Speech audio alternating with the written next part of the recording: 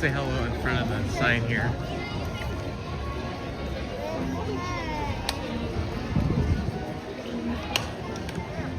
Hello, my friends. Welcome.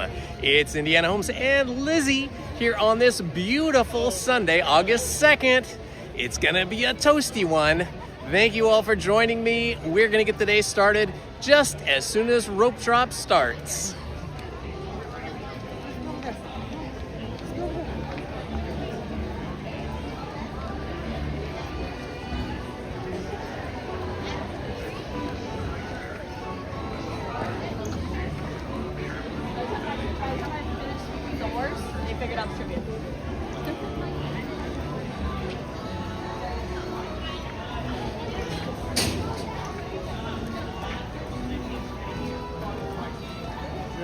Good morning, Dr. Doom. Good morning, love pugs. Hello. What does that say? Satisi? It's hard to read that. I'm sorry. The sun's right in my eyes. Ah, cast members. Good morning, friends. Good morning, Chloe. Good morning, Stuart. Good morning, Anthony. Good morning, Emily. Good morning. How are you today, Kelly? Good. Thank you. Thank you. Oh, well, here we go. It is that's where I've been sitting up there. It is that time again, my friends. It is that Celebrate Happy music letting us know, announcing to us and the world that it is a new day at Disneyland and California Adventure here in Anaheim, California. And they're greeting us. The question is, where will we go at rope drop? Where will we start our day? Will it be Tomorrowland? Will it be Toontown? Could it be Fantasyland? Or will it be the Frontierland? Could be Adventureland. But wherever it is, you'll be with us today. So welcome, everyone. Welcome to Disneyland. We are here to celebrate another beautiful Sunday morning here on August 2nd in the summer of 2026 with Indiana Holmes and Lizzy and the rope drop crowd. Check it out. Everybody is going. Where will they go? That is the question. I do not know. This guy's on location. Well, there goes the song. They have not replaced this music yet. Hopefully we'll get a new song soon. But this is a very uplifting song. Very uplifting. Jonas Brothers. Very positive, very happy. We like hearing it. But it does cause a lot of problems with copyright claims, so I have to talk over it the whole time so that we don't get a copyright claim. So, sorry about that, guys, but you've heard this song a million times before, I am sure. So I don't think you mind saying hello, Mr. Castle. Or is it Miss Castle? I don't know. The castle is the castle, right? And it still has the 70th anniversary signage on it, too. Let's get to 71. 71 happened back on July 17th of this past month. So it's funny that it still says the 70th. All right. We got through the rope drop sign. Good morning, Lexi Lopez. Good morning, Robert Anzaldo. Good morning, Lisa C. Let's see who else is here. Ah, better. The sun was in my eyes. Good morning, Omnipotent Beaver. Good morning, Fiddle Leaf. Good morning, Logan. I don't know how long we're gonna stream, but I gotta tell you, on Friday I stayed a little too long, probably an hour too long, because by the time I said goodbye, it was 91 degrees and I was not feeling well at all. And then I was kind of ill for the rest of the day after that. And I got home, I was drinking massive quantities of water.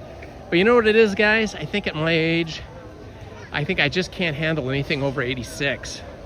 So when it gets to be 86, I think I really need to start heading out to the parking lot. Hello and good morning, His Bills.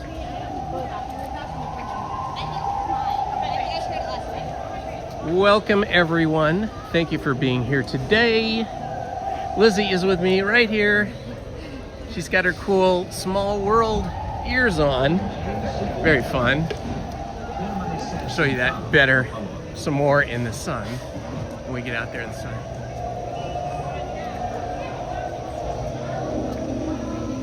Good morning, Steve K. Hello, Paul Wamsley. Will we be able to start the day with Alice in Wonderland? That is the question. How busy is Alice going to be today? I do love starting my day with Alice in Wonderland. I think we're gonna go for it. It's always a good day to start off, good way to start off the day by starting off with Alice in Wonderland.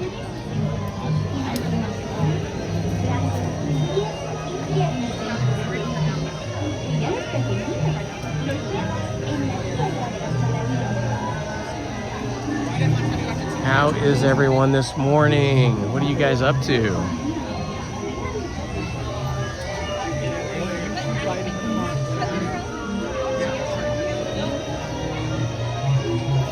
Yeah, you know, I used to be able to handle heat better. I used to handle the heat into the 90s on a regular basis all the time doing summer activities, but I don't know, somehow now it just wears me down, and by the time I realize that I'm not feeling well, it's too late. It's like I've been pushed over the edge. It's like I can go right up to the edge and feel okay, and then boom, it's like a cliff for me.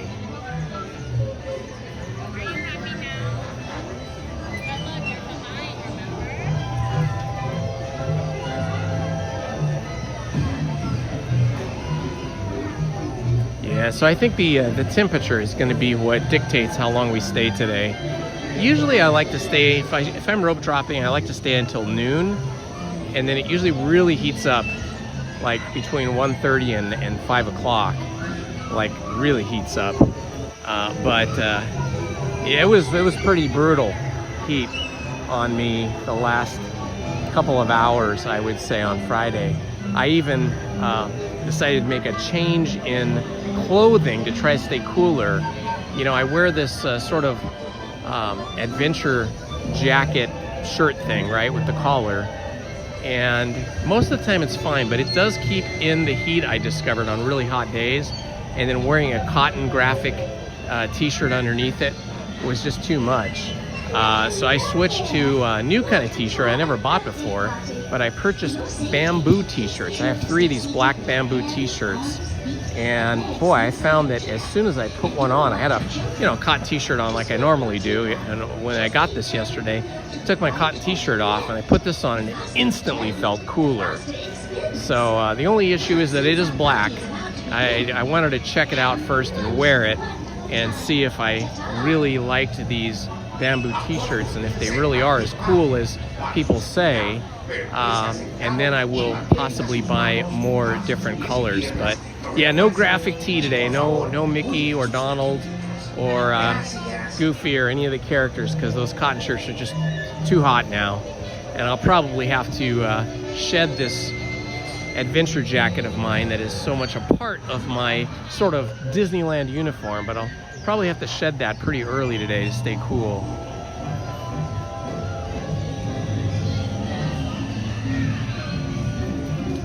Sadie Saw. Oh yeah, that's a good idea. We probably should have some kind of those little packets that you put in water. That what are those things called? You know, those little tiny packets. Well, whatever. No, you know, we've had them before. You buy them and you put them in the water. Electrolyte packets. Oh, yeah. We probably should have brought some electrolyte packets, but that's okay. A little bit at a time. We're altering our way of doing things to stay safe in the heat.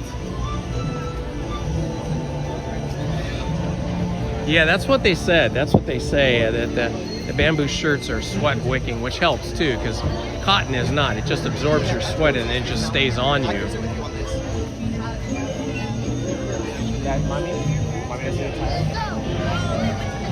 Catbox Ghost, you are correct. The fever game starts for us here at 10 a.m., but I have it recorded.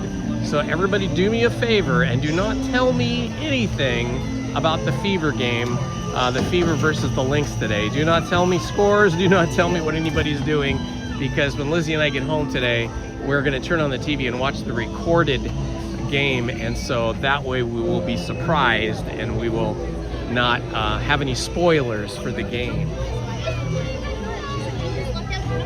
Hello, Dawn Hay. Good morning to you. Ah, that's so nice of you to say.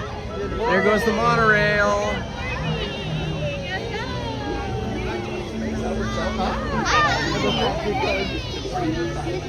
So, I guess this morning they had the chalk walk. I don't know what time those folks had to get up to get here, but I got up at 4:30 a.m., got my coffee going and turned on the TV, and I saw the chalk walk was already in operation. There was already thousands of people here, at least it looked like thousands of people here participating in the chalk walk.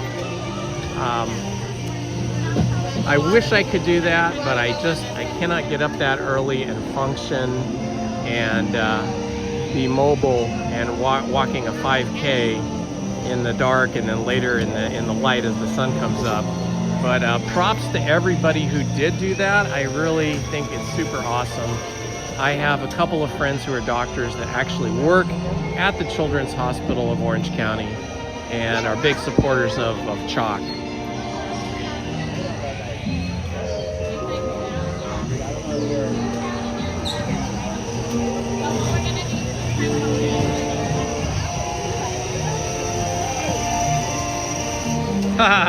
Thanks a lot, Hatbox Ghost.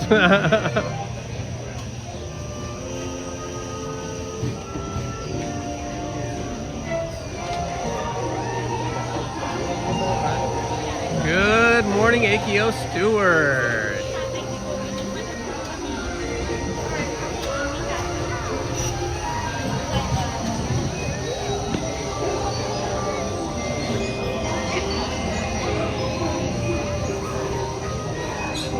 You know, I do have, like, before I started wearing this jacket that I put together, it's like, you know, this jacket is sort of like a peace officer or a park ranger shirt. And I like it because I like the look of it. I like having a collar, and I like all the zippers it has, so I can store my reading glasses, my sunglasses, all kinds of stuff. It just works out really well. I can put my pins on it. I've got some patches and stuff. But before I did this, I was using the same color, a khaki colored fishing vest, which was, hey, good morning, how are you? Which was much lighter weight and cooler than this, because the back of it was mostly mesh, and then there was a lot of mesh in it, but it had a lot of pockets too, which was really good. But it just wasn't a really good fit for me. It was really big. I need to find a smaller one, but they didn't have any smaller sizes. They only had like large and extra large when I got mine a few years ago at Big 5. And even the large was just way too large. It was like a 2X on me. But you're right, that is a good option too. It is a good option to have maybe a vest, a lightweight kind of fisherman's vest. So I may explore that some more. I may have another surprise for you guys in my Disneyland uniform type attire as well. I've got something I'm gonna try out. You guys will probably see it the next time I'm here, maybe on a Wednesday.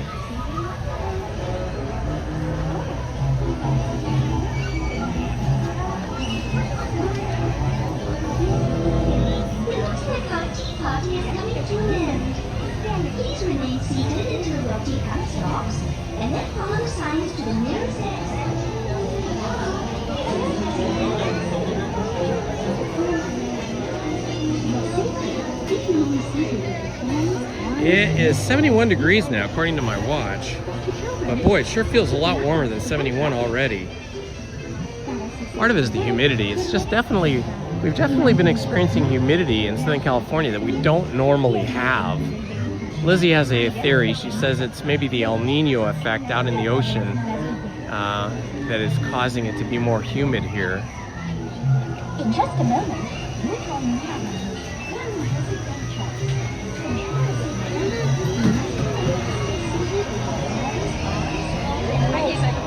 the caterpillar. And do watch your children. We're getting smaller already. These mushrooms are starting to look giant. Para su seguridad, permanezca sentado y mantenga sus manos, brazos. We saw a very good movie last night on television. We have the Hulu subscription, so that's like a kind of all-in-one streaming service that has like local channels and then regular cable channels and everything else. So on Hulu last night we saw a movie that was amazingly, it was like 3 years old. I feel like I only just saw movie previews or trailers for it like maybe a year ago, but it turns out it was like 3 years old, and I highly recommend it. It was really good. It's based on a true story and actual historical events that happened in France in the late 1300s. The story starts in 1370 and ends in 1386, and it's super excellent. It stars Matt Damon and who was in the movie? Matt Damon last night, and what's the other one? Yeah, Adam Driver and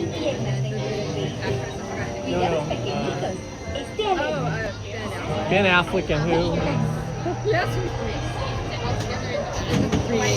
Well, the two guys who are like pals. Ben Affleck and Matt Damon, that's it. Matt Damon. I can never remember his name. Matt Damon and Ben Affleck. Adam Driver. And I forget the actress's name, but she's really good. Anyway, the movie is called The Last Duel. The Last Duel. And it is super, super excellent. I think it's a 2023 movie, too. That sounds great. We'll do the back. Thank you.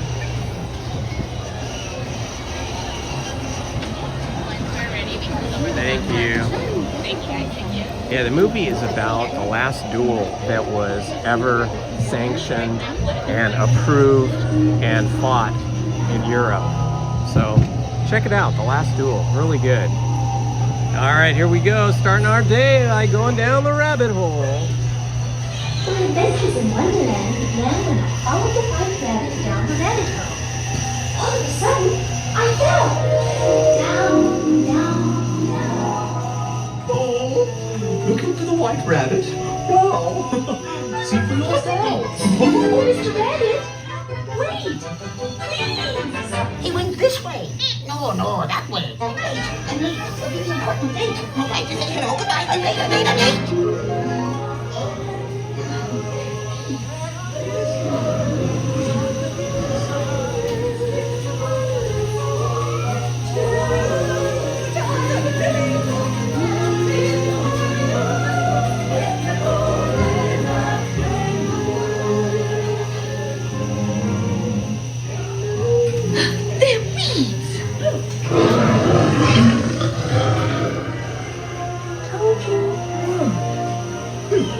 This would be a curious place. This way. Hello, something? I'm not sure where I am either.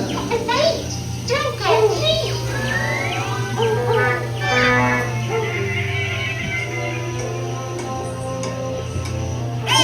By the way, he went this way. You pledged your white roses, fine. And agrees she likes them red. If she saw white instead, She'd raise a fuss. yes, and each of us. Roses head. Her Imperial Highness, the Queen of Hearts, and the King. Shall we play croquet? And Rule 42, the Queen always wins.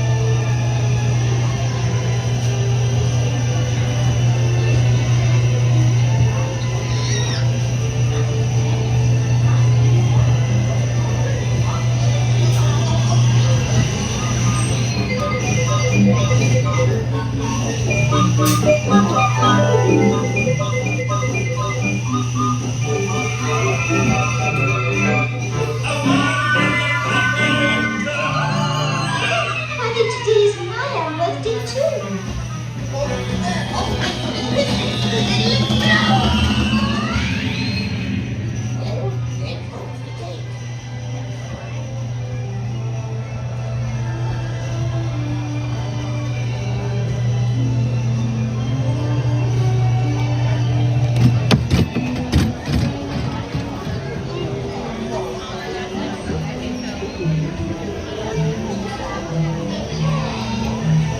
All right, what a great way to start the day. Alice in Wonderland.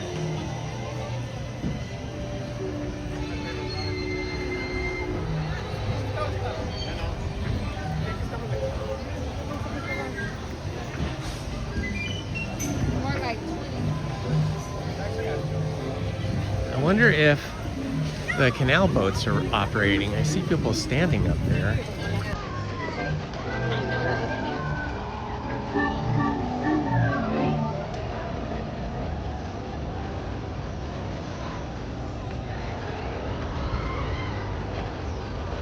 Yeah, so just getting back to that because I couldn't remember the name of the actress. The Last Duel stars Matt Damon, Adam Driver, Ben Affleck, and Jodie Comer. Jodie Comer is such an excellent actress. She's been in so many things that we have loved. So, yeah, The Last Duel, exceptionally good movie, based on a real historical event or events. But I do have to warn you that there is a very violent sexual assault in the movie that is sort of at the crux of the whole dilemma in the movie, that is viewed from 3 different people's point of view, and it's a very violent sexual assault. So if that is something that you would be disturbed by, I would recommend not seeing this film.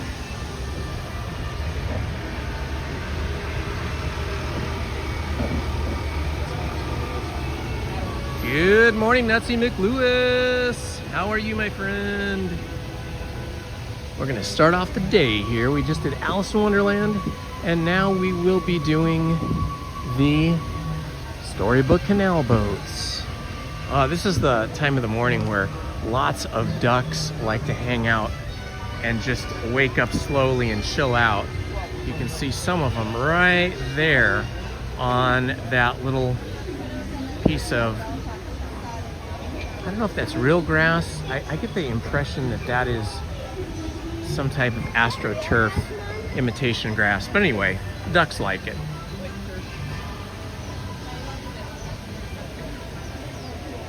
Good morning, Mary Rotherham.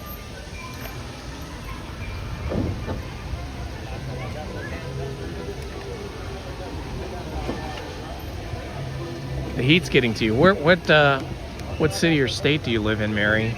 And what's the temperature over there already? There we go.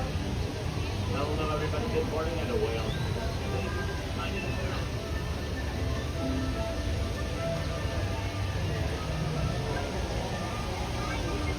The sky has cleared. It was overcast when we got up this morning, and even when we were driving here, it was overcast till just about the time we got in the parking lot. Then it started to break up, and now we're getting some clear blue sky, which is going to pave the way for a very hot and sunny day.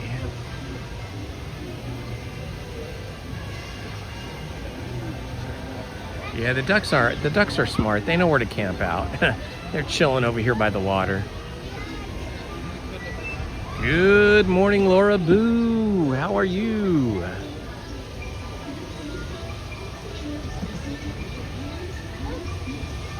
I'll show you Lizzie's ears a little bit better here. Turn around so they can see the back. Long wait, long wait. It's the, I believe, 60th anniversary of Small World this year, and that's why there is a lot of Small World merch in the park. 60th, yeah. Oh, yeah?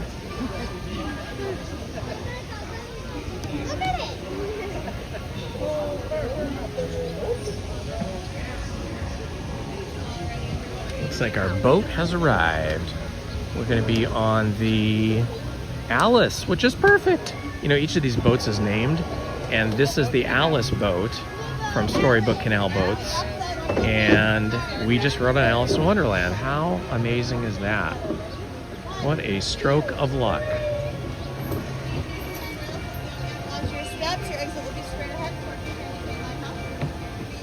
Oh, all the Chalk Walk people went down to downtown Disney. Yeah, I was wondering if the Chalk Walk people get to stay in the park after they do the Chalk Walk or they have to leave. I don't know the answer to that. Oh yeah, Henderson, Nevada. So that's kind of northeast, is it, of Las Vegas? I can imagine. I saw in the news yesterday that it was 115 on the Las Vegas Strip. That is crazy hot.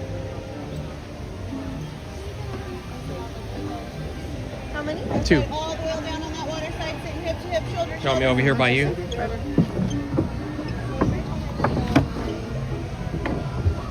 Okie dokie. Zoom out.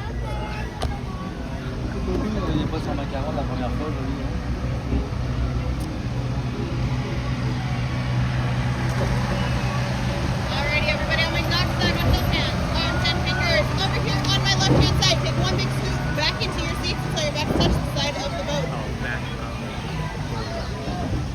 Gotcha. All right.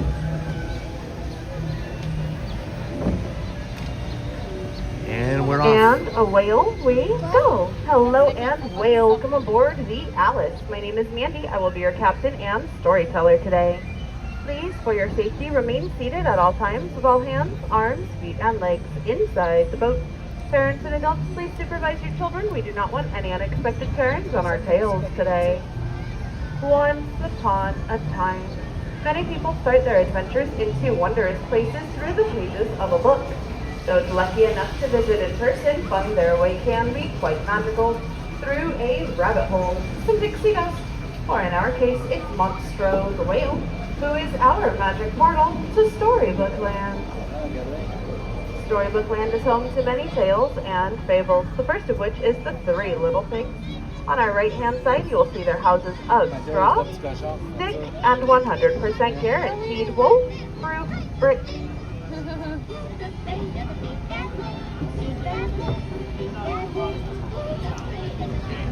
Our adventure is taking a bit of a strange turn as just around this bend on our left-hand side, you will soon see the quaint little English village where Alice once lived.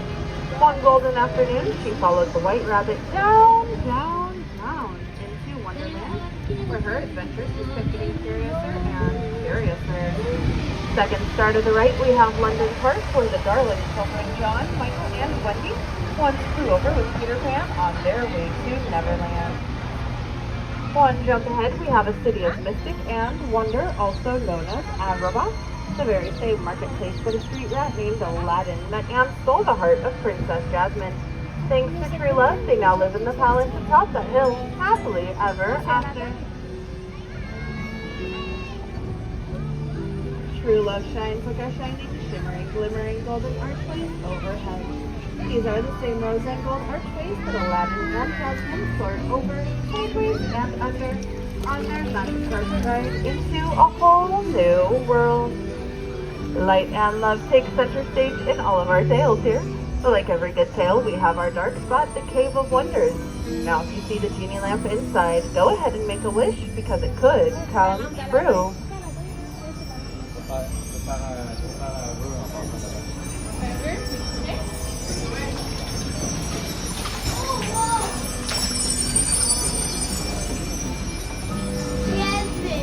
Everyone has wishes. Snow White's wish was to escape her evil stepmother.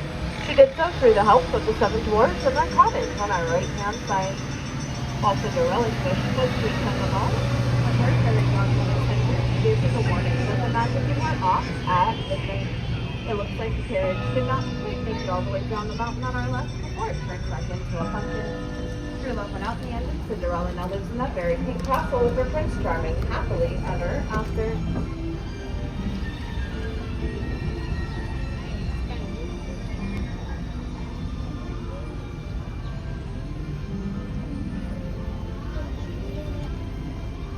A dream is a wish your heart needs. For some people, that dream is falling in love. For others, it's falling asleep on hills of quilted flowers, much like the one to our left, inspired by the 1933 Silly Symphony cartoon Lullaby Land. Rapunzel's dream from her tower was to see the floating lanterns that appeared every year on her birthday. With the help of Maximus, Pascal, and Flynn Rider, she was able to live that dream. Now it's off to find a new dream and new stories.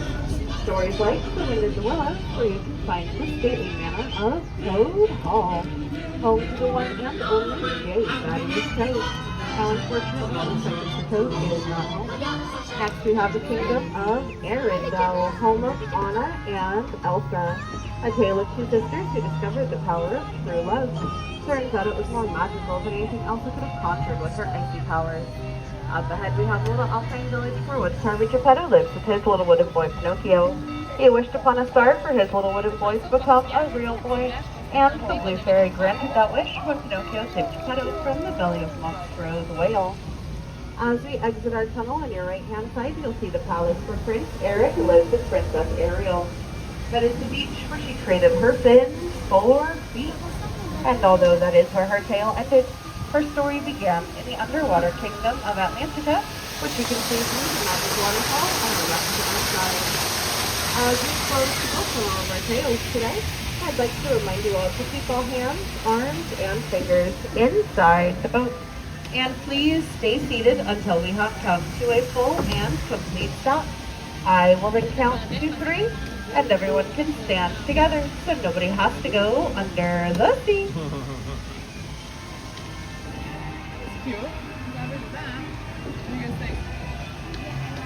Aloha, Manny Uncanny. Good to see you, my friend. Hello, Randy Pinball. Alrighty, everyone, remain seated for me just a little longer. Again, on my dock side, watch all hands, arms, and fingers. And on my count of 3, everyone will stand together. Ready? 1, 2, 3! Please use the handrails, look down and watch your steps. Your exit will be straight ahead towards the Candy Cane Lighthouse. All right, successful. What a way to start the day. Alice in Wonderland, and then a boat ride around the Storybook Canals on the Alice boat.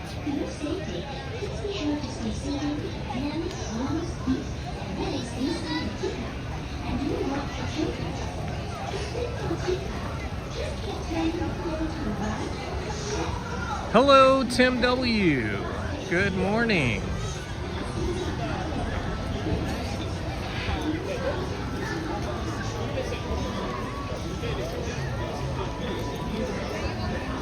Well, it's not as busy as I thought it was going to be. I am guessing that the majority of the Chalk Walk folks went home or went somewhere else because they must have had to have gotten up at like 3 in the morning or so to get here. Because I turned on the TV at 4:30 a.m. when I was drinking my coffee, and there was already people live streaming from here for Chalk Walk, waiting to get in, and then later they were here, but they were waiting to be allowed to start the walk.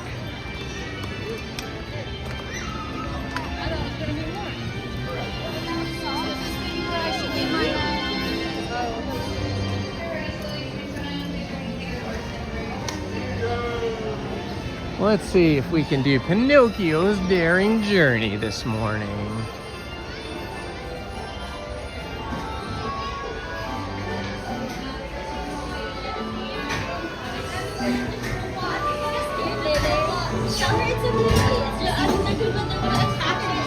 This is Jiminy Cricket, official conscious and guide. For your safety, remember to stay seated with your hands, arms, feet, nose, and stomach.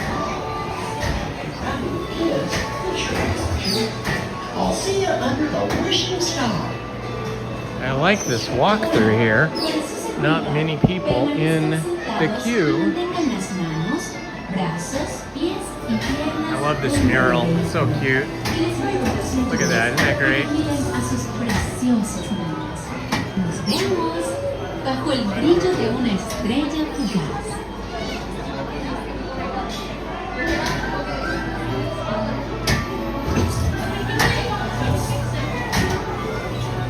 Yeah, they must have had to have been here early. Hello, Charles Martinez. Hello, TGTGTG. Hello, friends. This is Jody. Yeah, every time I rope drop, I get up at 4:30 because it takes me about a half hour to drive here and then a half hour to get through security and get into the park. So that's an hour just in travel time. Thank you.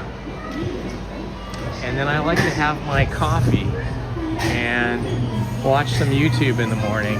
Hi, diddly-ding. And that's just like me. Hi, sucker. Watch the designer. Watch out!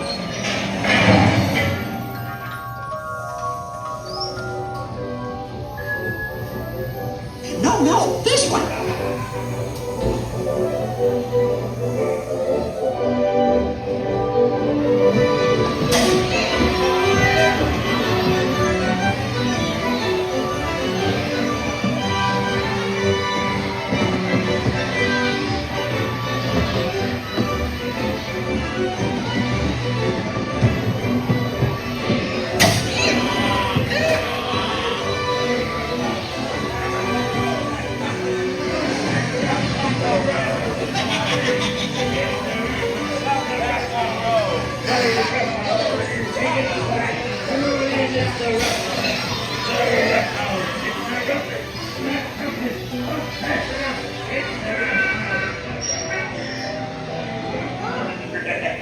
So, you want some good toy, eh?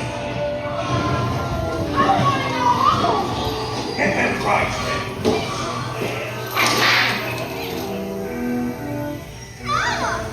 I don't want to be a donkey. Let me out of here, please, please. Quick, hurry up! Don't leave yet.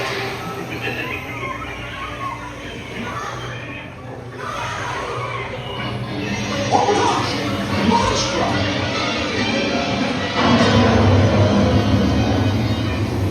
Pinocchio! You're on your way now.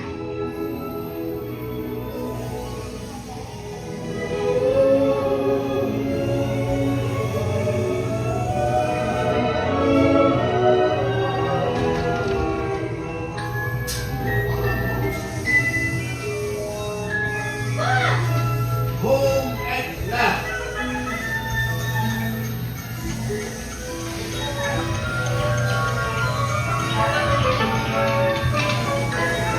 It's so nice and cool in this show building. Air conditioning is cranked up all the way, I think. Good morning, Johnny Way!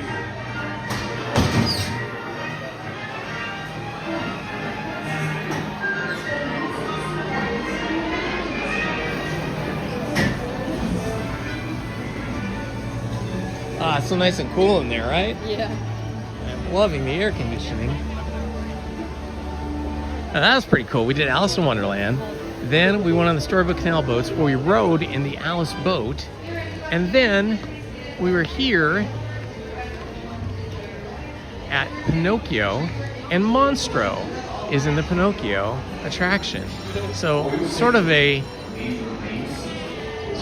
interesting connection between all these rides. Yeah, I get All these attractions have all the key elements of storybook stories. I think we'll do Snow White now, before all of these original traditional storybook attractions get too busy.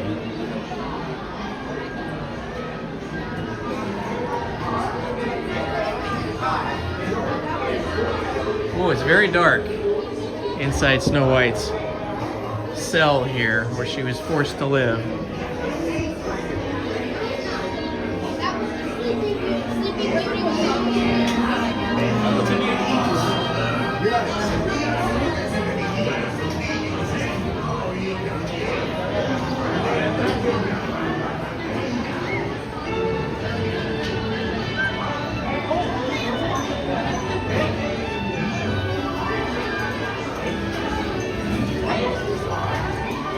Thank you, Lexi. All right, Lexi, you have a good day today. Get all your errands done. Try to stay cool and stay hydrated, my friend.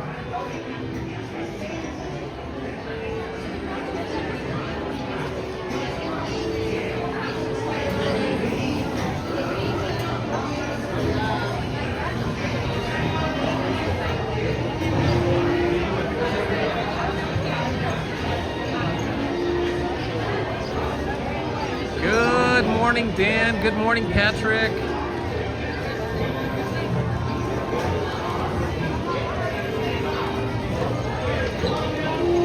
I'm trying to stay out of the sun. As soon as the sun hits you, you instantly feel warmer, like hot.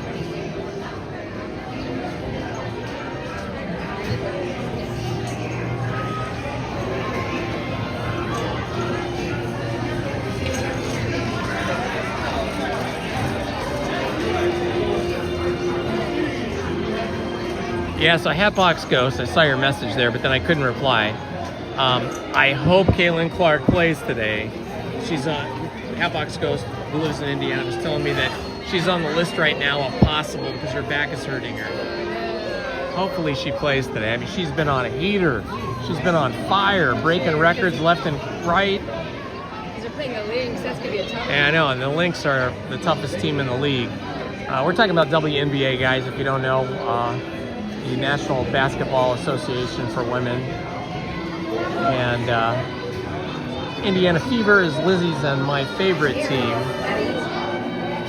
But the Minnesota Lynx are the #1 in the league, and they are just cutting up and cutting through all of their opponents. But the Indiana Fever is, when they're healthy, a major competitor, a major threat, and a major challenge to any team. So everybody seems pretty healthy right now. Kaylin has had some nagging injuries over the last 3 years, which has kept her from playing at her full potential. But I think the last 2 or 3 games here, we really saw Kaylin Clark playing at near her full potential, really starting to barrel through her opponents, her defenders.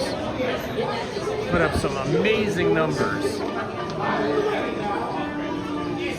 So hopefully Kaylin will be playing. But even if she doesn't play, Kelsey Mitchell, Aaliyah Boston, Sophie Cunningham, Lexi Hall, KK Timpson, they're all superstars as well.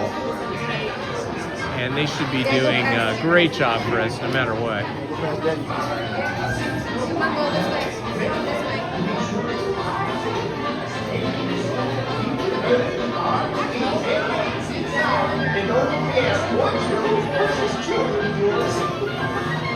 Good morning, Andy Radu. How are you, my friend?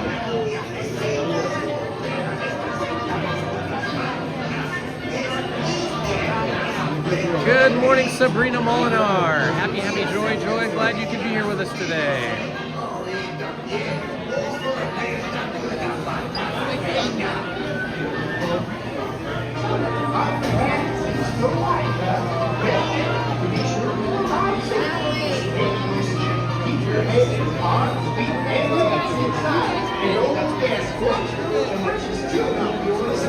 Yes, Patrick, Snow White is next. We're in line for Snow White right now. The only thing we probably will not do is we probably aren't going to do Peter Pan because that is a rope drop ride and it's already packed. It already looks like it's a 45-minute line. But it's fun to be able to do these original Fantasyland rides. A lot of times they get super busy on the weekend, like today. This is definitely feeling a little bit busier than a typical Sunday.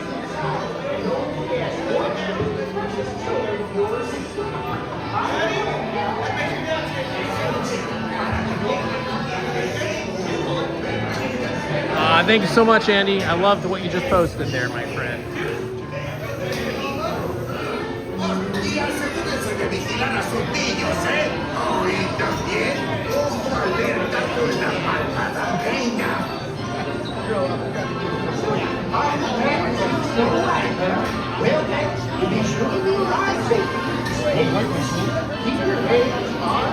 So we started off the day with Rope Drop, went straight over to Alice in Wonderland and rode that. That was the first ride. The second ride was the Storybook Canal Boats.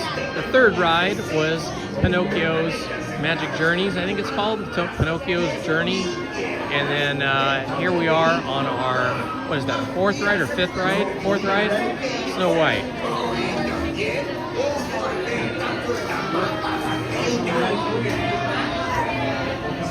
Our fancy Snow White. Well then, to be sure you ride safely, stay in your seat, keep your heads, arms, feet, and legs inside. And oh yes, watch those precious children of yours. By the way now, Escuchen, para que tengan viajes seguros, permanezcan sentados con las manos, brazos, pies y piernas dentro del vehículo. I don't know if we'll do the castle walkthrough. We'll have to take a look and see what that looks like. Sometimes it gets really backed up.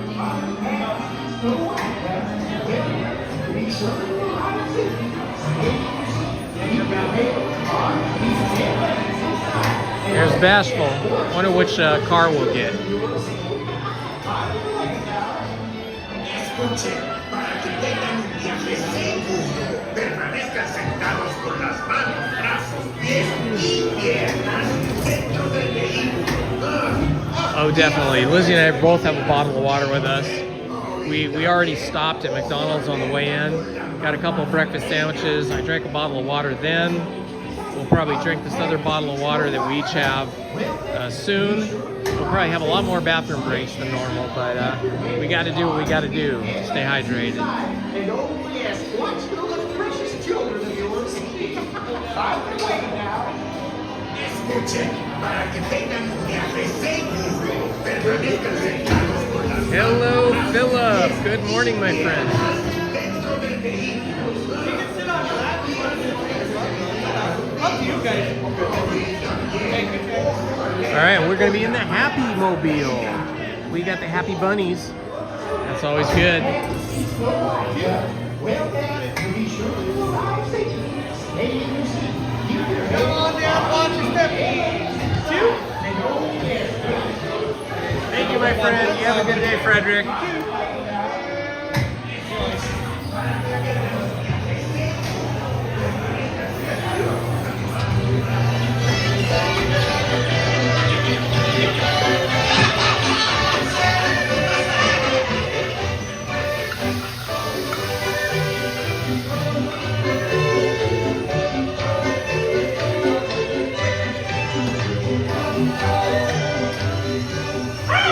Soon I'll be fairest in the land. Here comes the victory call.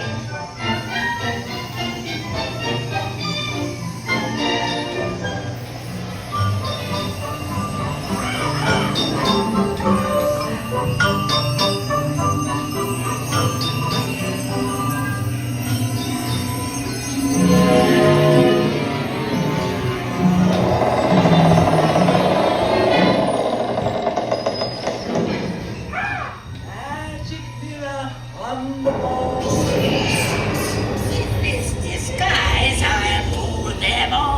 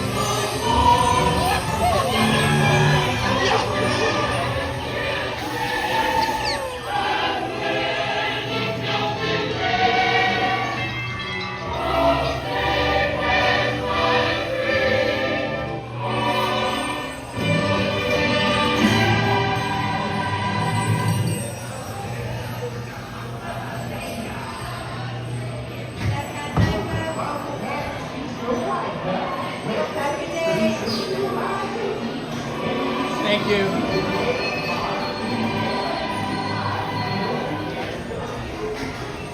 Fantabulous. Lizzie.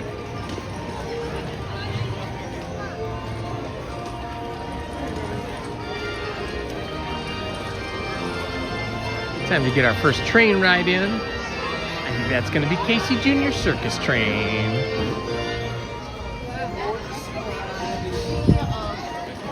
I was surprised to see that the Disneyland Railroad, the big one, was running and taking on passengers even before rope drop. Normally, I don't see the Disneyland Railroad taking passengers and getting started this early in the morning, or that early in the morning before rope drop. So I'm guessing that maybe they started it early because of the chalk walk. I think a lot of employees were here very early.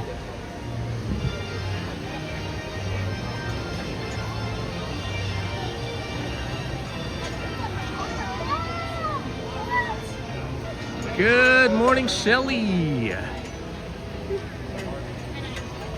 No turkey leg for me. You know, I have never had a turkey leg here at Disneyland, ever. Have you?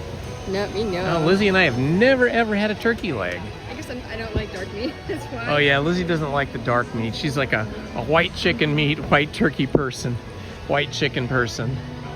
I don't care. I don't mind one way or the other. I always just forget about those. But yeah, that would be a good protein, a good way to load up on protein and not have too much bread or anything like that. Maybe we'll get hungry later. Maybe we'll try one of those.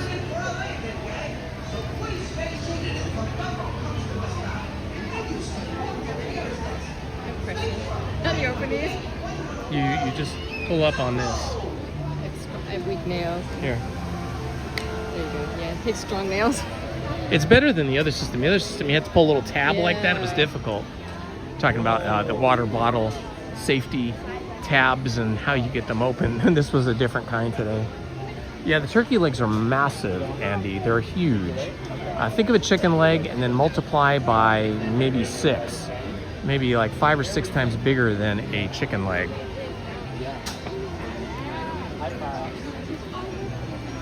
Yeah, people do love them. Yeah, we're gonna have to try one time. It's a healthy option. It's definitely a healthy option. It seems like it would be healthy. I mean, they may have filled it full of hormones to get the turkeys that big, but at least it's meat and no bread. Lizzie and I both have an issue with bread, even though we both love bread, especially sourdough and other types of bread. But I'm gluten intolerant, but medication allows me to eat bread in small quantities. I can't have a ton of it. I can't have it every day.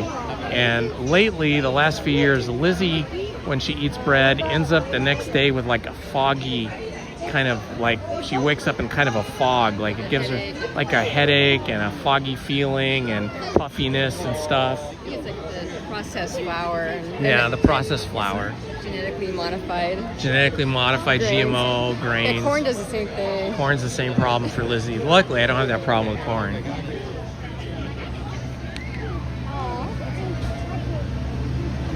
Here it is.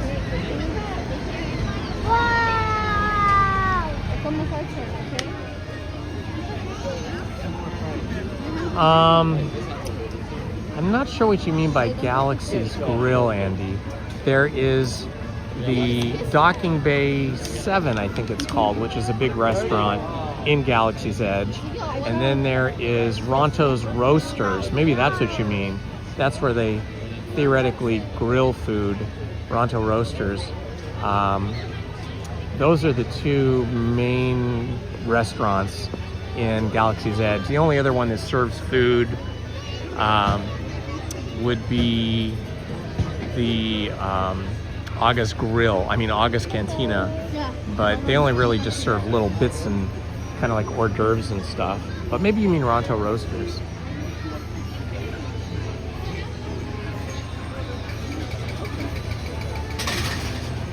Oh, Galaxy's Grill in Tomorrowland. Yes, you're right. That is called Galaxy's Grill. I don't know if we're probably not gonna eat over there for sure. But we may walk by there. Why, is there a sipper cup or something you want to see over there? let me know.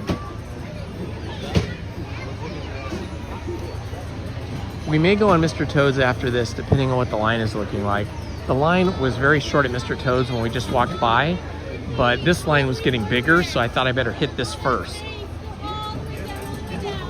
But yeah, if the line isn't too big, we'll hit Mr. Toad's. And then we'll have gone to basically all of the Storybook Land attractions, with the exception of Peter Pan attraction, where the line is just too long. Kristen. Good morning, Zen Mouse. Hi, Uncle Mappy. Cute. All the little kids in the cage. That's a great picture. Yeah.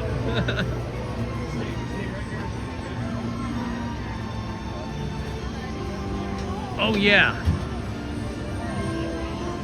Sadie Sale, absolutely. They still have the Davy Crockett canoes, and they still do that almost every day. On a rainy day they don't, but most every other day they do. We've done that a couple of times, but it's very difficult to live stream that because everybody's supposed to paddle, and there's no way I can paddle and hold my gimbal with my cell phone at the same time.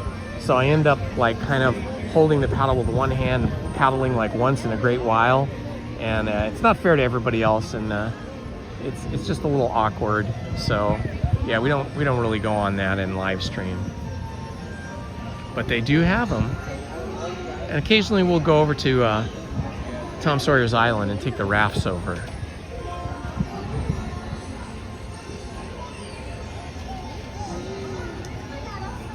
Not sure about the castle, Andy. We'll have to see.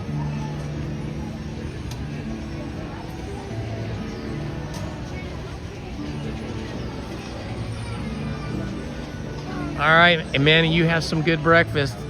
Get some nutrition in there.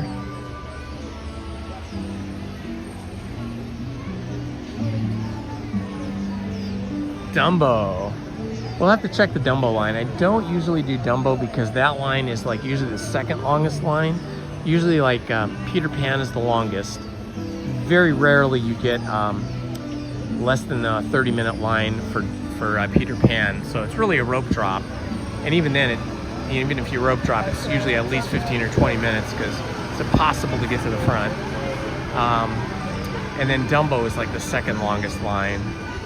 And you know, it's lots and lots and lots and lots of little kids. So, you know, when I look at Dumbo and I see tons of moms or dads with their little kids, I am like, oh, let's just let the kids have their fun, and no point standing in line here and taking up space. But we do it occasionally. We have done Dumbo, live streamed it, both with Lizzie and solo. I probably soloed it more. And we have a couple of good videos of the Dumbo attraction. If you want to look that up on our channel, just type in, go to my channel, the main page, go to the little magnifying glass search field and type in Dumbo.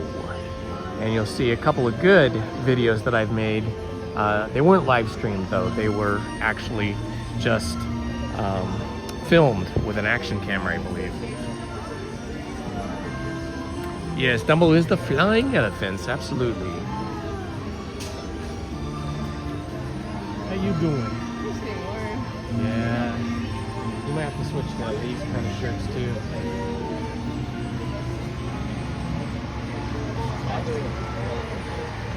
Yeah, that's why everybody wears those other ones. Now you know why.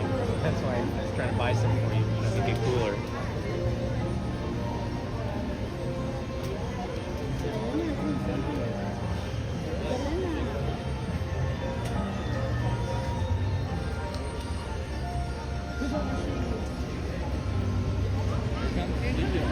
Fiddle Leaf, I don't know about that. I'm not sure Lizzie wants to hold the camera at all. She'll do it when I go to the bathroom, but she doesn't really feel comfortable holding this, especially in the water.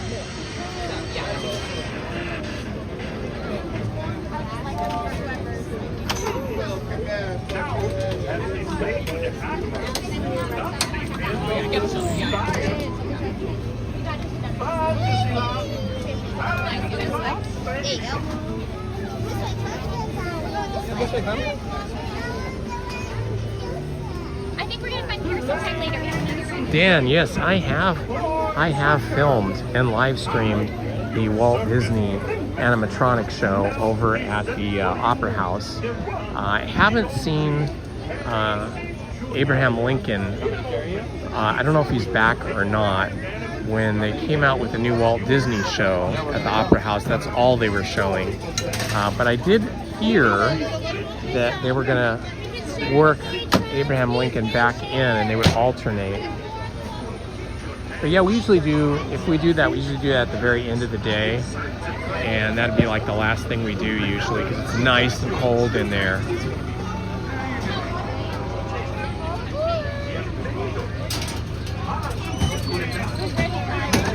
Yeah, this is one of my favorite train rides.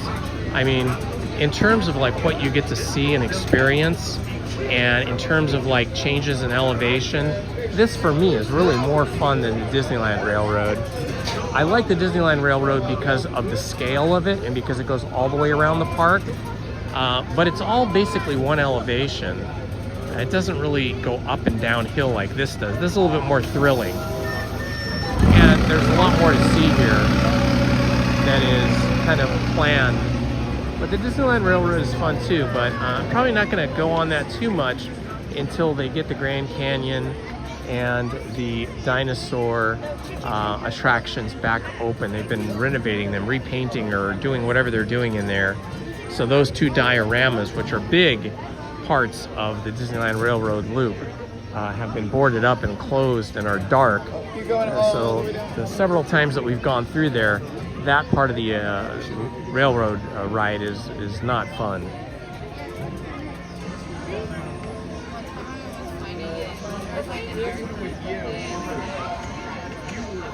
Oh, you're talking about the King Arthur Carousel right behind us, yeah. King Arthur Carousel was closed for a bit. They had walls up. They had like plywood walls up, and I think they were just repainting the horses and stuff. But that's operational again.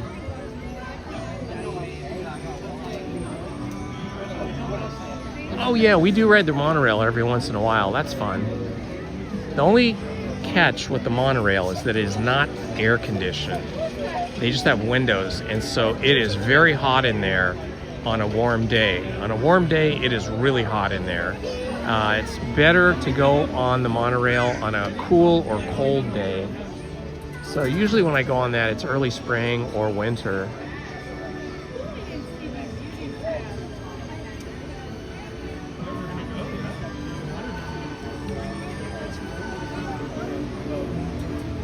Lots of little birds in here. You guys probably can't see them, yeah. Teeny tiny little birds over there. I don't think you guys can see them. Yeah, there's little teeny tiny birds over here. I don't think you guys can make them out. They're about 3 to 4 inches high or tall. Very petite. Yeah, Lizzie says they're only about 3 inches tall.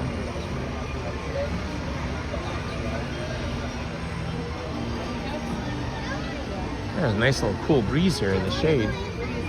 Oh, there's a bunch more, yeah. It's like a whole family of birds. It's fun. I love seeing wildlife in the park. I saw a bunny here one time, but I haven't seen any in the last couple of years. But I saw a bunny one time when I was standing in line for Mr. Toad's Wild Ride, as a matter of fact. It was in the garden right next to the Mad Hatter's shop.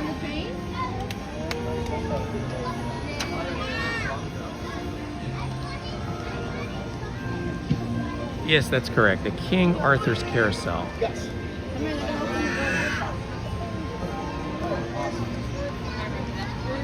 Hey, it's coming back.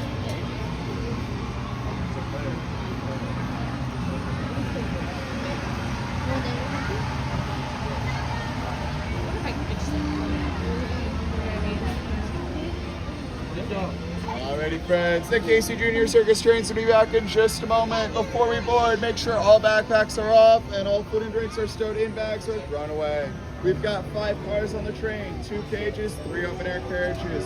All the open-air carriages can have up to 3 across, and all cages are shareable can have up to 9. Lap seating is allowed, everybody. Yeah, maybe it was Thumper visiting us, Andy.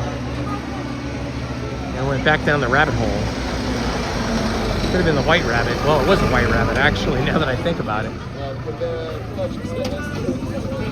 There are a lot of cats that live here at the park, but I've only seen 1 or 2 a couple times. They hide in the bushes.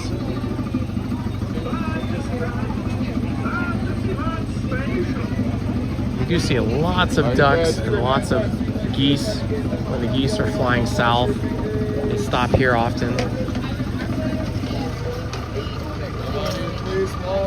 we do the kids page?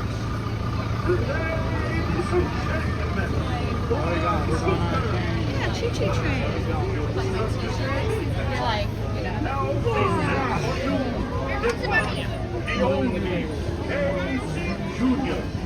You know, it's going to take the right animals.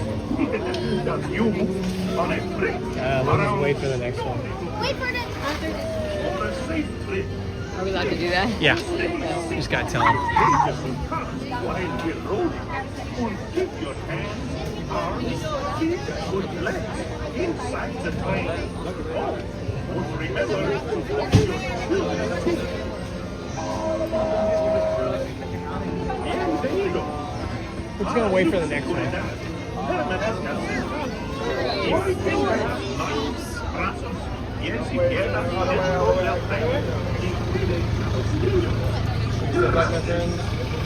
Thanks.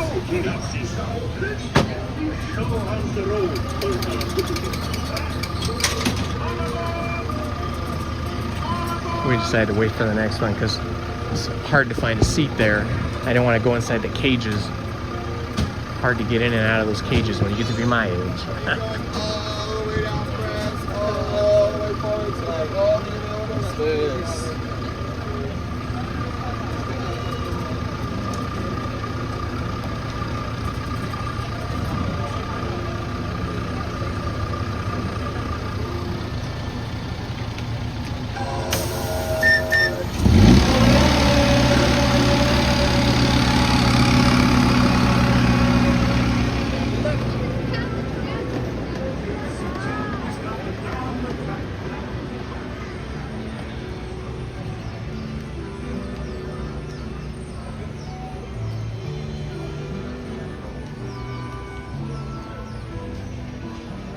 Good morning, Judy. How are you, my friend? Press sipping all the way down, filling all the available space. Sipping all the way down, filling all the available space.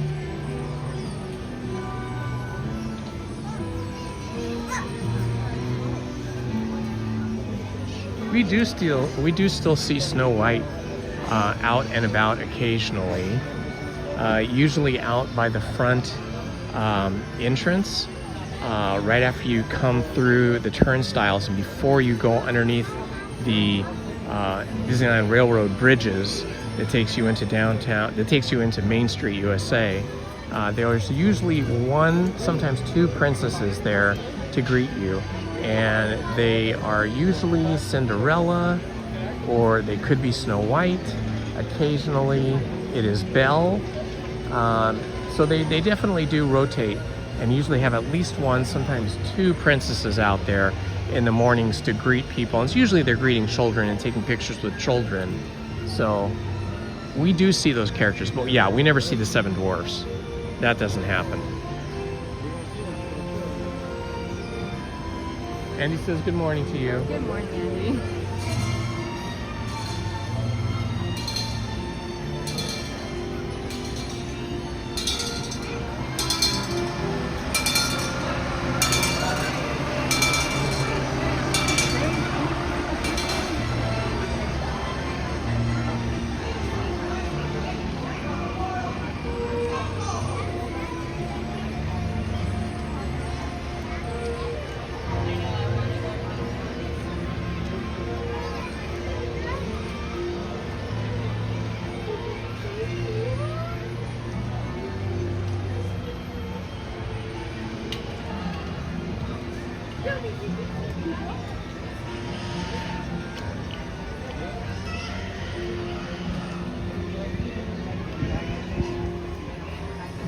Good morning, Adam, Emily, and you are so welcome, my friend. Thank you for joining us today. It is currently 75 degrees. We got here, it was 71. It's gone up 4 degrees in 1 hour. And the sun is out. It has broken through the clouds, so it's feeling a lot warmer.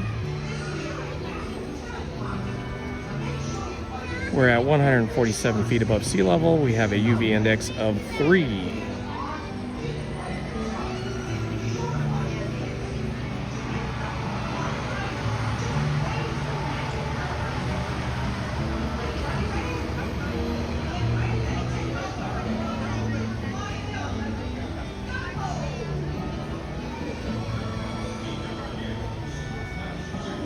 Good morning, Angel. It's Angel Castro Van Loo in the house. Good morning. Welcome and thank you for joining us today. We're waiting for Casey Jr. Circus Train locomotive number 7 coming down the track. Here it is. Hey, you ready to get on? Which track cart do you want to get on?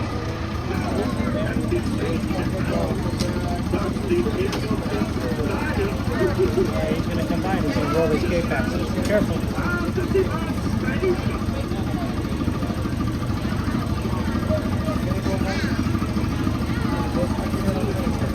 Red Sickler, Sunny Gate, all behind that yellow line. Watch your fingers. Please watch. Thank you.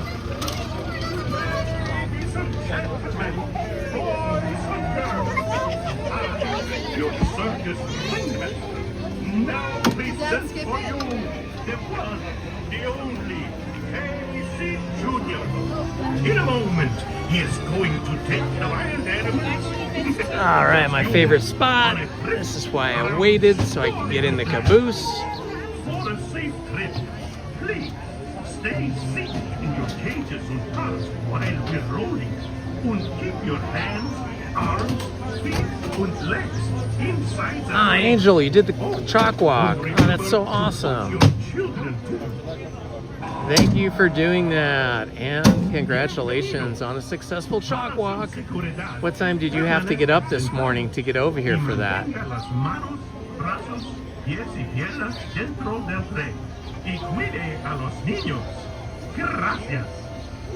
Now, Casey, let's get this show on the road, track. All aboard! All aboard!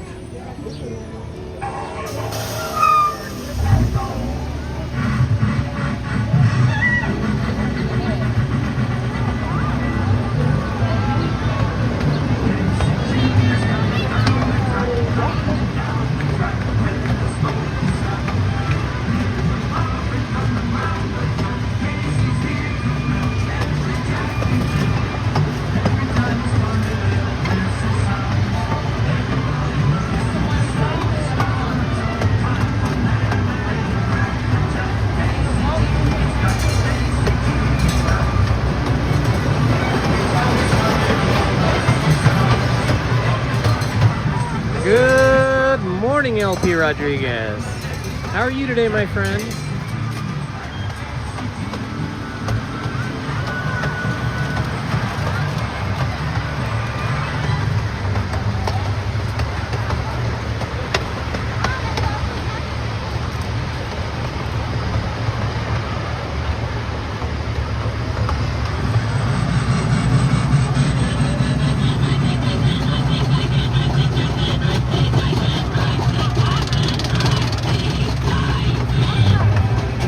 There's chocolate involved. That's awesome. No, the Chalk Walk is the Children's Hospital of Orange County.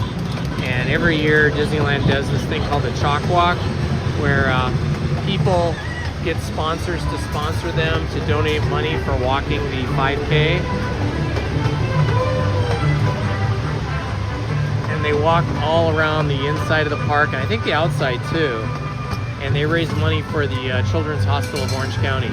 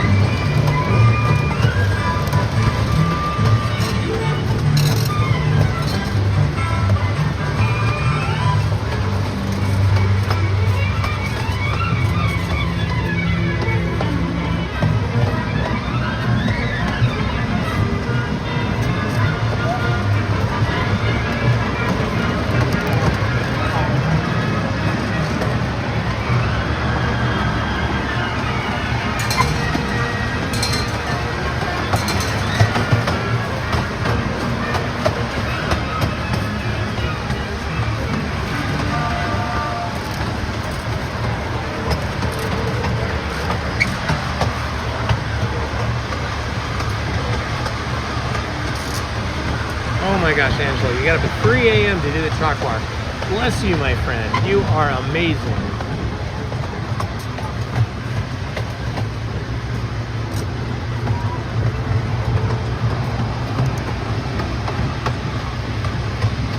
Well, I'm impressed, Angela.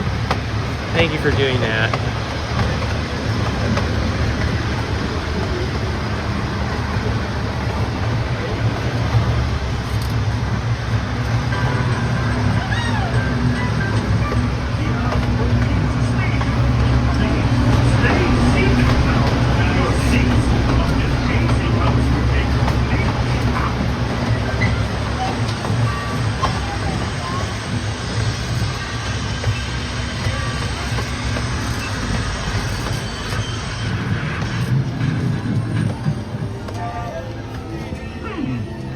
Now, as they say to the animals, that's the end of the lion. Fantasyland! Fantasyland Station! You got it? Good job. Yeah.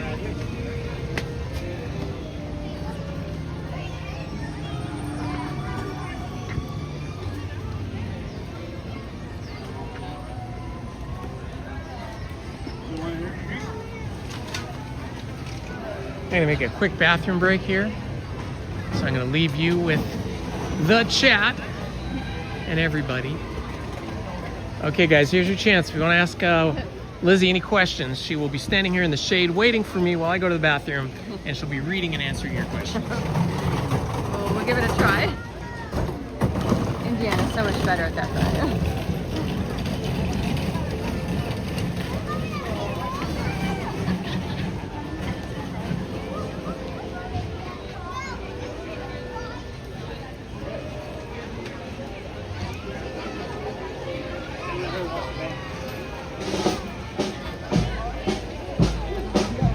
Here comes the curly band.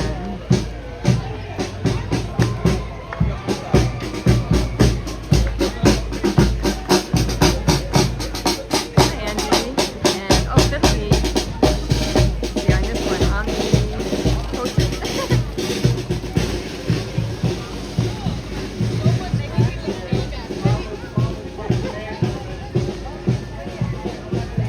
Lily Zuniga, good morning.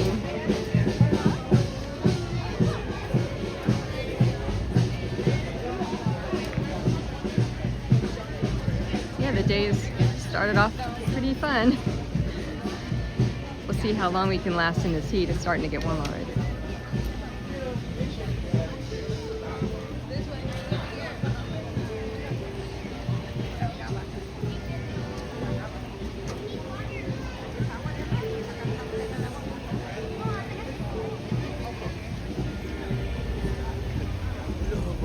Good morning, oh my gosh.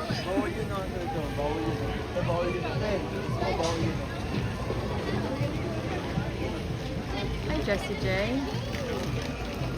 I like your parrot emoji. I like parrots.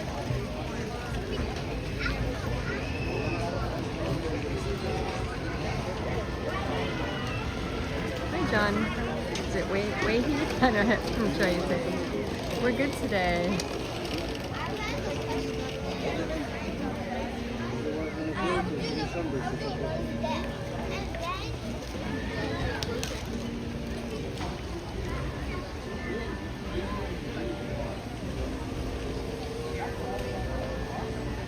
There's Indy. You have to go? Maybe, yeah. Okay, I'm gonna wait here for Liz. She can have a turn in the bathroom.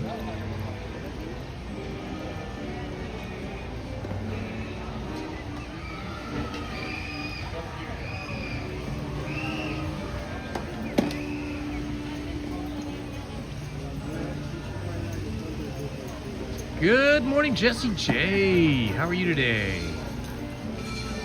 Happy, joy. It's Sunday. Hello, Lily Zuniga.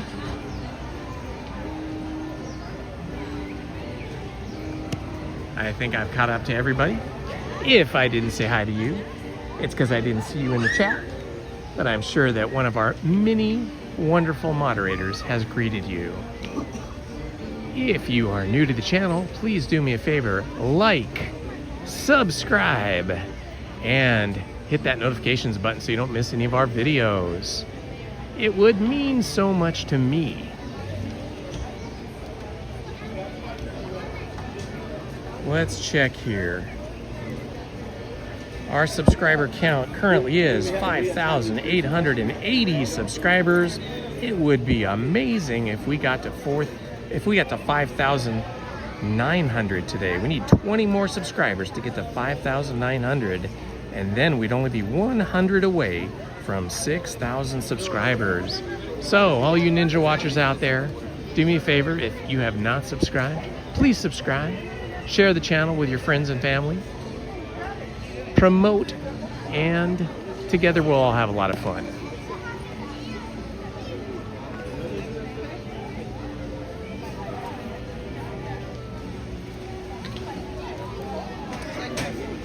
You know, I cannot remember what the last movie Willow and I reviewed. You could just check that channel and find out.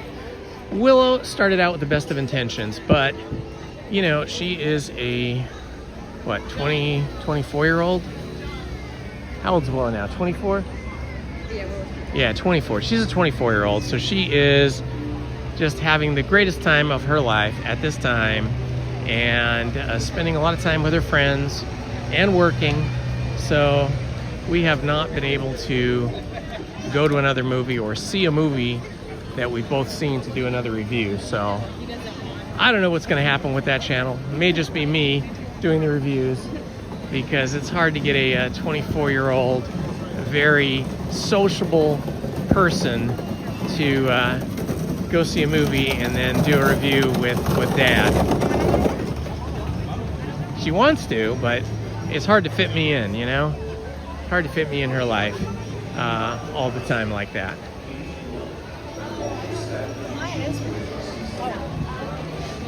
All right, we're gonna do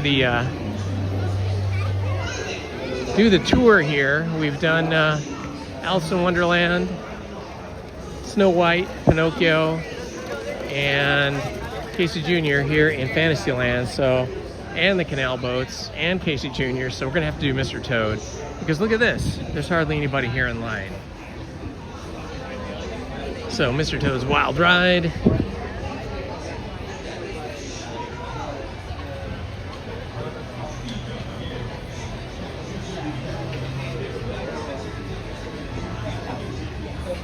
This is exactly where I saw the little white rabbit once a few years ago. There was a white rabbit just hopping around in here. But that's the only time I've ever seen a rabbit. I don't know, maybe they captured it and took it away somewhere. How would a rabbit get in here? I don't know. I guess from nature, outside the park somehow. I've seen cats in here though too. Oh, LP Rodriguez, thank you so much for letting us know that you liked it. Yeah, Lizzie and I had tickets to see the Odyssey last week, but we just couldn't do it with everything that was going on with the situation. So we canceled it, but that is definitely on our list of things to see. We definitely want to see the Odyssey. I did read the Iliad and the Odyssey when I was probably in junior high, I want to say, maybe when I was like 13, 14, something like that. It was a difficult read, if you ever read that, because it's been translated from Greek into English, and it's basically a big, long poem. It's been credited as the first sort of narrative poem. But I'm very excited to see the movie.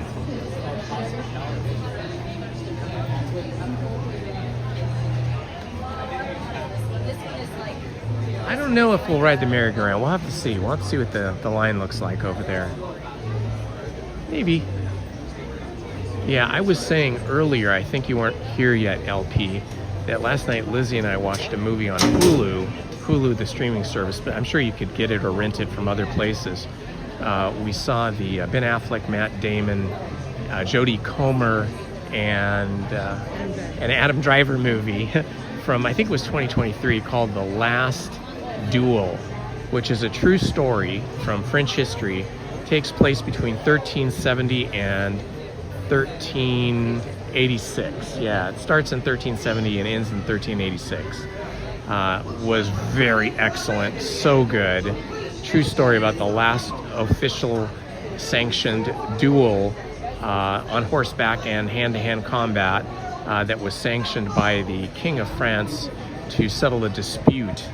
And it's exceptionally good. If you like period pieces, if you like chainmail and you know, armor and swords and all that stuff, and a very, very good story that's a true story, it's very worthwhile. However, as I said earlier, the warning that I give everybody is that there is a very graphic sexual assault scene in the movie that kind of is one of the things that's a major plot point, and you end up having to see that same scene 3 times from 3 different people's points of view, and it is not fun to watch. It's very disturbing.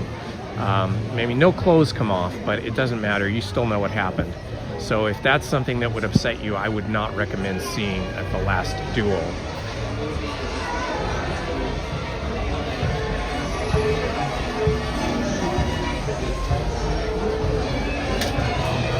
What was it you liked the most about the Odyssey LP? I believe that Bobby is fetching a motor car now.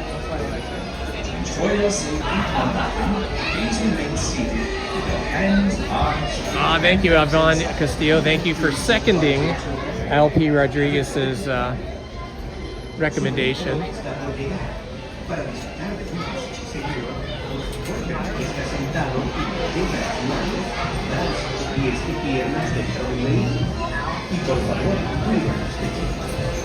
Hello, Stephen Henneman. I probably will see it, simply because I like Tom Holland and Zendaya.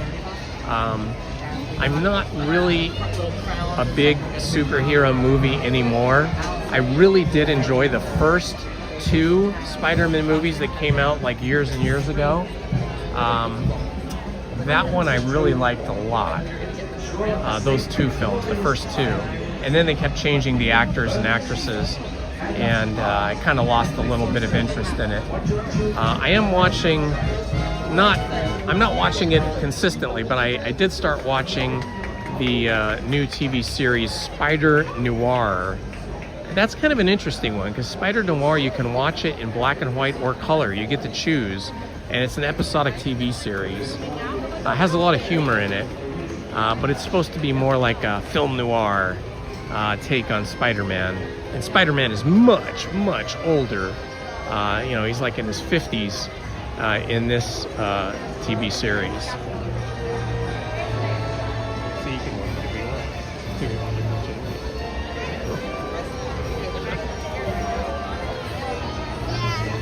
It's almost kind of creepy because it's so loud.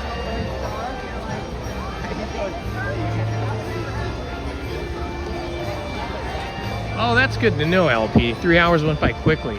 Yeah, that's one of the things that kind of scares me. That's why it took us 3 years to getting around to see The Last Duel, because it's like 2 hours and 38 minutes long. And we're thinking like, oh, if we see that in the movie theater, we're definitely going to miss some bits of it, because we're going to have to hit the restroom at some point. But 3 hours, okay. We'll just have to plan our bathroom breaks. Usually whenever that happens, I'll then see the movie again when it comes to streaming, so that I can pause the movie and see all the stuff that you know, whenever I have to get up, I can pause the movie and not miss anything and see all the stuff I missed in the theater.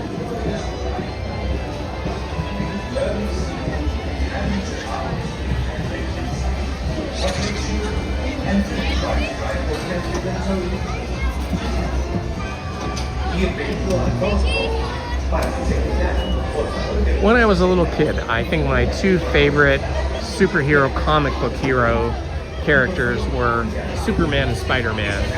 I love those characters, so even if a movie's not great, even if I'm not super motivated to see it, if it's Batman or Spider-Man, I usually see it anyway. It's just to kind of you know, get a little bit of that childhood magic from when I loved those characters. I believe that Bobby is fetching your motor car now. To ensure your safety permanently, please remain seated with your hands, arms, feet, and legs inside. And do supervise your turn. Have a jolly good ride. Su vehículo está por llegar. Para disfrutar de un paseo seguro, por favor permanezca sentado y mantenga las manos, brazos, pies y piernas dentro del vehículo. Y por favor, cuide a los pequeños. Chao.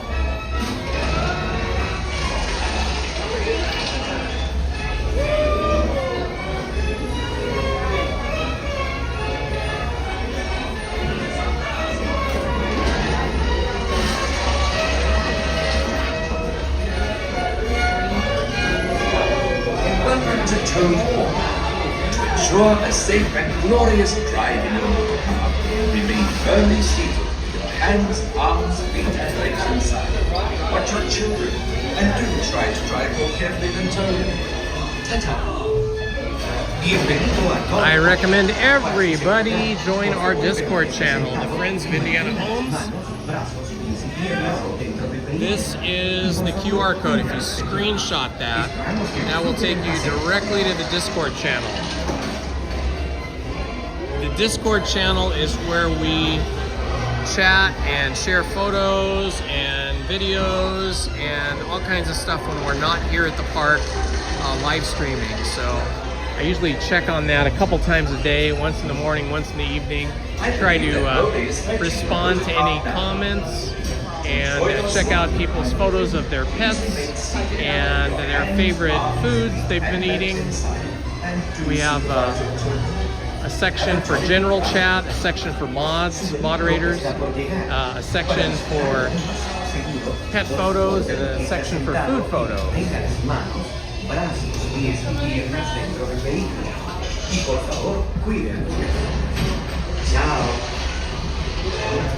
Looks like we're going to be on the Weasel, which is a nice kind of creamy white with red.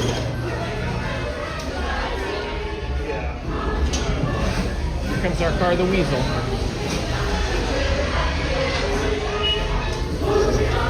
So Mr. Toad's Wild Ride is inspired by the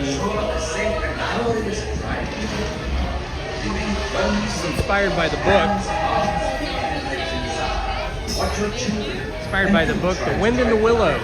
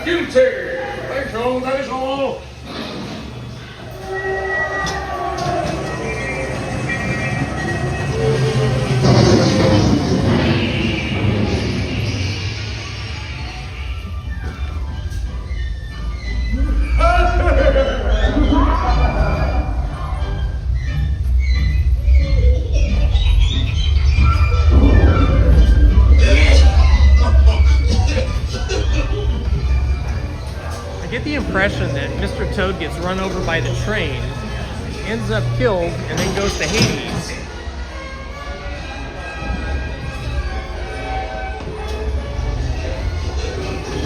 That is not what happens to him in the book, The Wind in the Willows, but that seems like what happens to him here on the ride. Doesn't it seem like we're in the car with Mr. Toad, and then we get run over by the train, and then we end up being sentenced to Hades? Then we go to Hades. It's bad. It's kind of dark. A lot of those old fairy tales are quite dark. Okay, there is a huge line for King Arthur's Carousel, so we're gonna skip this. Oh yeah, this is a gigantic line. Everybody wants the carousel for some reason this morning. Maybe because it was closed for a while.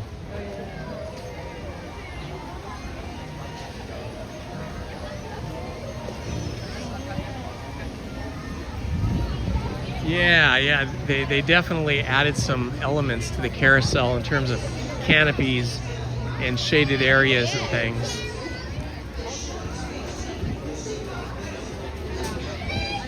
See, now today's the perfect day where I wish they sold popsicles here. They sell ice cream, but they don't sell popsicles. I wish they sold those, what do they call them, like cherry bombs or the big bomb popsicles that look like 3 rockets all fused together. Snow cone would be amazing. Why don't they sell snow cones? That would be a high profit margin for them because it doesn't cost much to make that.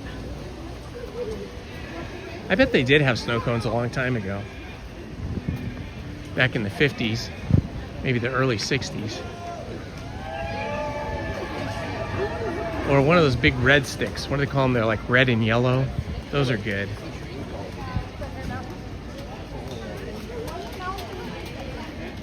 Push pops are awesome. Yeah, I don't think they sell push pops. The only thing I ever see here is like ice cream, which I love. I love ice cream, but it's not much of a thirst quencher, is it? Maybe that's why they don't sell popsicles, because it would quench your thirst and then you wouldn't buy sodas, which are probably the most high profit margin. So they have you eat ice cream and then you're still thirsty afterwards, and then you have to buy a bottle of water or buy an ice cream or something.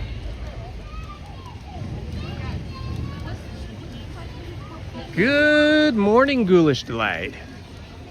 Welcome to the live stream, my friend. Let's see if we see any characters as we walk past this rock face here.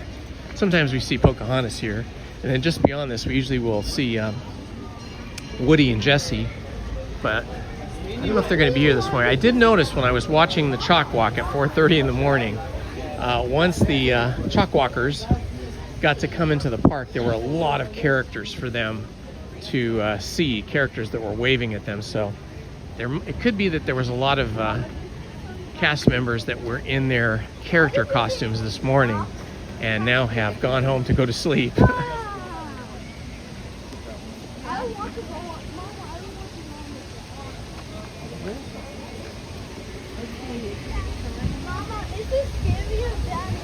We're holding at 75 degrees right now, which is nice. No complaints at 75 degrees. So yeah, on Friday, those of you that were with me, you saw that I ended the live stream kind of abruptly over there in New Orleans Square area, because when we were walking up to the Haunted Mansion, I was not feeling that well. It was too hot, and my phone was overheating badly, I think. It went into battery protection mode or some kind of protection mode. I got a thing up on the screen. And then shortly after that, you guys were reporting to me in the chat that the cellular video transmission was looking very pixelated, sort of like a old NES 8-bit video game. So I was pretty sure that the phone was going to shut down momentarily, because it has done that before. So I think we just have to be aware of when we get to 86 degrees, I start to wilt rapidly and the phone starts acting up as well. So something to be aware of. When we hit 86, we may have to start ending the live stream. I think by the time I signed off on Friday, it was like 91 or 92 degrees, and that was well beyond my comfort zone, and the cell phone was very hot. The cell phones, you know, if you're just talking on the phone or you're just texting or you're just scrolling, they don't get that hot, and the battery can last like 8-9 hours. But when you're live streaming, it chews through the battery much quicker, and the phone heats up much hotter and much faster due to the cellular transmission and live streaming.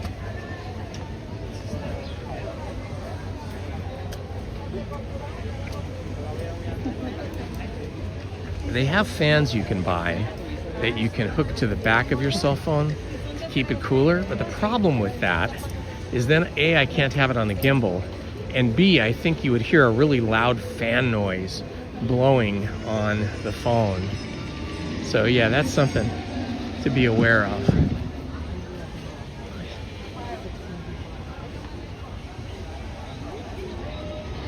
Oh my gosh, Johnny Way, 104. Yeah, that is rough.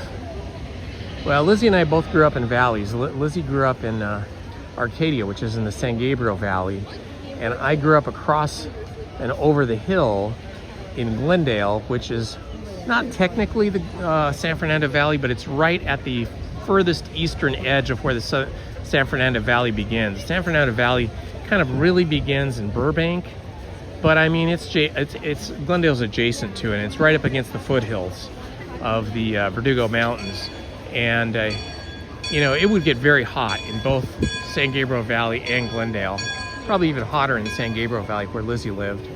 When we were growing up, you know, it would regularly in the summer be in the 80s and low 90s. But the thing that we had that was really hard on everybody, but especially kids who like to play outside, is the smog in Southern California was just brutal.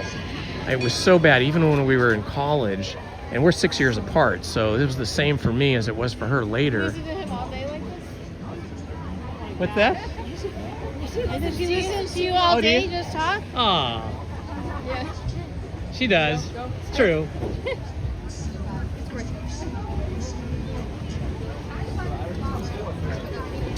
Yeah, the thing about it was the smog was so bad that on smoggy summer days, and believe me, we had smog like all year round except for when it wasn't raining. The smog was so bad that you literally, on the worst days, couldn't really see more than about a block or two because it was just a brown haze. And the air was very acrid. I mean, this is like sort of before they got the lead out of gasoline. So we still had a lot of lead in gasoline, and kind of before we had catalytic converters. So even after they got the lead out of the gasoline, they were still putting out massive quantities of hydrocarbons. And all of that soot, you know, went into the air and just filled the air. And so in addition to the heat that we had back then, which was not as hot as it is now, we had this smog that just made being outside so hard. You would just be coughing and hacking and eyes watering and just overheat very quickly and feel ill. There were many days where even during the school year, the smog was so bad with the heat that they would have days where you weren't allowed to go outside at nutrition or lunch because it was so unhealthy. Thankfully, we now have much clearer air. I would say it's 90% better than it used to be. I mean, really, it's like 100% better, but I mean, we still have some smog and haze.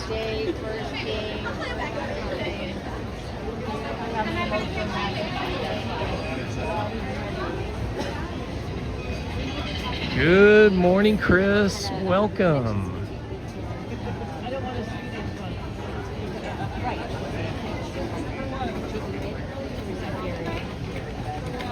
No, you know, I was tempted to go down there to see the surfing, but I did not make it. I think I'd have to drive. I think that was in Huntington Beach, wasn't it? So I think I'd have to drive down to Huntington Beach and then find parking and all that. I don't know. It seemed like a bridge too far at the time. Good morning, Ashika.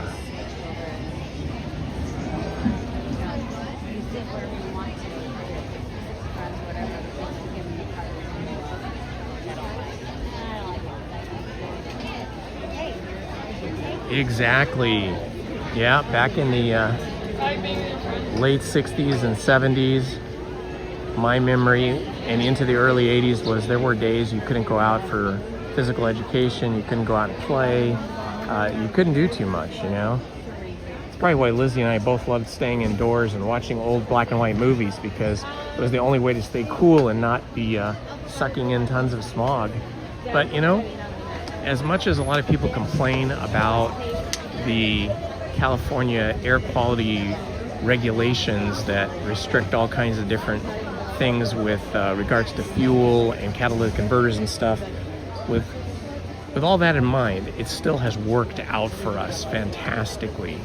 Our air is so much better than it used to be that I feel it's worth it.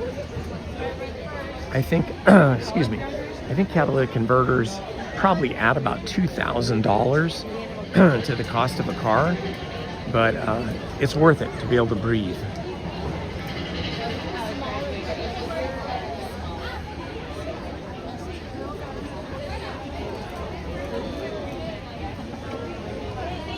Exactly, Jay Super, exactly. Same experience. We had the same experience. Growing up when I was a little kid, from like ages birth until age 12, we lived up on a hill in Los Angeles between Chinatown and Dodger Stadium, which was behind us, and just above Sunset Boulevard. So very near to downtown LA, but overlooking downtown LA. And on smoggy days, which was probably like 9 months out of the year, you couldn't even see the buildings, the skyscrapers in downtown Los Angeles because it was so smoggy. And then on a rainy day, the clouds would clear and the rain would clear. You'd be able to see this beautiful panorama of downtown Los Angeles, and from our hill all the way to the ocean. Although the ocean was a very small sliver of water way off in the distance. But you could only ever see that after the rain had cleared and after the clouds had cleared.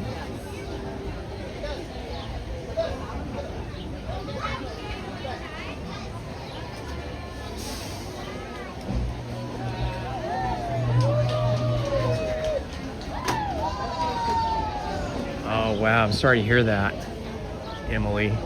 I know Washington State is going through some really bad fires right now, as is parts of Canada, Spain, Italy, France. A lot of bad fires all over the place. You getting thirsty? Yeah, kind of that, plus my lack of sleep is catching up to yeah. me. Lizzie, unfortunately, apparently woke up at 3 in the morning, couldn't go back to sleep, and she's been awake since 3 in the morning, so she's feeling a little tired. We might have to find her some iced coffee.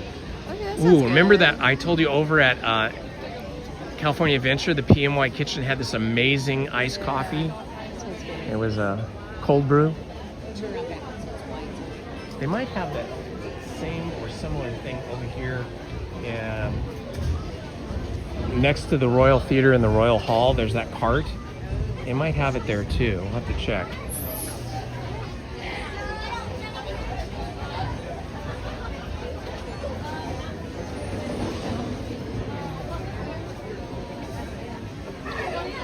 But yeah, my coffee this morning was half-cast, so I haven't had that.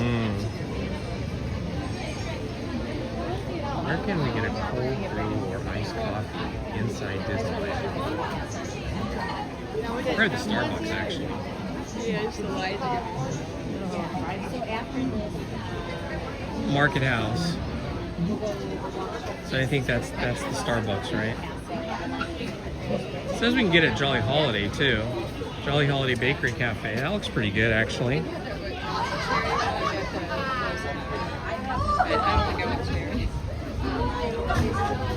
Jolly Holiday, and check that out. See if they have the iced coffee. They have toffee nut cold brew with.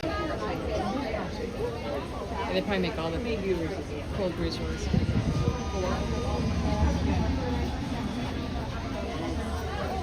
Good morning, Coaster Geeks. Boy, that's Galaxy's Edge, huh? Cocoa Puffs on top.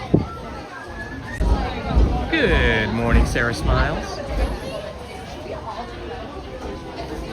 Sarah Smiles is a famous song, actually. I can't remember the group that used to sing that, but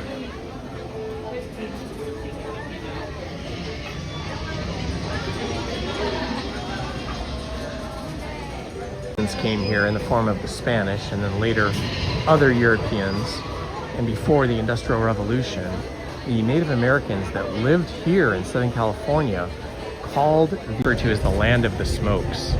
And it's because even back then, it was smoggy, but not like it is, you know, not like it was after the Industrial Revolution, but it's just sort of like the fact that we have all these mountain ranges, the Verdugo Mountains and the Angelo past it, so any kind of smoke or any kind of forest fire or any kind of dust that gets, and it just kind of gets stuck up against the mountains there. And this is why the valleys, specifically San Fernando Valley and San Gabriel Valley and San Bernardino Valley, are so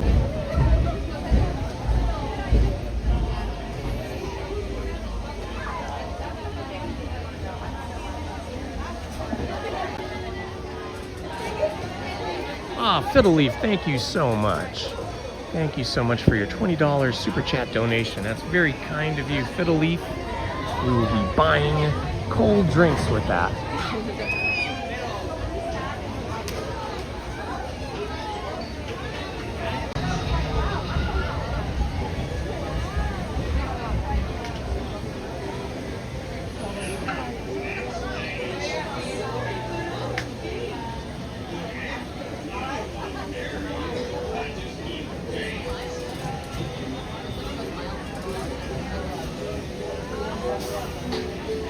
All right, I don't know if that came through because of the lag down there, but I just want to say one more time, thank you, Fiddle Leaf, very much for the $20 super chat donation. We appreciate it so much, and we will be buying ice cold drinks with that money, so thank you. Good morning, Tori Grinnell.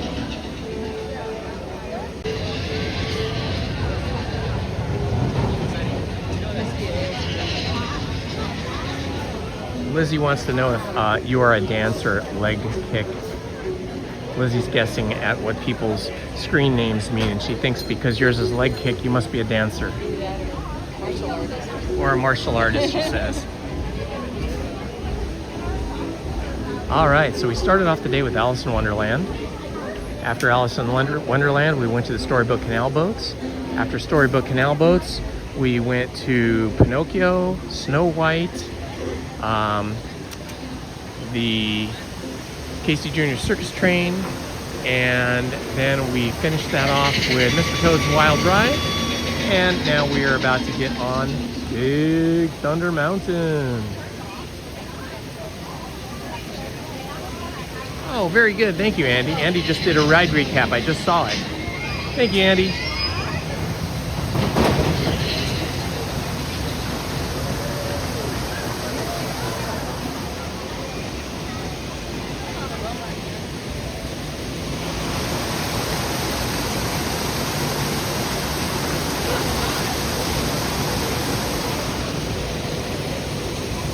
We are at 5,884 subscribers.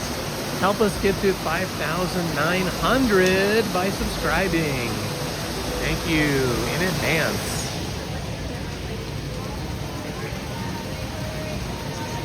Good morning, Joshua. I got nothing in the house.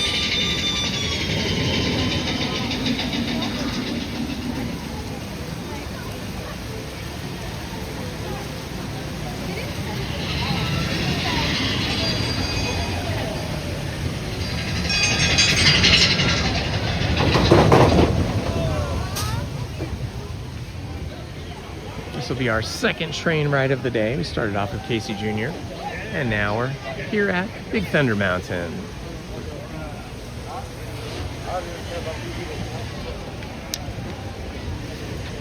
And that water does not look very drinkable. Look at that, somebody threw an actual paper amount down there. It looks like a $20 bill or a $10 bill. Somebody threw a $10 bill down there with all the coins. It says 100. I don't know if it's real. Oh, Lizzie says it says 100. Boy, she has good vision. But she thinks it might not be real. It might be fake. I would think so. Who would throw a $100 bill? Thank you. How many here?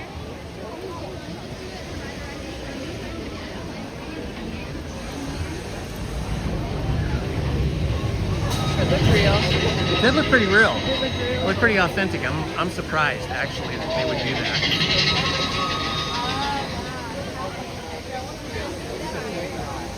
I know, right? And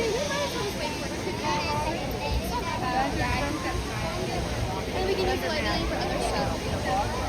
Because whether or not we're waiting for... Well, I'm sure that they have maintenance people that have to occasionally take all the coins and money out of these ponds.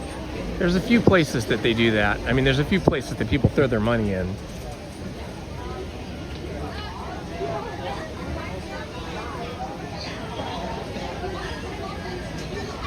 Good morning, Davy. You know, that's what we were thinking. We were thinking maybe it's just a Disney dollars, but no, it looked pretty real. It was the back side of a $100 bill. I mean, yeah, $100 bill. I thought it was a 10, but then Lizzie could see that it was another zero. It actually looked quite authentic.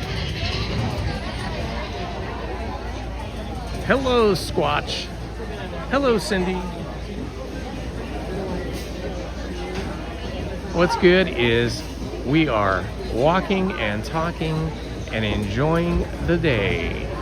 Sunday, August 2nd, 76 degrees, and every day that we're standing, walking, talking, every day that we're at Disneyland is a good day. So that's what's good. And having you guys here with us makes it even better.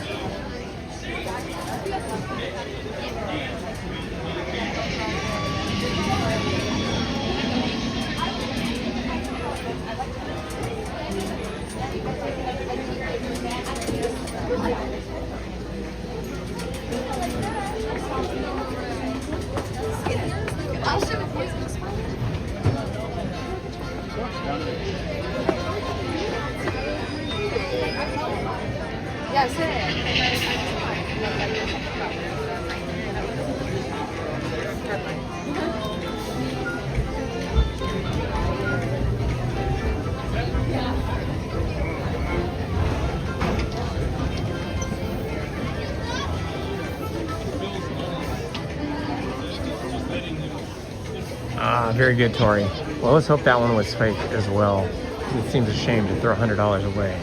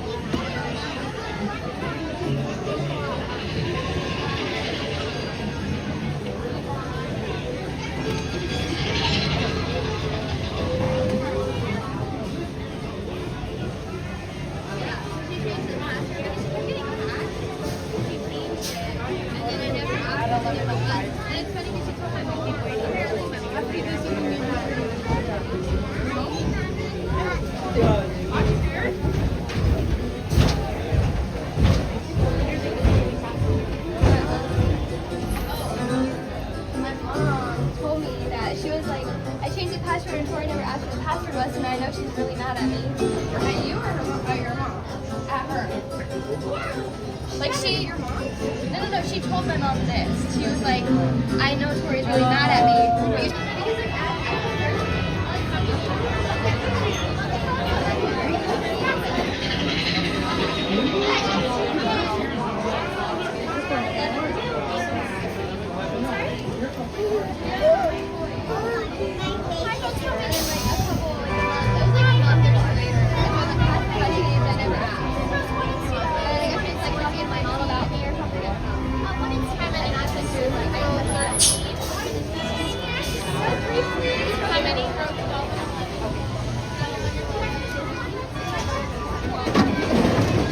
We're in 13? Yeah. We got lucky number 13. Awesome.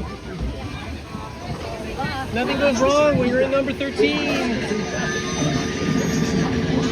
All right, my friends, I will not be talking from this point forward until the attraction is over, out of respect for the other guests. You may chat amongst each other, though. For your safety, and any signal with your hands on your inside the train, and be sure to watch your kids. You folks are wearing pencil class.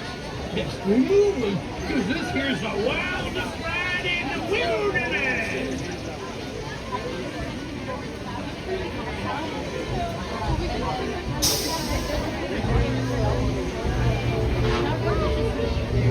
I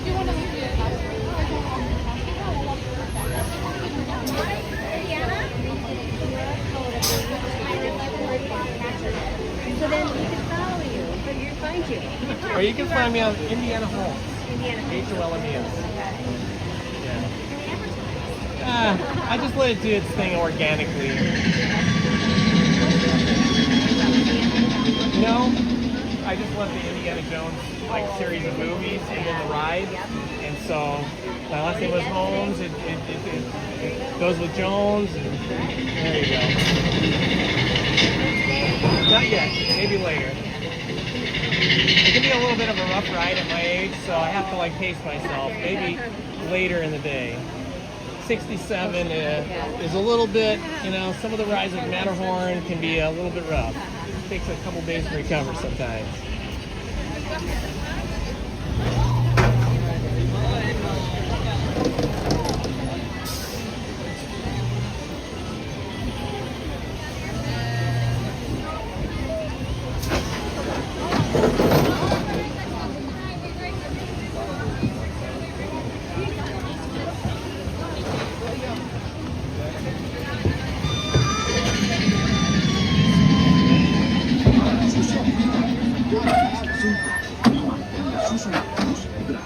pies y piernas dentro del tren. Cuide a sus pequeñitos. Muchas gracias.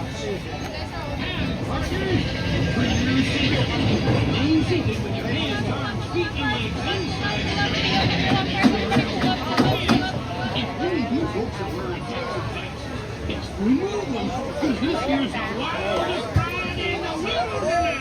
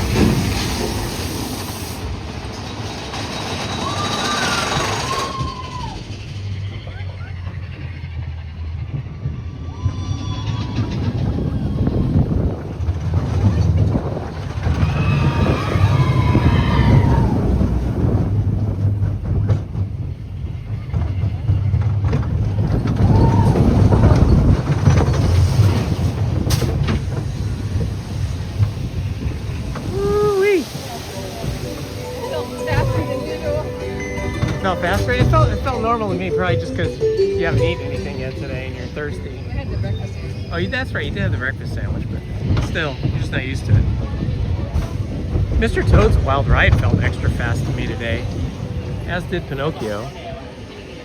I sometimes wonder if they speed up the the rides on days that they expect it to be really busy.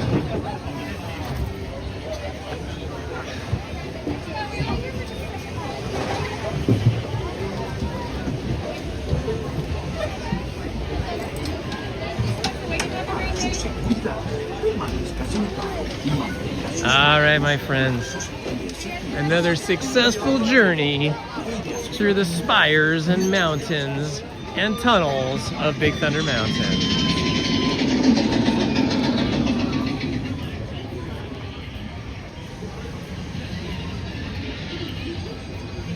Uh-huh.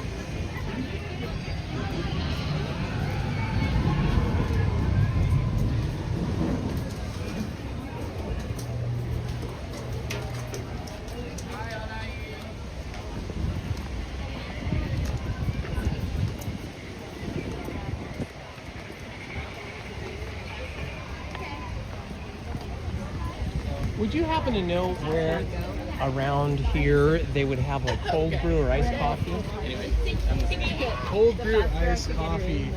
Docking Bay 7, they have that cold brew that a lot of people really like. Yeah, I know where that is. Yeah, you know, I've seen you Are they all open the this time, early though? I don't think they open until 11. That's an amazing question. Yeah, I think they open at I 11. believe they should be open at 11.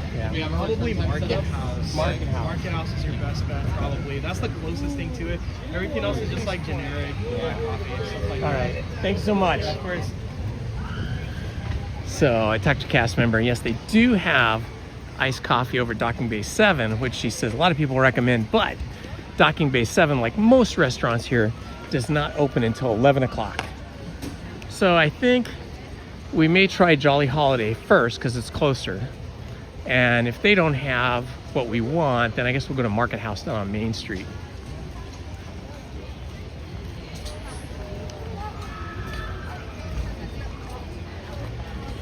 Ah, that was fun. How many rides was that, guys? Do we know? Let's see. See if we can count them up.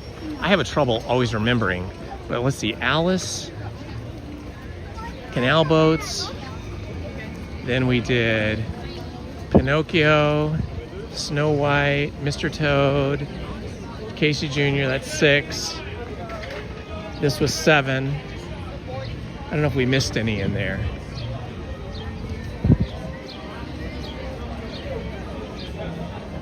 I think if we go out this way, we'll get over to the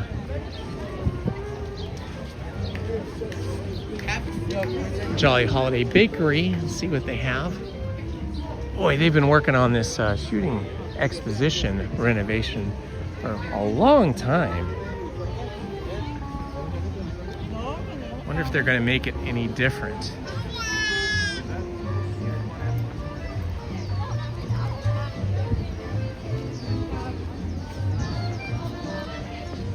We're up to 78 degrees now. We got here, it was 71. It's gone up 7 degrees.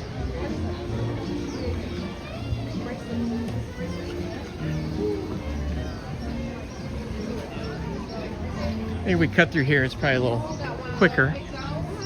Kind of cut from Frontierland into Adventureland and then out Adventureland.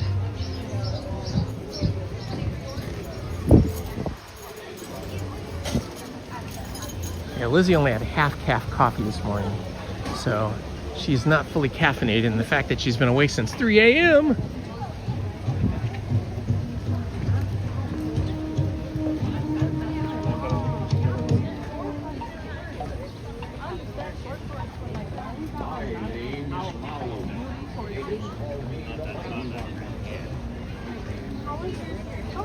Yeah, it's right here. We have to see, though, what they have. I guess we could get in line. Or cereal. Did not see that little brick thing there. Just tripped. Almost went down. There's a little bit of a brick sidewalk curb that I completely missed. Okay, so apparently we're on the wrong side here to get through. Now we're in the correct side.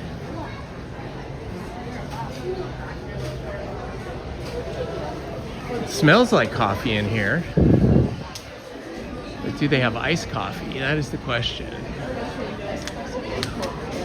All right, they do have cold brew. All right, so this is where we're going. This is one of the very few times I ever come here. Yes, that's cold brew. And they have nitro cold brew. I wonder what the difference is. Cold brew versus nitro cold brew. Oh, they have caramel macchiato. That's got to be ice. Well, we're gonna find out. Saves us a little bit of a walk and a big line down at the marketplace. The marketplace is basically Starbucks, and there's always a big line there.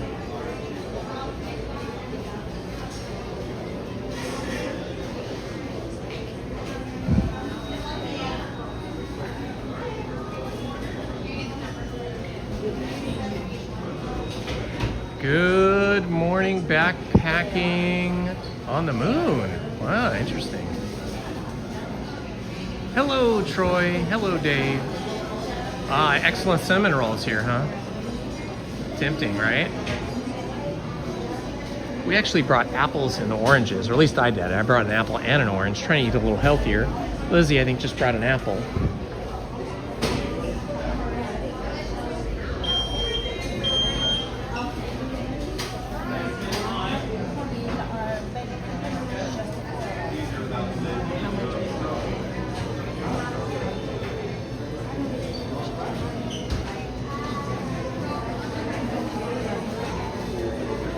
Oh, it says all those are espresso and cold brew. So I bet the caramel macchiato is cold brew, and the cafe mocha.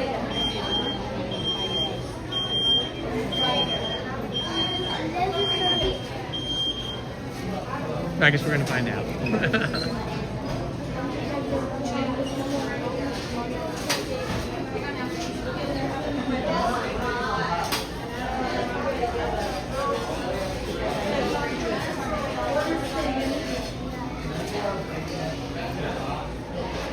Oh my gosh, a SoCal gal.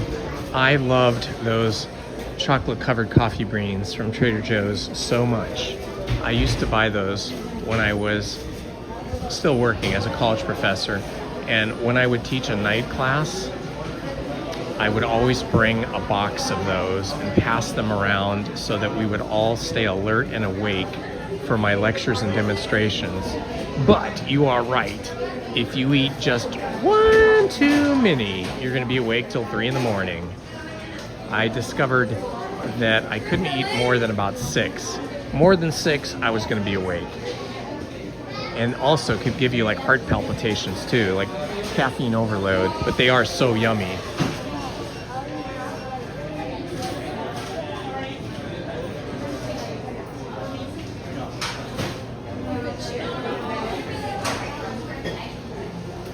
I don't remember them ever handing out cuties, but I do think they sell cuties. I think in some of the restaurants you can, especially child's menus, like over at the Galaxy's Grill, I think you can get cuties slices in place of French fries.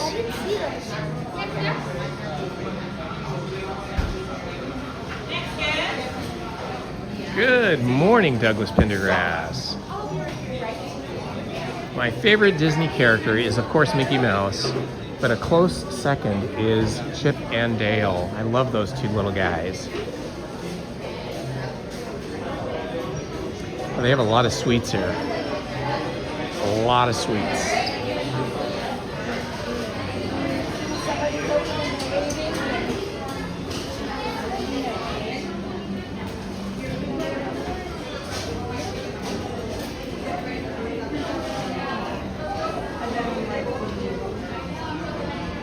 Getting yourself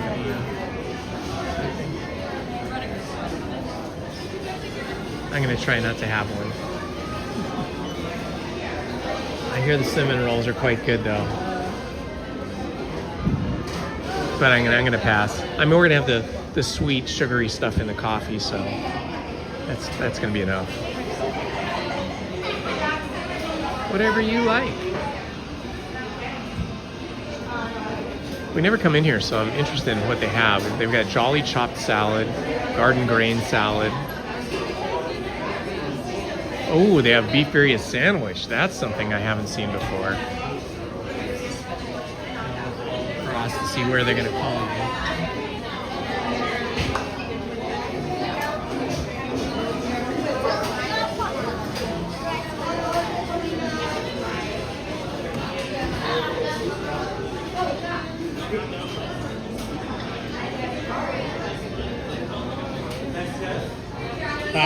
Is the cafe mocha and the caramel macchiato, are those ice drinks also? You can make them ice, yeah. Okay, what do you think is more sweet and kind of good? The macchiato. I'll have one of those. Ice macchiato. Yes. Anything else for you? And then just a regular cold brew. A regular cold brew. Okay. And then may I have a name for the order? Sure. Indy. I-N-D-Y. I-N-D-Y, thank you. And then do you have a matcha key pass? I do. Hang on, I gotta find it here. No problem. Here we are. Thank you. And then your new total comes down to be $13.72. Would that be cash or card? I'm gonna do my card, thank you.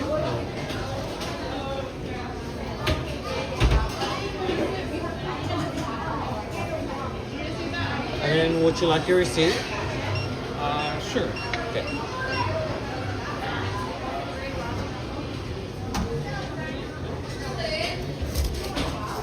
Alejandro. That is a great name. Thank you.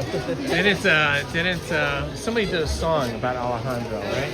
Oh, Lady Gaga. Lady Gaga, yeah, that was a great song. Okay, where do we stand? Yeah, all the way at the very end. Let's find out. Thank you, Alejandro. Oh, look at the cool mural. Oh yeah, they got sandwiches. Look, they got breakfast sandwiches. That's why this is always so busy. They have these, it's like egg, cheese, bacon croissants. Let's see, unless we have a number. Oh, maybe they're just gonna call our name. We're number 03 under Indy. I'll give it to you to hang on to. Let's see, get some napkins.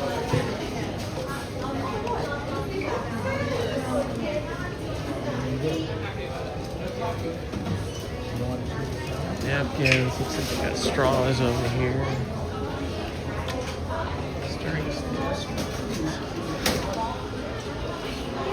They got all kinds of condiments. If you want to check anything. Doing all right? Starting to overheat a little bit. Now you can see why I started changing all my clothes. Like, this is so much cooler than it was the other day. So much cooler. I got these bamboo t-shirts. I'm trying this out. And they are so much cooler than cotton.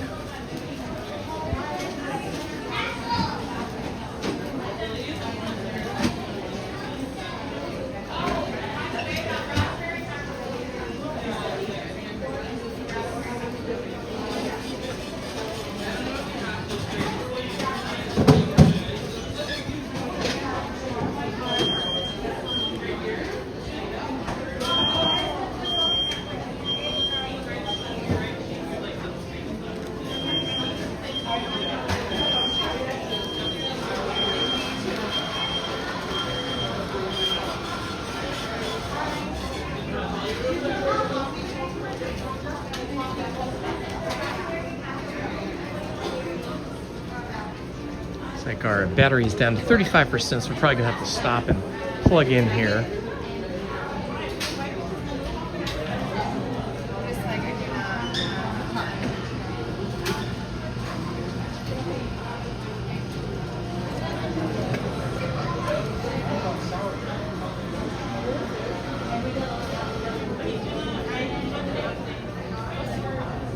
So they have soup, signature cinnamon roll. I hear this is excellent.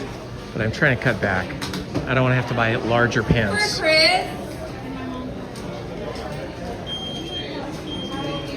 Sit down out there. We get our drinks. I got straws. You got straws too. It's okay.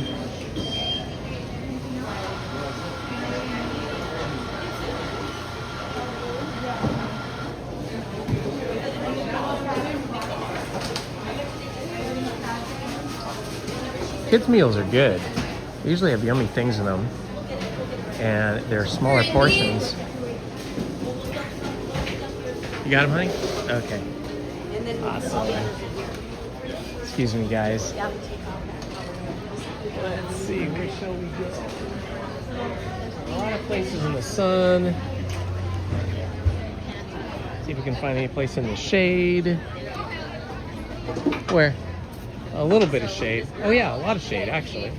Awesome, awesome. We got a good spot. She literally just attacked me during the therapy. She like literally like almost like killed her.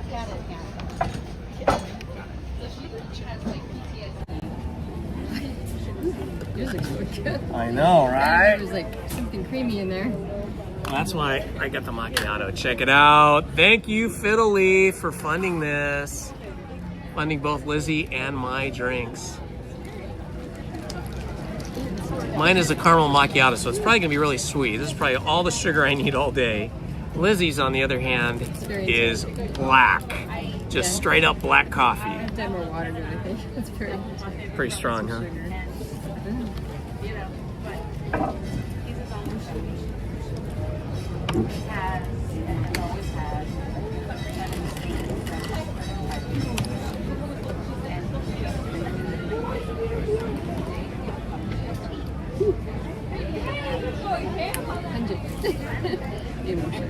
I'm gonna have to go back and go get more sugar, huh? Yeah. You can go back up in there and go get it. Or some creamer. Some creamer, yeah, they have creamer. Maybe I'll get some creamer. Yeah, go for it. Lizzie's coffee is just a little too, a little bit too intense for her. Okay, I gotta set up the battery here.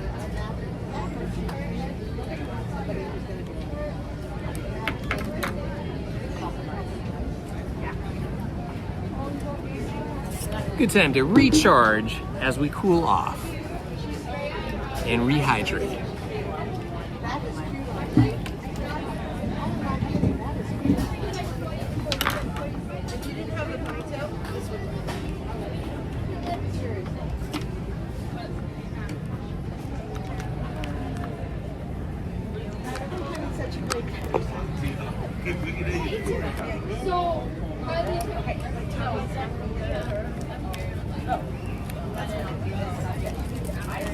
All right.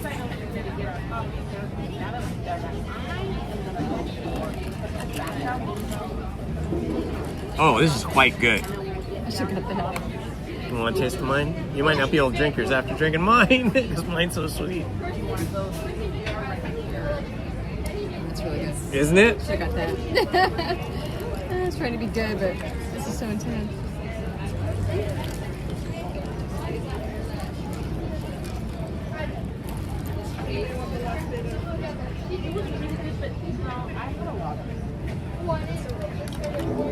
I normally just drink hot black coffee all the time in the morning when I get up. That's usually the only time I drink coffee. It's just in the morning for the first hour or so after I'm awake. So for me to get a iced coffee, I've tried the iced coffee just black. It's not the same. I can't drink cold black coffee. It just doesn't taste right to me. But I don't want to drink hot coffee on a day like today, so I got this caramel macchiato, which is quite sweet, but it's yummy. It's like kind of like having dessert. Good morning, Christopher. Laugh. 82 degrees in Rhode Island. Feels like 90 with the humidity. Ouch.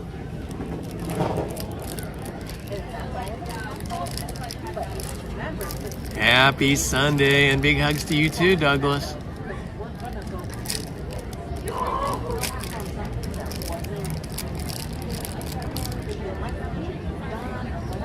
What is the wait time for Haunted Mansion? I don't know. We'll have to check on that when we get closer to leaving our little table here.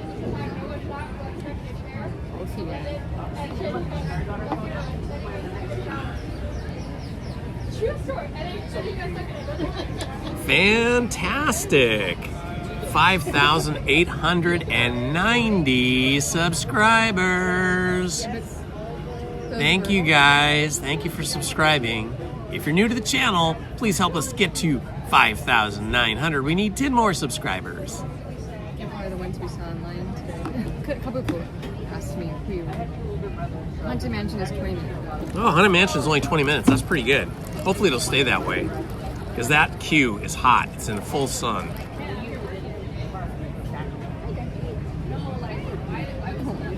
We got a cute little duck friend down here. Just waiting for crumbs. Oh, sorry, buddy. Can't give you any food. We're not supposed to feed the ducks.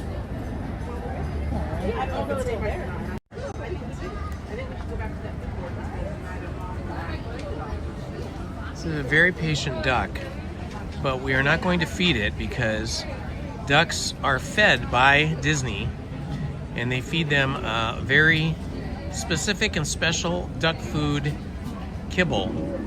And it is not good to feed wild animals food that humans consume. All right, do you need any help steering?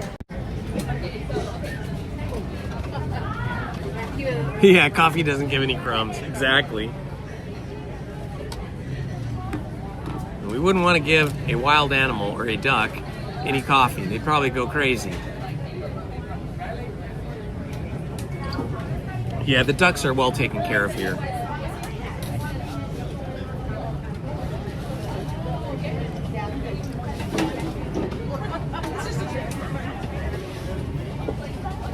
All right.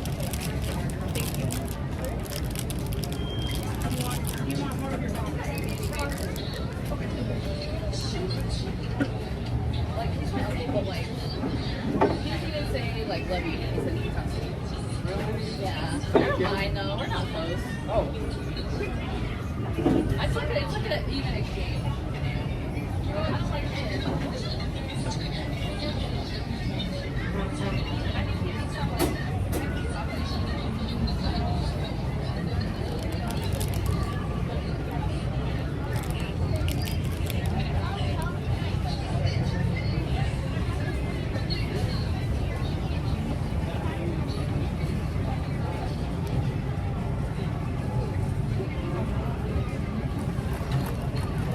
This is pretty yummy.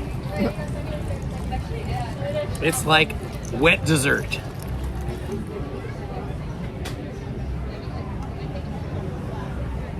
Von Zipper! Hello, Von Zipper. Such a great name. It reminds me of those movies we used to see in the late 1960s. Did you ever find out if leg kick was a dancer? Hello, Cheryl Metzger. I didn't see that. What Mickey ears does Lizzie wearing? She's wearing her, I'll show you, her Small World ears. Let me see if I can zoom in over here. I don't know if that focuses that well. Oh, there we go. Now they're in focus. Well, I think I got these like a year ago almost. Small World ears. I don't think so. I think I just bought them for you when the... Did I buy those? Oh, you got me the hat. Ooh, I forgot I had the hat with the ear. It was a Small World hat. Oh, it was a Small World hat. Okay. Does it seem like that Small World merch only just came out a couple months ago?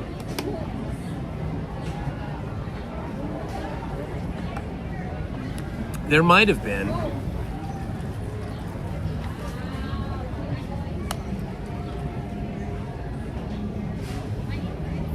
Yeah, Lizzie got black coffee.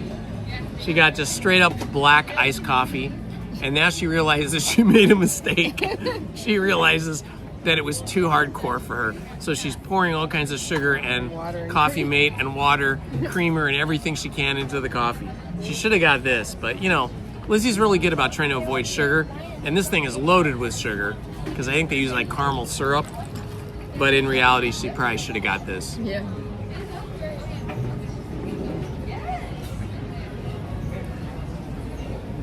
You could probably walk up there and just ask them, can you guys put a shot of caramel syrup in there?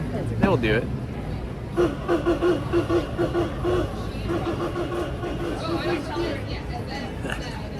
The omnibus driver's getting wild with the horn over there.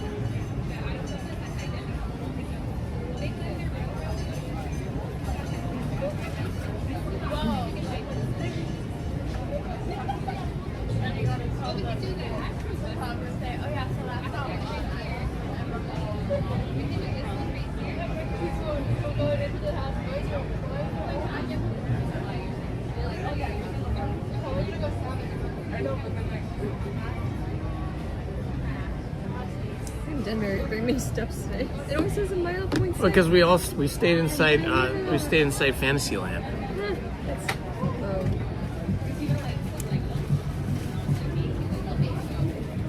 Hello, Andrade FCO.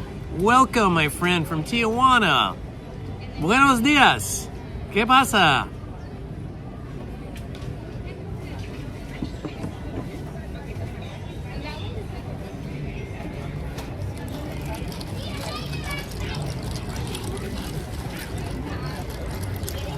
made it better. I put a lot of water in it. It helped a lot.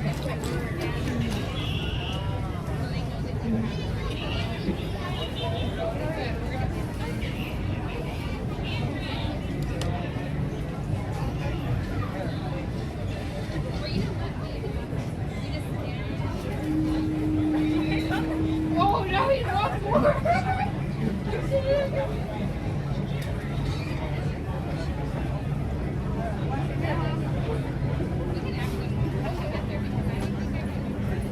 To break out the fan, have it around my neck just It's a good idea, yeah. You don't want to get overheated, yeah. But when it creeps up on you, you feel fine, you feel fine, you feel fine, and then you don't feel fine, you feel sick.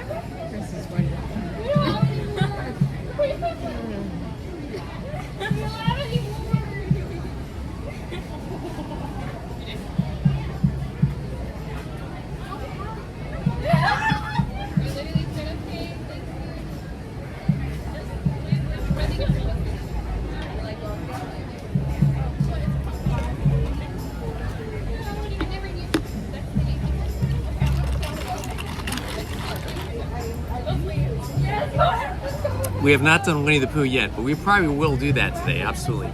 Man, this shirt is so much cooler. It feels like I'm not even wearing a shirt. It's fantastic. I gotta tell you, I'm doing a little experiment on myself. I bought these bamboo shirts. They're made of bamboo somehow. I don't know how they make thread out of bamboo, but they do. And it is so much cooler than 100% cotton.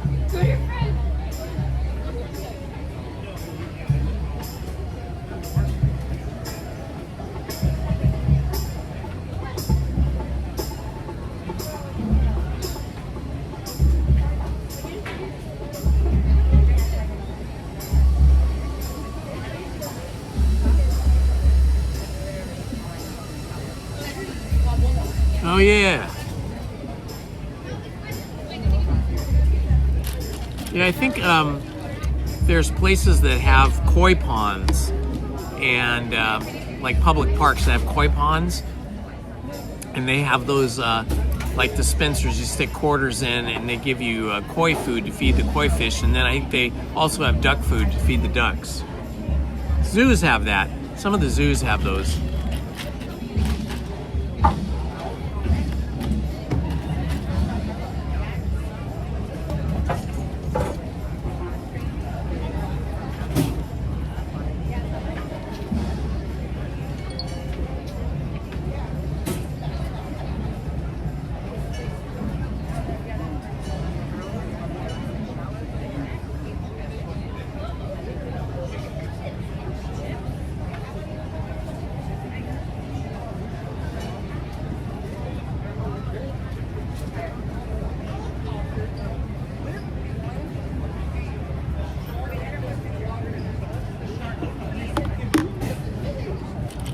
Petting zoo.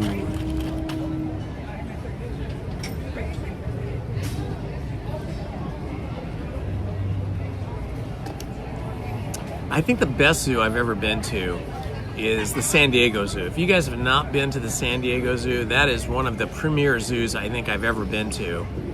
There's a really tiny zoo if you don't want to go to a big giant zoo or you don't want to travel all the way to San Diego, but I recommend it. There's a tiny zoo in Santa Ana that's nice.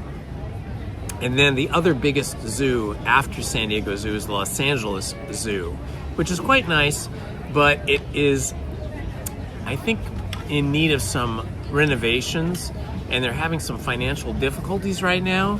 Glaza, which is the nonprofit that runs the zoo, is, I think, currently in litigation or being sued by the city of Los Angeles because the city of Los Angeles wants to take over the zoo because some of the people on the board there and people in City Hall in Los Angeles feel that the zoo is not being kept up to the standards that they believe it should be. So hopefully they'll work that all out and make the Los Angeles Zoo better than ever.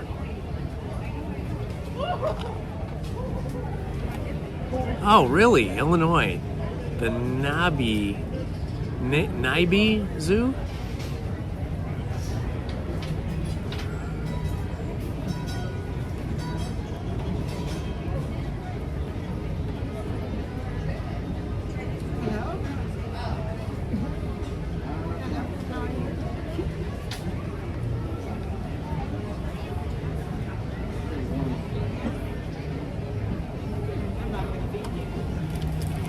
What's really interesting about the Los Angeles Zoo is before the current Los Angeles Zoo, there was a much smaller Los Angeles Zoo that I remember as a kid that is also in Griffith Park, and the remnants of it are still there, like the old concrete enclosures with the big iron bars. It kind of looked a lot like the Casey Jr. circus enclosed cars with the bars, except they were big enclosures. And you can still go there. I went there with my girls when they were younger and Lizzie. We hiked around up there and took pictures, but it's still there. Of course, there's no animals in it. It's just part of the park now.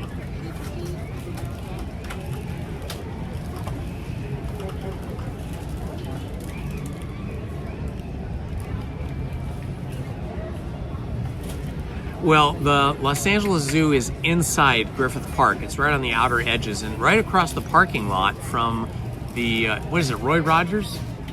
Is it Roy Rogers? Will Rogers. Will Rogers? No. No, not Will Rogers. The Equestrian Center? No, you know the Western Museum there? There's a Western Museum anyway. I can't remember the name of the Gene Autry. Gene Autry, thank you. Lizzie remembered. See, two brains are better than one, especially at my age. The Gene Autry Western Museum is just across the parking lot from the Los Angeles Zoo. So a couple of really cool things to see there. And then just right around the corner on that same street in Griffith Park is Travel Land, where they have all these amazing 19th century locomotives and train cars. A favorite place of Walt Disney to hang out when he was still alive. And just sort of around the bend from the famous carousel with horses and all, the Griffith Park Carousel, where Walt Disney used to take his daughters when they were little girls on Sundays. And that was actually one of the inspirations for building Disneyland, is he used to take his daughters to this carousel in Griffith Park, usually every weekend or as often as he could, and he would sit on a bench and watch his daughters enjoy the carousel and the park. And he has said, or he had said, that he wanted there to be a place where families could go with their kids, both adults and children, and have those kind of shared joyous experiences. And that's where he got his first ideas for Disneyland. And in fact, if you go in the Opera House, as you enter the Opera House, there is the bench that he used to sit on there. Or maybe it's a replica, but they say it's the bench that he used to sit on, where he got that idea. And there's like a big sign there and a photograph of him sitting on the bench there. And I think his daughters might be in the picture, maybe not. I don't remember. And I think there's a popcorn machine there because he used to get popcorn there next to the carousel for his daughters and himself. And so there is some of the, let's say, reflection or memory of those memories of Walt's there in the Opera House. The first attempt at creating a Disney theme park was his idea of taking a piece of property that he already owned across the street from the the Disney studio, the Disney movie and animation studio. Is that Riverside Drive there where the animation building is? Yeah. So currently, the Disney Feature Animation building is there. That's where Lizzie worked, across the street from the main studio where all the sound stages are. They built the animation studio.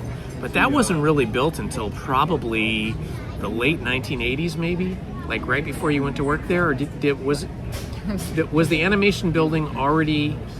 No, they built it like a couple years after I started. Okay, so actually, the animation building that they built on this little piece of land wasn't built for a couple of years after Lizzie went to work. Like 95. Like 1995. But prior to that, it was just a blank piece of land, kind of a triangular piece of land that was bordered by Riverside Drive on one side and the Los Angeles River Aqueduct on the other. And he was originally going to build a small theme park across the street from the studio, but the Burbank City Council said no. They didn't want any kind of theme park thing because they were thinking it was going to be like some kind of trashy kind of park like you would find at a 1940s, 1950s kind of like pier, like we have the Santa Monica Pier, Long Beach had a pier. Most big beach cities had a pier, and they had kind of a bad reputation, and a lot of kind of like unsavory types of people would hang out there, not just little kids, right? And so Burbank said no, and that was the best thing that ever happened, because if he had built that, we might never have had Disneyland, because it would have been a very small little park. I think it's probably maybe 5 or 10 acres there. Let me think. No, it could be more than that. It's probably more like 20 acres. But, Disneyland is like 110 acres. So a big difference.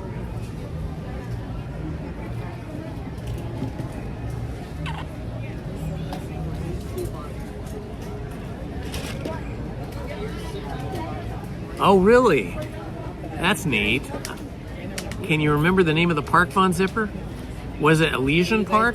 Because Elysian Park is like just outside of Dodger Stadium, and that's a really neat park with lots of old palm trees and lots of different elevations, and it would be a great place to make a film like a Tarzan film.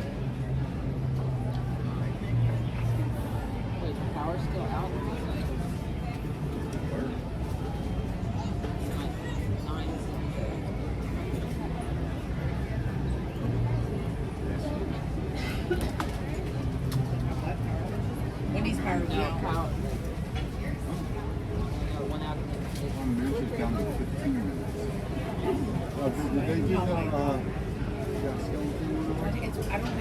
I have never fed an emu.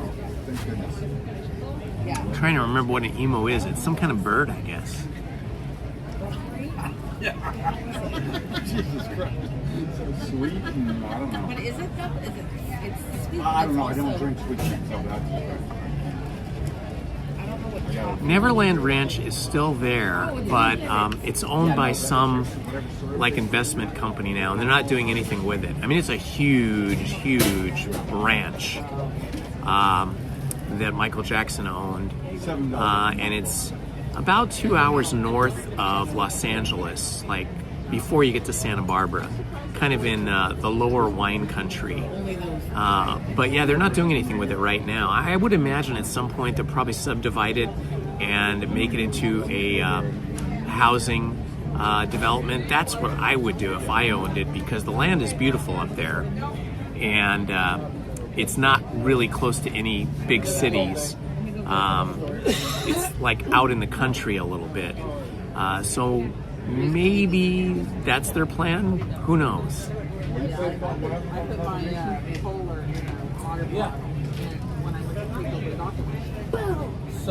Yeah, the Jacksons lived in, when they lived in Southern California, they lived out in the valley. I can't remember which town though, which suburb.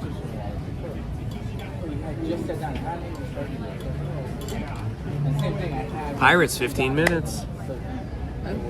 Pirates is only 15 minutes. Open it like this, they got it. It wasn't pointing toward me. As I put it like shot at the wall, and I'm like, you ready to hit the road? No one really knows. Everyone's doing this in the picture, and I was like, And I just kind of loosen the lid, like, what's the pressure? I'm like, pour it again already.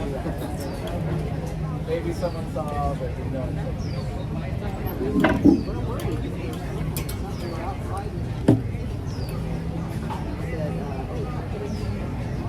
I didn't say that.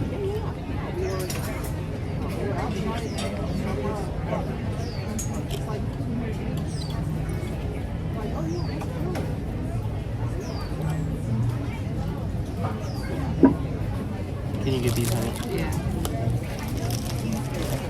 There you go.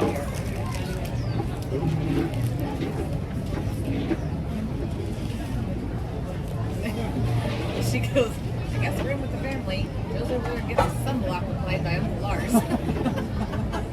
What, on him? No, I was just putting it on myself. He was standing behind me. It was really funny. And then he goes, well, I can ask him to rub it on my back. I don't like it.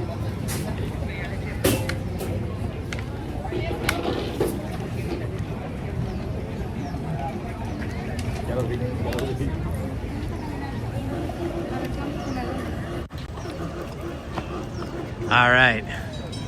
Now I feel a little refreshed. You gotta watch out for those little curbs. All right, let's go check out maybe Pirates of the Caribbean. It is now 10:47 and it's now 82 degrees. Wow. It changed a lot. It was what, like 76, 77, 78 degrees. I think it was 78 degrees before we got our coffee. And now it is 82. So the temperature is climbing. However, there is a tiny little breeze in here that's feeling pretty good.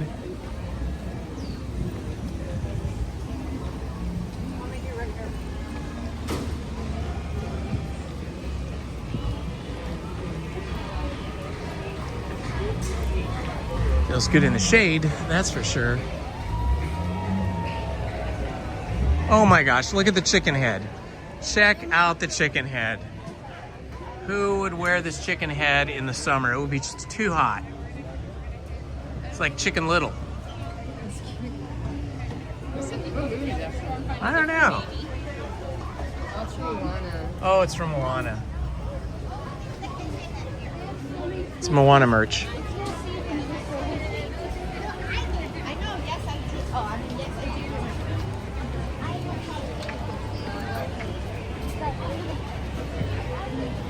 Want to see a glass elephant?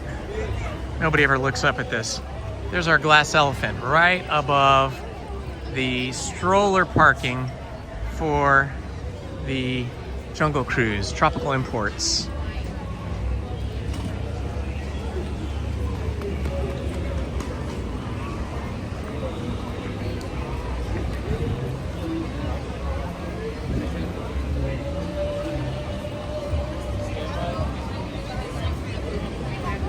$40 minutes for Indiana Jones, so we'll wait until later when we can do single rider. They don't do single rider this early, not usually anyway. Usually have to wait till 11 o'clock.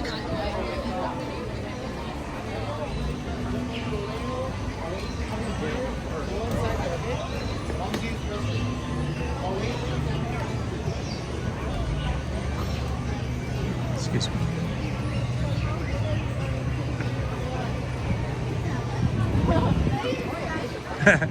Her shirt says this chamber has no windows or doors on the back of her shirt. That's cute.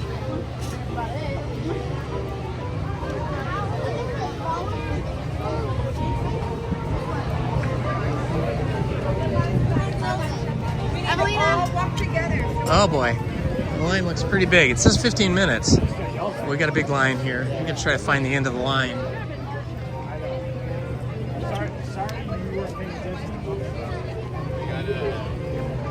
That'll be a good time. It's like the end of the line is back here by New Orleans Square.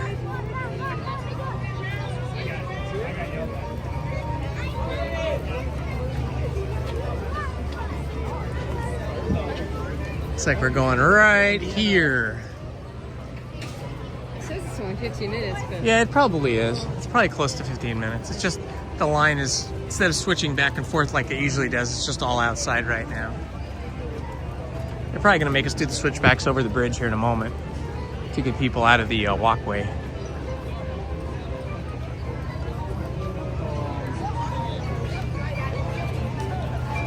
You feel more caffeinated now? A little bit. Ah, that's good.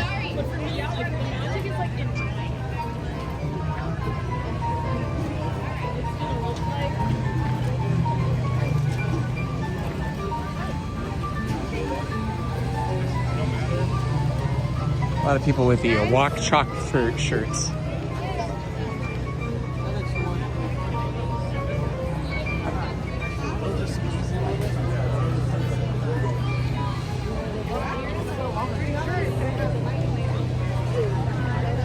Lizzie's got her nifty spiffy fan.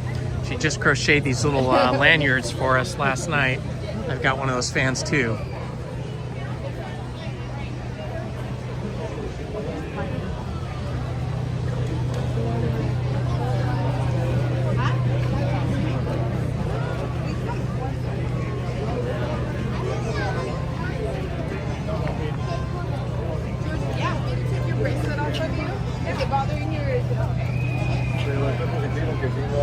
Hello, Spider-Man Tyler. Welcome, my friend.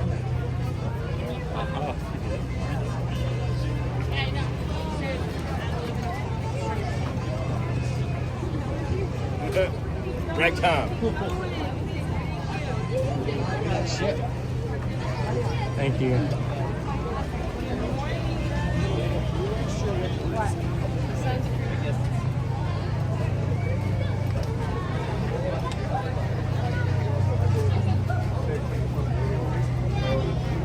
Good morning, Jessica, and welcome. Hello, Choyberg. Happy joy. Welcome to everybody on this beautiful Sunday, August 2nd.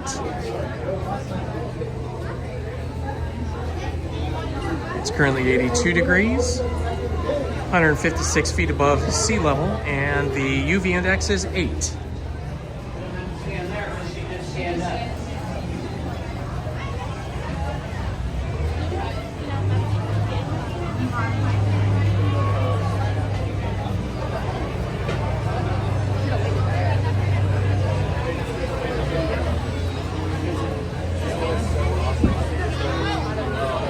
Hi, you're talking about Graceland. I've never been there, but my sisters were really into Elvis. Understand, my sisters are much older than me. My youngest sister is 6 years older than me, and then my middle sister is 10 years older, and then my oldest sister is 12 years older. So Elvis was a bigger part of their lives growing up than it was for mine. But when Elvis was doing his Las Vegas residencies, they used to go see him like all the time. And they would always invite me and ask me if I wanted to go. But at that time, you know, I was into like David Bowie and, you know, Queen and all kinds of music like that. And for me, it was like Elvis seemed like something from the past, right? It was something that didn't excite me. Now I regret that, of course, because later on I really listened and really learned what Elvis's impact was on rock and roll music and how he kind of brought the sound of the African American blues and kind of jazz, rockabilly into the mainstream. And then once I learned all that and listened to his music more and listened to a lot of early black rockabilly rock and roll music, then I really understood why Elvis was so important. And but you know, on the other hand, I like to see people when they're in their, you know, performers, musicians, kind of when they're in their prime. And when Elvis was in his prime, you know, he was really young and handsome and fit, and he was, you know, dancing around on stage. He had a lot of charisma. And by the time my sisters were seeing him in Las Vegas, he was the kind of older Elvis, you know, a lot pudgier and wearing those one-piece suits, then, you know, doing his karate chop motions and all that kind of stuff. He still had a great voice. I've seen some of the video footage of him doing that, doing those residencies in Vegas. But, you know, to me at that time, he seemed like an old dude, you know. Now I'm much older than he was. Now I have a better appreciation for Elvis.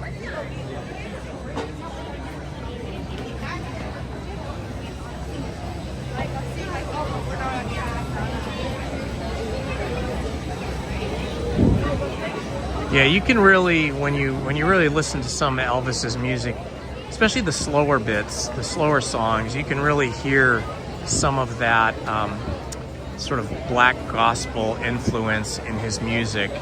You know, he grew up, I think it was like outside of Memphis or something, and he used to go to the African American Baptist services. From what I understand, first he used to just go hang out outside and sit there and listen.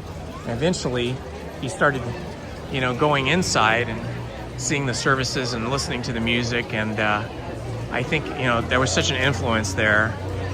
You know, that's just one of those things, if you study music a lot, you really find how the African American culture and their use of music and song, even through the darkest days here in America, really got them through some tough times and really made an impact on American music, what we call American music. I mean, if you think of like the original types of music that were here, like bluegrass, which you think of like Appalachia, right?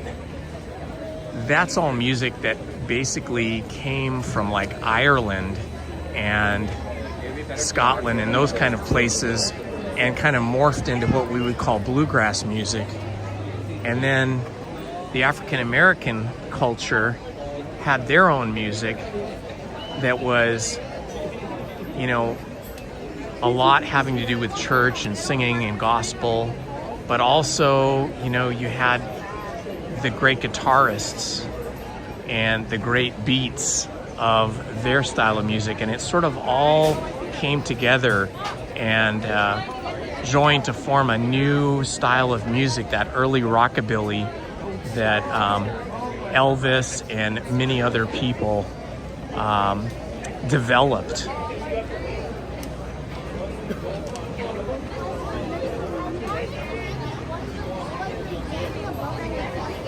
I mean, there were black musicians, artists, and singers that were singing in that style of music long before Elvis, but their music was never really heard on radio stations, and their records were far and few between and not marketed to the general population.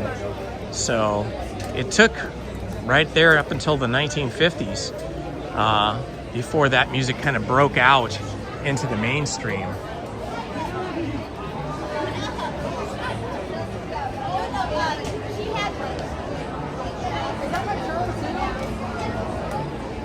Hello, Christina Joy in Florida. I hope you're trying to stay cool out there. What's the water temperature in the ocean around Florida? I bet the water temperature is in the 80s. Pacific Ocean is much colder. We're always in the 60s, even in hot summer days like today. Like after the summer has been in the high 80s and 90s for a while, I think our temperature in the ocean probably only makes it to maybe 67, 68 degrees tops. But that does feel substantially warmer than it is the rest of the time around the year.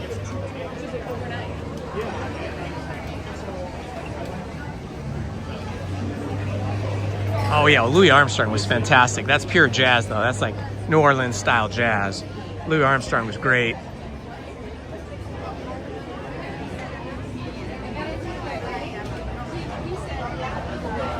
Satchmo, as they called him. Ella Fitzgerald, a contemporary of Louis Armstrong, was one of my favorite female singers from that era. Ella Fitzgerald was amazing.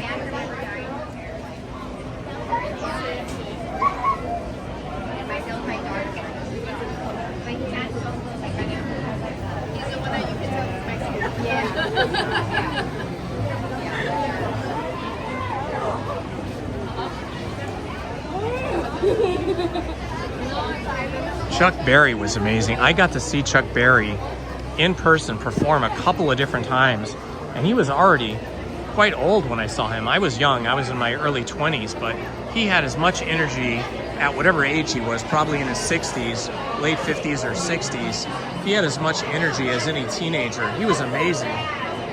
he was a big part of the development of rock and roll music as well. Probably, you know, preceded Elvis, I am guessing, but did not have the same worldwide fame as Elvis had.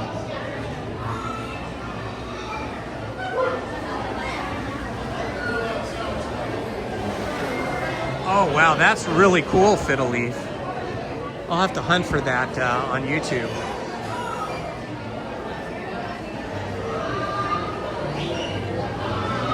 Barry White was a totally different thing. Barry White was soul music, kind of sexy soul music.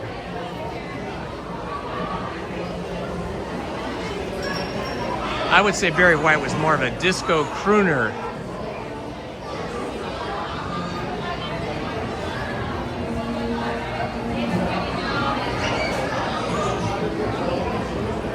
It's nice to be inside here where it's nice and cool.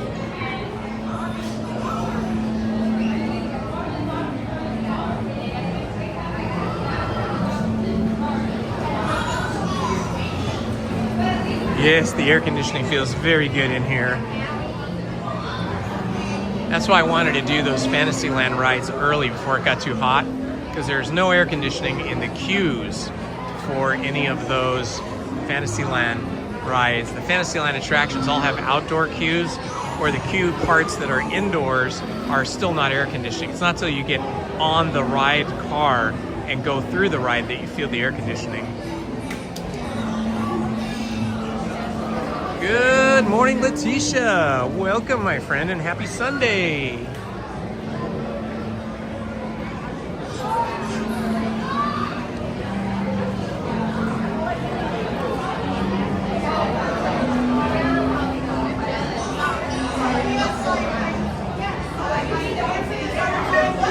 Yeah, I agree, Fiddle Leaf.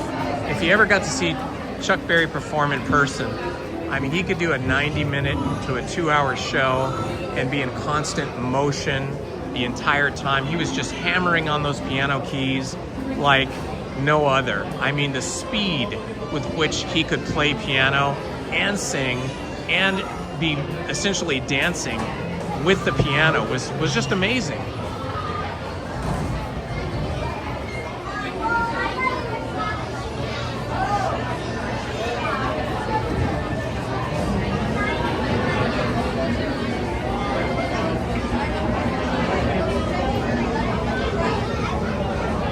Little Richard was another black musician, singer, artist that was very underrated as well, but Little Richard was an amazing performer. I got to see him perform as well when I was young, and he was still performing.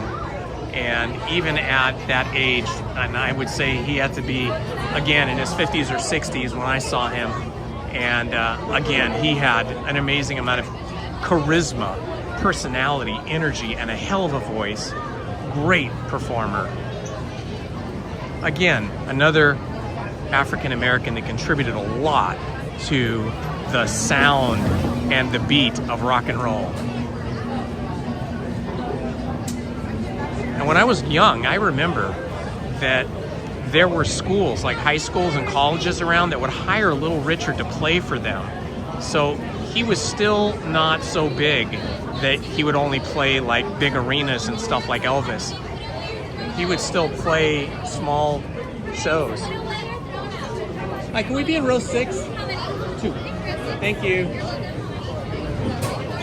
can go there.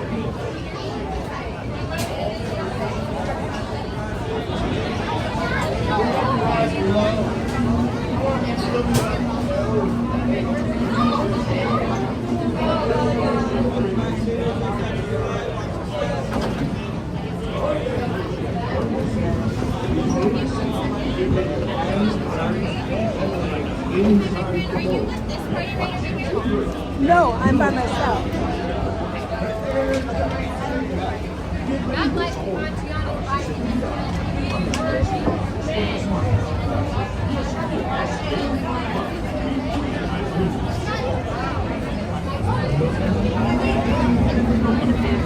Yeah, there's a lot of people wearing chalk shirts. So a lot of people that were here this morning for the chalk walk are here still.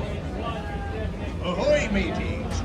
a safe voyage, be sure to stay seated with your hands, arms, feet, and legs inside the boat.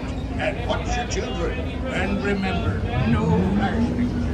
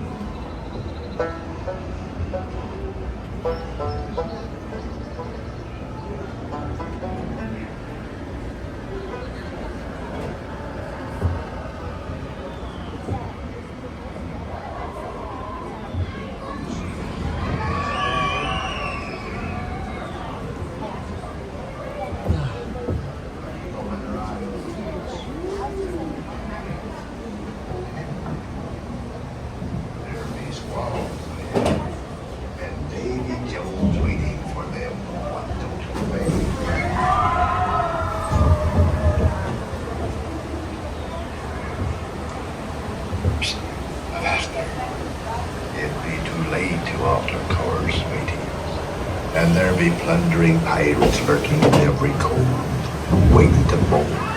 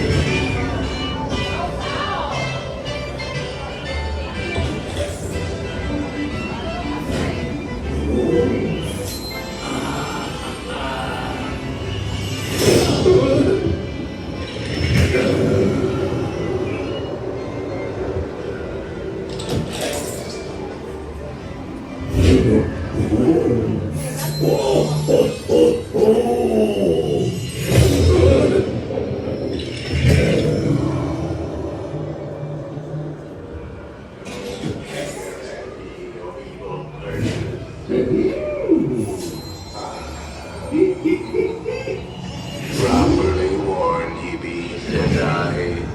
Who knows when that evil curse will strike the greedy beholders of this bewitched treasure?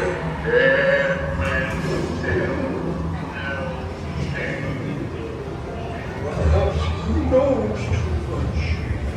He's seen the cursed treasure. He knows where it be hidden.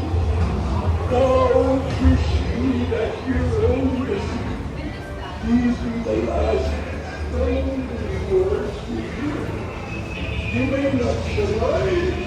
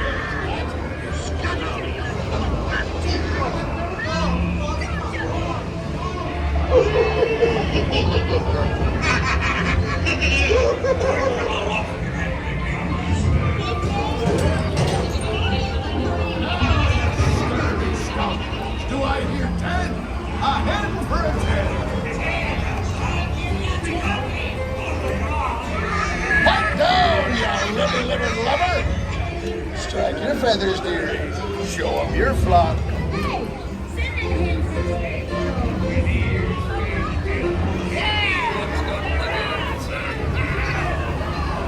Keep still. It's the treasure map for sure, and no mistake. And by thunder, that scoundrel Captain Jack Sparrow will never lay eyes on it. Nor this here key either.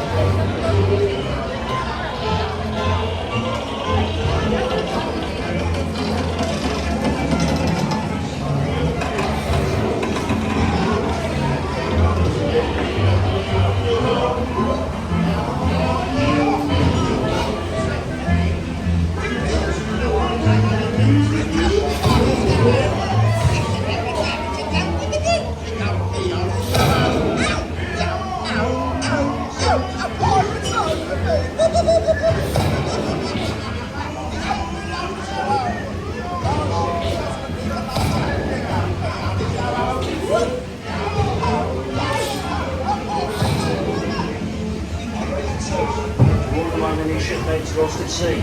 Salute. As a need. Drink up, me hearties, yo ho. Rascals and scoundrels, villains and knaves, drink up, me hearties, yo ho. The devils and blacks, you really bad eggs, drink up, me hearties, yo ho.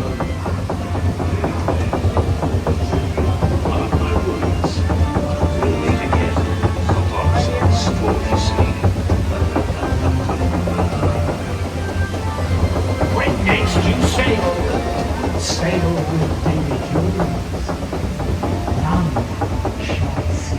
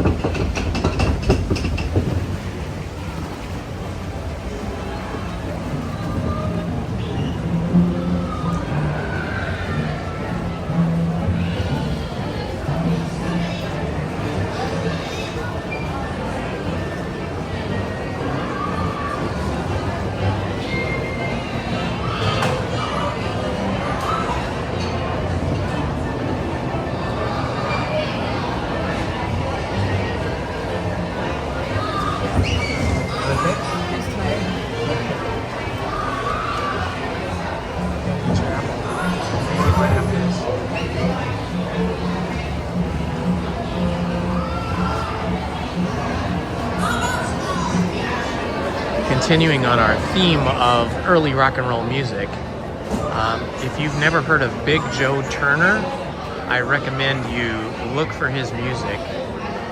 If you could find like a 45, that would be like gold. But Big Joe Turner is one of those early black African-American guitarist singers that really played an important part in the development of rock and roll music. I got to see him live in Hollywood once. It was great. Famous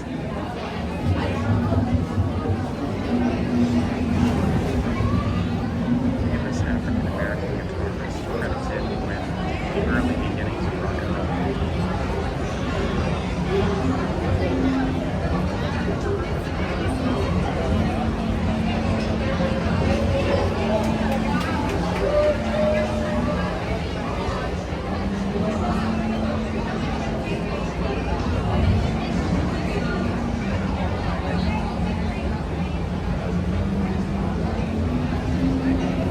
Even earlier than all of those people that I've been talking about was a African American by the name of Robert Johnson. And I believe he was either a former slave or at least lived around that time.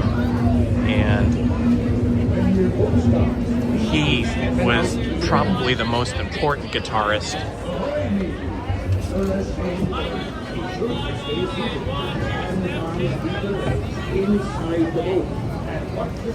So Robert Johnson, I don't remember the exact years, but I want to say it would be late 1800s through maybe the very early 1900s, was a self-taught guitarist, and he developed a style of playing that is the precursor to everything that came afterwards with regards to the development of rock and roll music. Robert Johnson. There's very few recordings of him, and the recordings they do have, like compilation albums, you know, sound very primitive in a way. The recordings, not the playing, but the recordings, you know, we barely had recording equipment at that time. So his music is well documented, but not that many recordings of him. I'm not sure about Big Joe Turner. I think his were mostly 45s. Do you have to go to the restroom at all? Yeah. Okay, we're gonna go over here and let Lizzie use the restroom. I'll wait for her out here. Club 33 over here.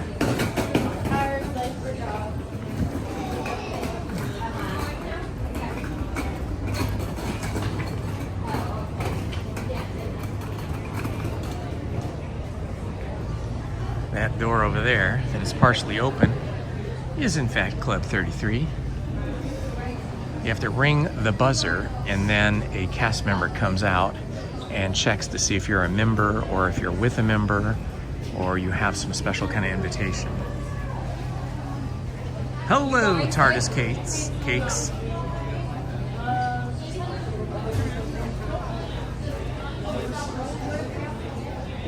Bootstrappers usually hang out around here. Haven't seen them yet today.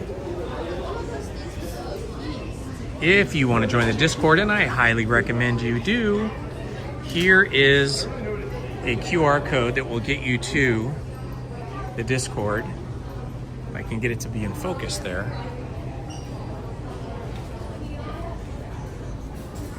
It's not getting in focus too well, but if you can screen capture this, you might be able to go over to the Discord.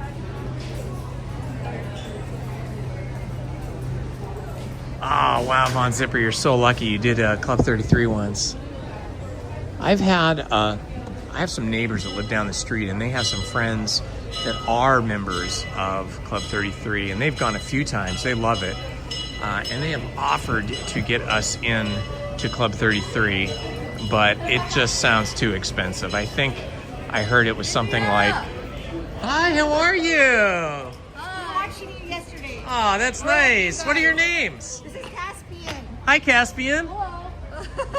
Chanel. And Chanel, Caspian and Chanel. Are you with them? Yes, Stefan. I love your shirt, Stefan. That's Good awesome. to see you again. Where's your wife? She's in the bathroom. Okay. There she is. That's Lizzie right there. We're watching you yesterday. I like your ears. Those are really nice. Good to see you. Thanks for the vibes. Oh, absolutely. My pleasure. You know, I'm so happy that you guys get some enjoyment out of it. Yeah, we turn around the corner and we're like, oh. That's Good great. to see you guys. Good to see you too. Thank you. Bye. Bye, guys.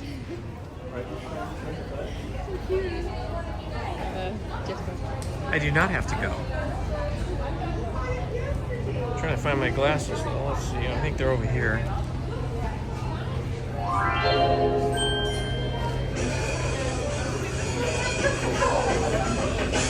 Okay, let's head out this direction. I was hoping the bootstrappers would show up, but they're not here at the moment.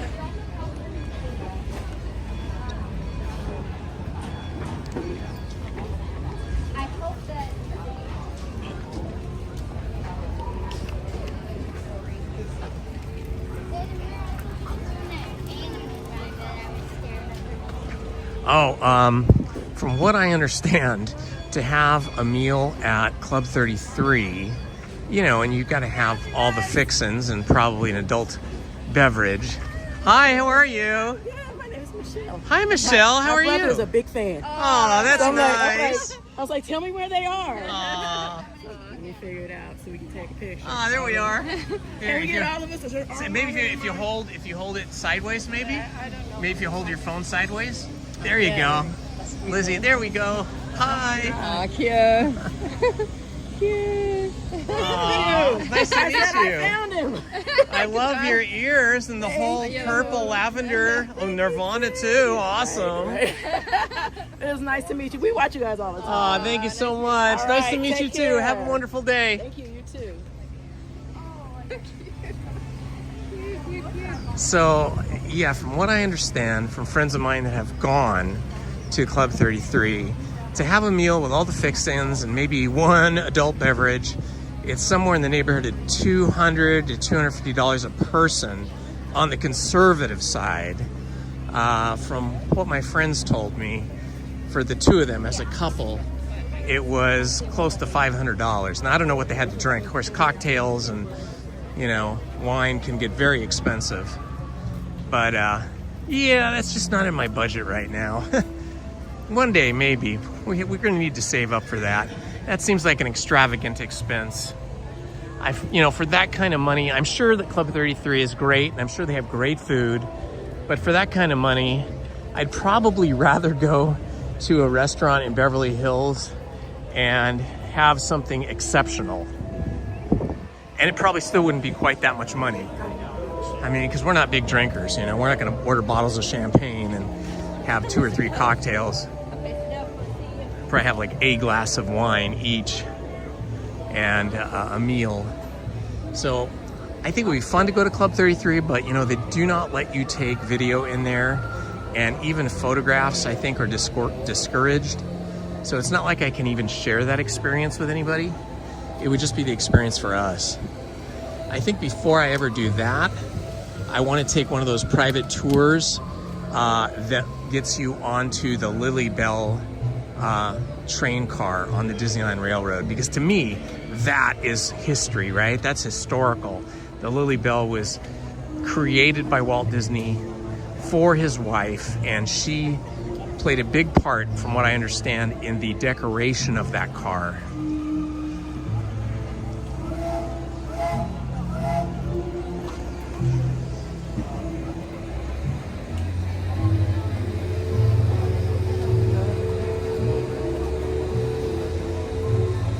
How long ago did your son and daughter go, Von Zipper? Because $75 per person per plate sounds pretty cheap for that experience.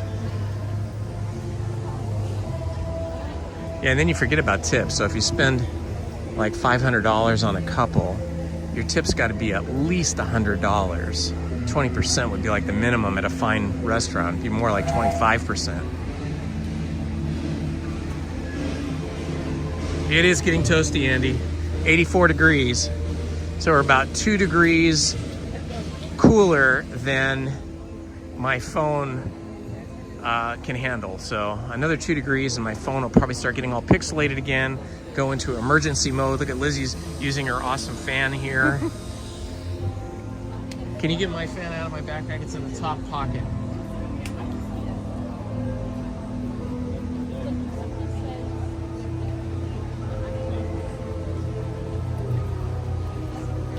Yes, Adam's family. Yeah, the initiation fee is crazy. You have to be super wealthy. My dad ran a company. He didn't own it. Some wealthy woman owned this company that she inherited from her father. And my father ran the company for her. Thank you. Oh, can you take my hat off my head so I can get the sun?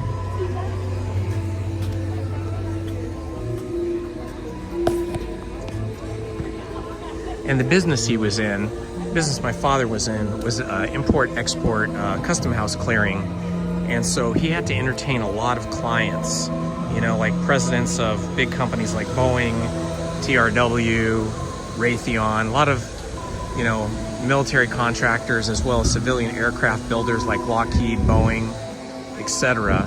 And so, you know, he did belong to some private clubs to take clients to, and some exclusive restaurants in Beverly Hills and stuff. And so he did get on the list for Club 33 because he used to take clients here to Disneyland. And even I did when I was later, took clients here to Disneyland, or took their families, you know, because he had clients from all over the country and all over the world, and business partners from Europe. And so he was usually kind of too busy to do it. So one of us kids, with my older sisters or myself, would take his clients' families to Disneyland. And so he did get on the list to join Club 33. And I think he said it was 10 years before they contacted him. In other words, he put his name in, the company name in, and it wasn't until 10 years later they said, okay, we have a spot for you, Mr. Holmes. You can join Club 33. And I think at that time, and this would have been in the early 1980s or the late 1970s, I can't remember. I think back then the initiation fee was something like $10,000, maybe more, plus the annual dues. And when my dad found out about that, he's like, yeah, no way, there's no way we're doing that. He goes, you know, we're in business to make money, but we're not in business to throw money away.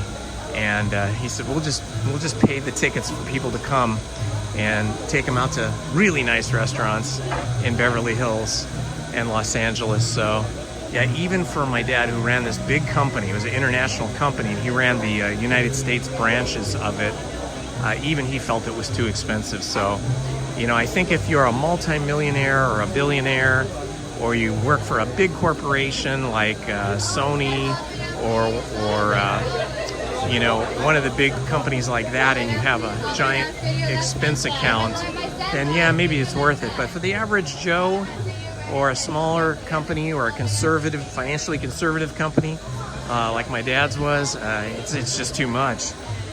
Okay guys, as per my usual, I will not be speaking once we go inside out of respect for the other guests.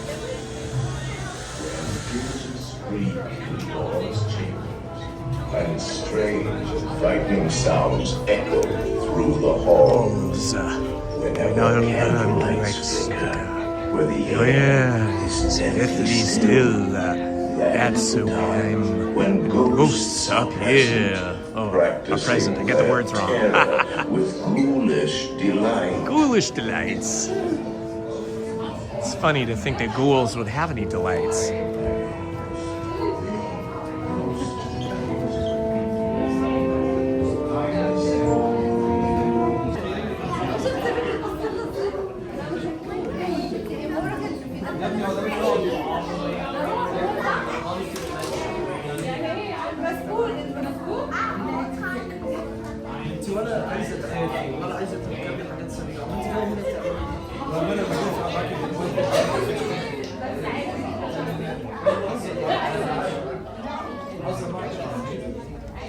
Your cadaverous pallor betrays an aura of holy, almost as though you sense us.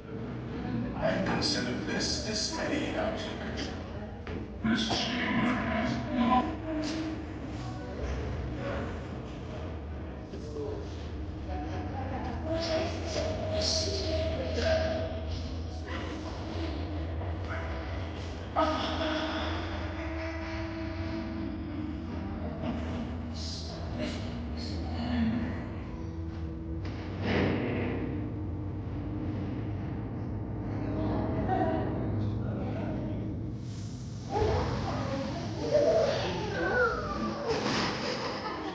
oh, I The real chills come later.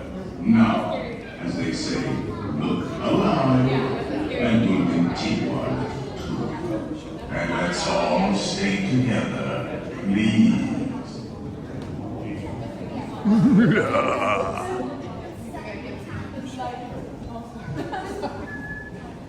There are several prominent ghosts who have retired here from creepy old crypts all over the world. Actually, we have 999 happy haunts here, but there's room for 1,000. Any volunteers? If you insist on lagging behind, you may not need to volunteer. And now, a carriage is approaching to take you into the boundless realm of supernatural.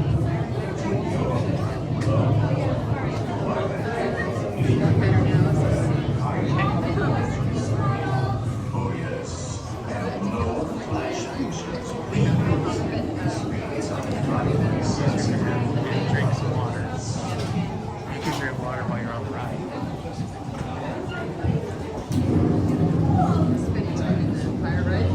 Yeah, it definitely helps.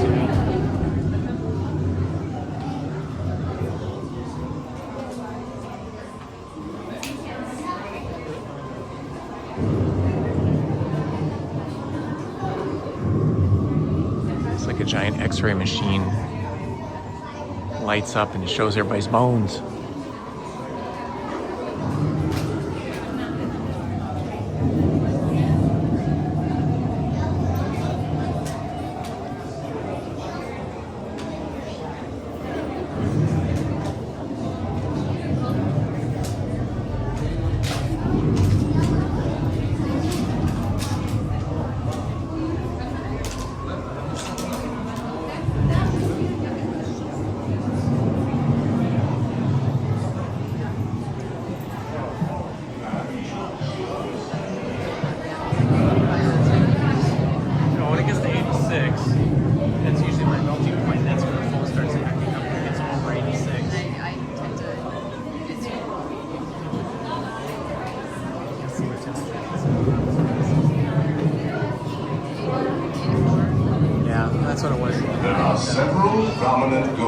who have retired here from creepy old crypts all over the world.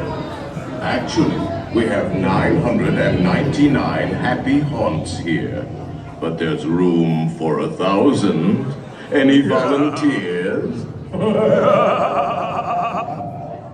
If you insist on lagging behind, you may not need to volunteer. I want to be a professional scary laugh guy. Like Ed McMahon was sort of a professional laugher. He just got to sit there and say one or two words and laugh for Johnny Carson. Got paid big bucks for it. And got to see all the talent that came through. No flash pictures.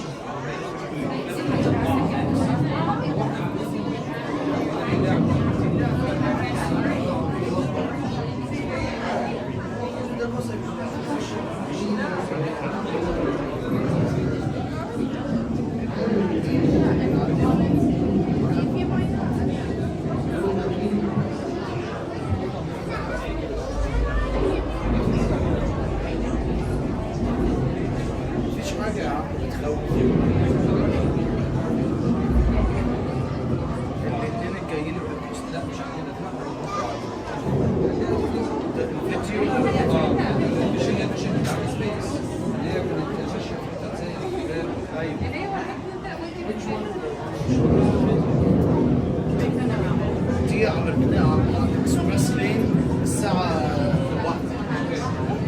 هي دي اللي عملتها اكسبرس لين. في واحدة تانية هنركبها قبل ما نروح. Several prominent ghosts who have retired here from creepy old crypts all over the world. Actually, we have 999 حتى عايز يجي معانا تعالى. Any volunteers? If you insist on lagging behind, you may not need to volunteer. And now, a carriage approaches to take you into the boundless realm of the supernatural. Take your loved ones by the hand, please. Oh yes, and no flash pictures, please. Experience brightly sensitive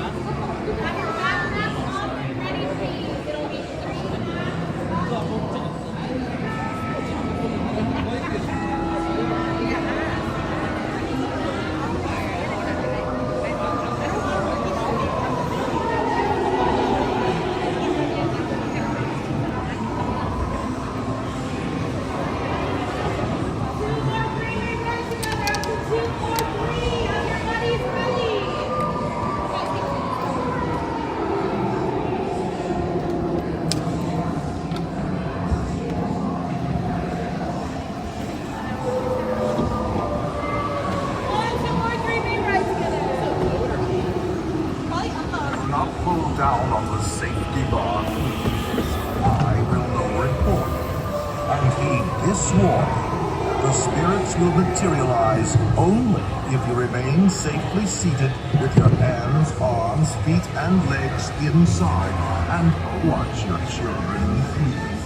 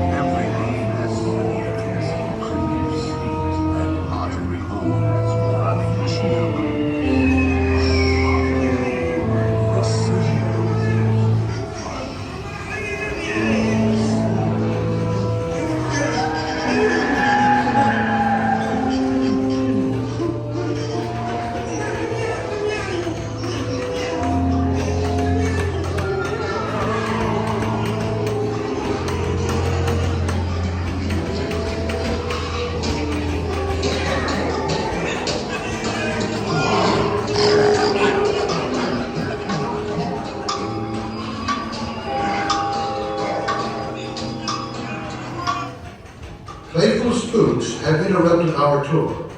Please remain seated in your doom buggies. We will proceed in just a moment.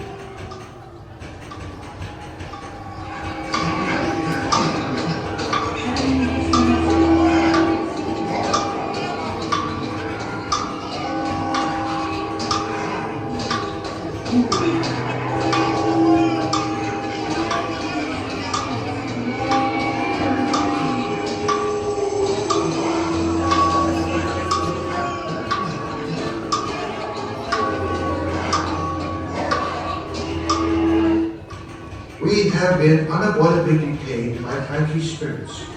Kindly remain seated in your doom buggy, please. We will continue our tour momentarily.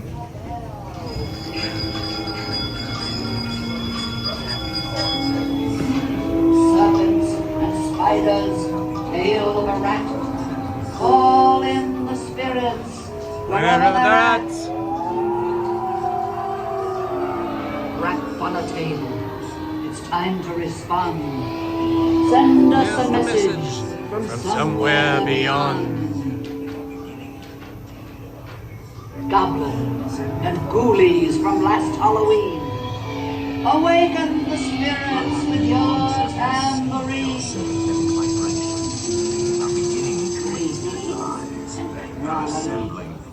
Playful spooks have interrupted our tour. Please remain seated in your doom buggy. We will proceed in just a moment.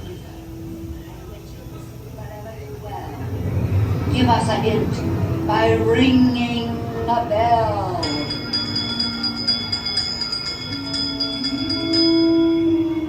Serpents and spiders, tail of a rat, call in the spirits wherever they're at. We have been unavoidably detained by Frankie's spirits. Kindly remain seated in your doom buggy, please. We will continue our tour momentarily. Ghoulies from last Halloween, awaken the spirits with your tambourine.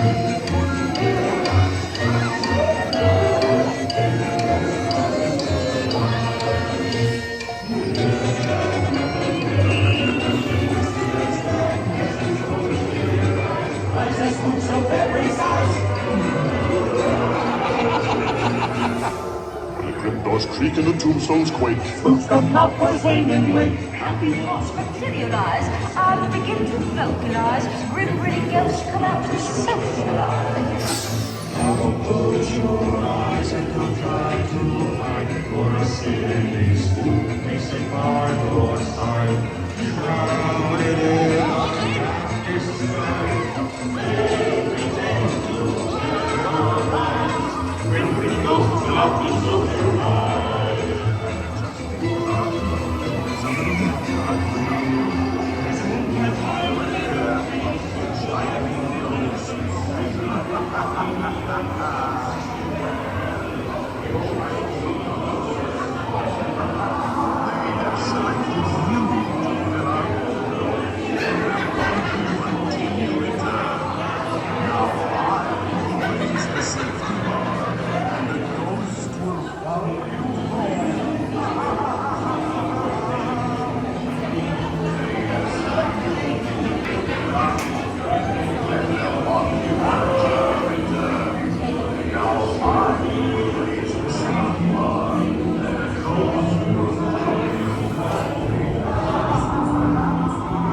Please exit by stepping away from the cars to your left when first.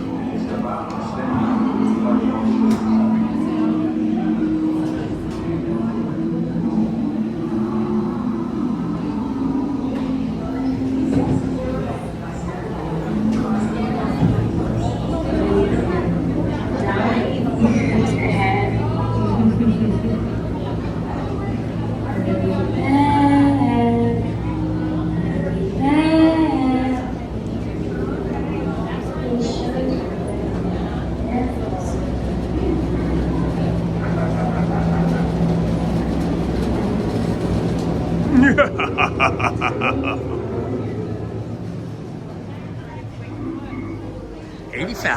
$85 degrees, guys. Take a walk over to see if the line's not too big for Winnie the Pooh, the Mini Adventures of Winnie the Pooh. It's getting toasty here, folks. It's 85 degrees now, in the shade. There's a nice little breeze coming across this bridge, though. Well, there was. Now there's no breeze. There was breeze for a moment. Here's where we can see the logs with the people on them right after they've come down the big drop. They should be very wet when you see them. Let's see. Oh yeah, they're all wet, soaking wet. Whoa, they're soaking wet. All those people were super wet.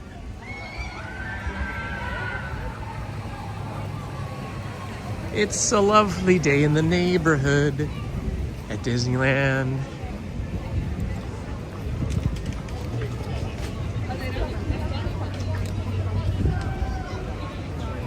This town is our town. This town is so glamorous.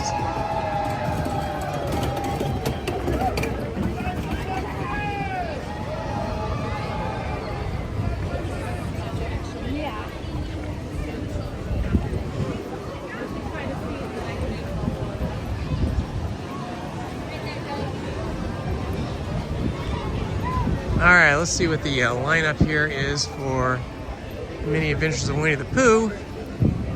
A lot of people standing near the line, but are they in line? Or are they just hanging out? It's like they're just hanging out. Okay, here we go. Now we're heading in.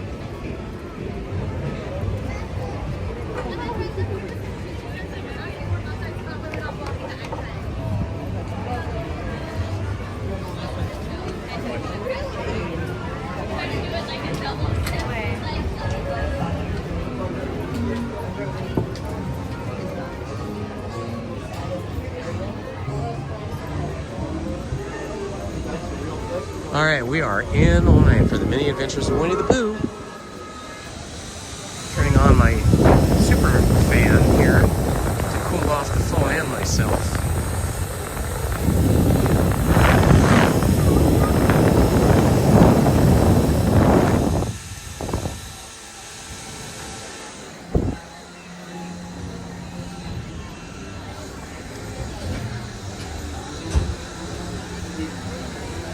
Hello, Stephen Kenyon. How are you, my friend? Hey, Andy, how many rides have we been on? How many attractions have we been on? Feeling hot now? Okay, so maybe after this ride. We'll go on the ride.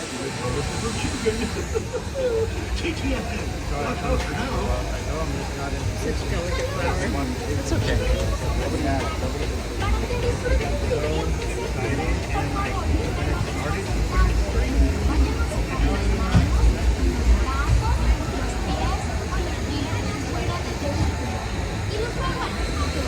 We'll see how it goes. TARDIS. Lizzie's feeling a little bit nauseous right now. I think she's getting a little overheated. So this may be our last attraction here.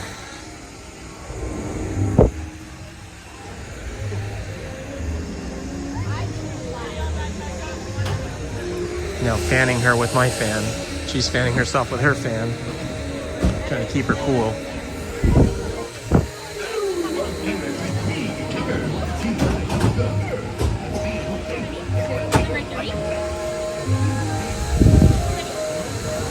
Right here.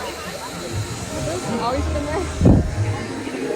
What's that? Those toys, are they always there? No, they aren't always there. That's something new.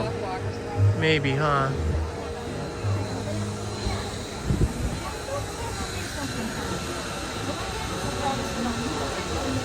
Could be all that coffee you drank too is making you feel a little nauseous.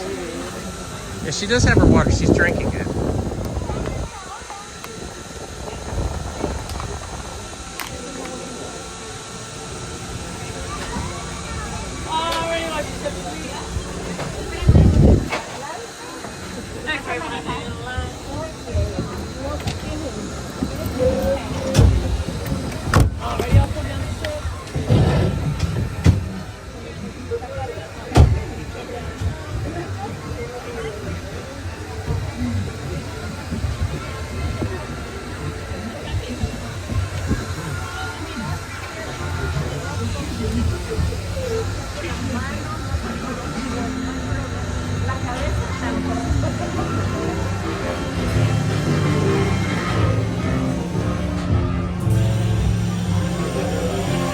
We got our fans at Amazon. They were only $10. Set off in search of money. Look, Mama, look! I'm a bunny! Hey, go to toilet room! Happy Wednesday!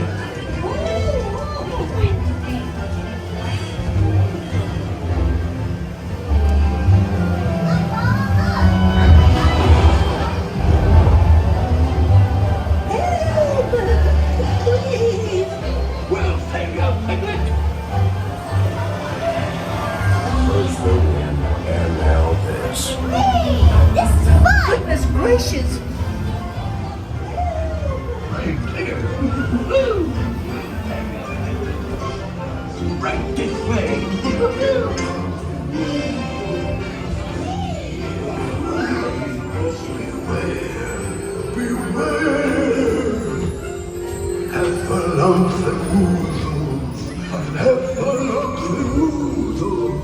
Steal honey, beware, beware.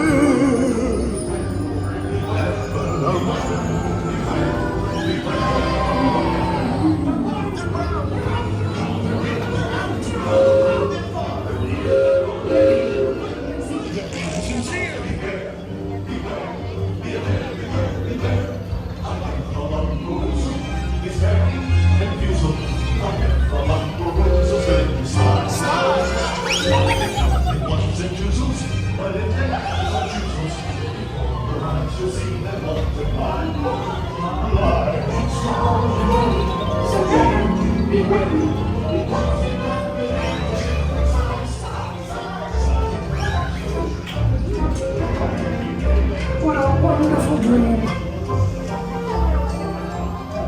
Wake up, Boo.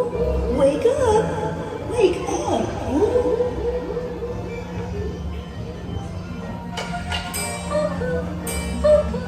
Oh boy, it's your birthday. It's time for your party, Boo. Hooray! Happy birthday! Happy birthday! Hooray! Happy birthday! Hooray! I do hope you like my beautiful bear. I've never seen so many presents. Hope you like my present. I'm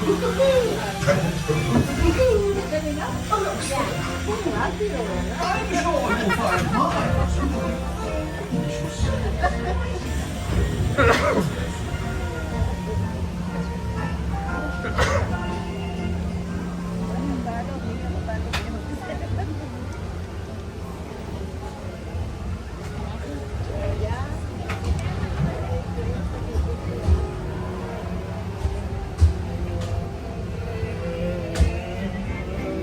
Welcome back, Randy B. Let's run over to 100 steps, please.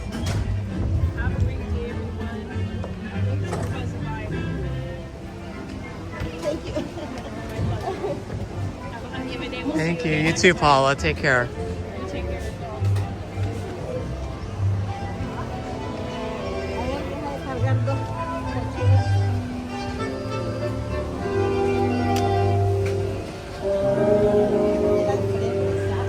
Walking into Pooh's Corner for a minute. I'm just gonna walk into Pooh's Corner for a minute. Looks pretty busy in there, but just take a look.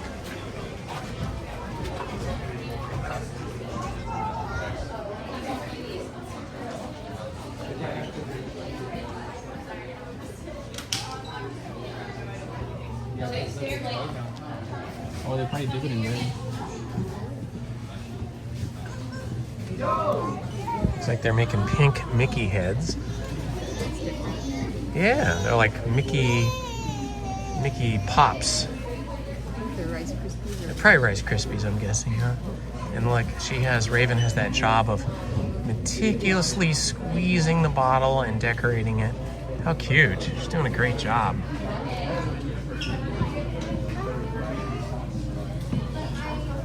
Are you guys in? No. Oh. Just watching the cake decorating. And over here, this young lady's also decorating something. Kind of like Tigger Tails, but they don't have the Tigger. Oh, the Tigger Tail lady's over there. At the very end, she's doing Tigger Tails.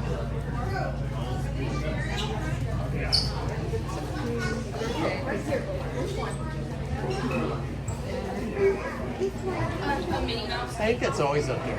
Because remember, in the attraction, it's his birthday. Oh, okay. Never mind. Because those toys outside had hats on. Yeah. It's Pooh's birthday party. Cool. We're going to skip all these sweets, though. That we do not need.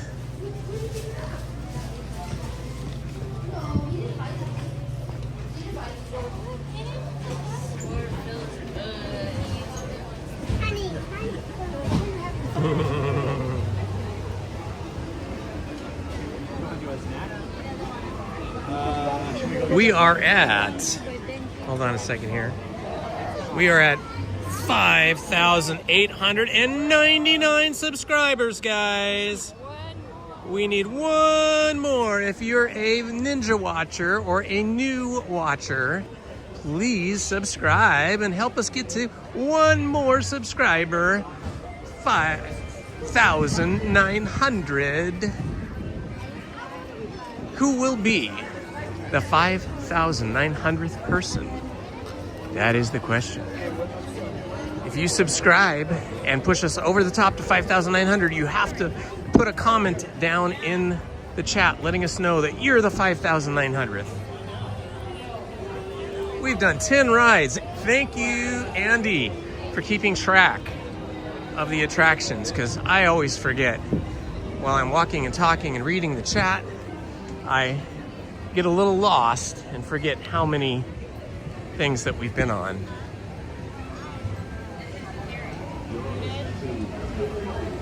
Ten rides in 4 hours is pretty good. It's like 2.25 rides per hour, something like that. And what's great about it is, like, we're not even rushing around trying to make a certain number. We're just walking around enjoying ourselves. It is currently 86 degrees, which is the melting point for Indian Lizzy, as well as our cell phone. So we may start walking down Main Street, doing a little merch search in the nice air-conditioned buildings, and seeing if there's any new Halloween merch or fall or back-to-school merch being stocked on the shelves. They started putting up Halloween merch about 2 weeks ago, I want to say, over here at Somewhere Beyond, Madame Leota's shop, and a few places on Main Street. But I bet there's going to be more now. The Haunted Mansion is only open for another 6 days.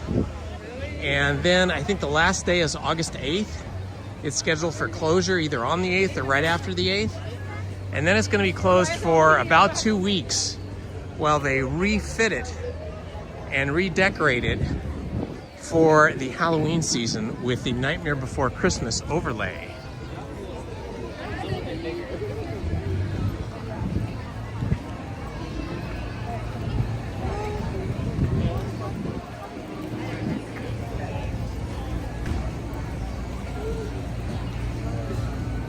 Halloween time is my favorite time of year.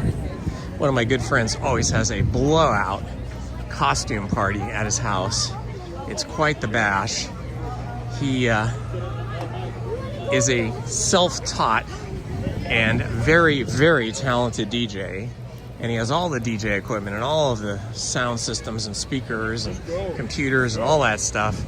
And he puts on a heck of a fun party and has a big dance floor in his house and everything. It's pretty cool. So I always look forward to that every Halloween season. Halloween night, that's usually where you'll find me, is over at my friend John's house.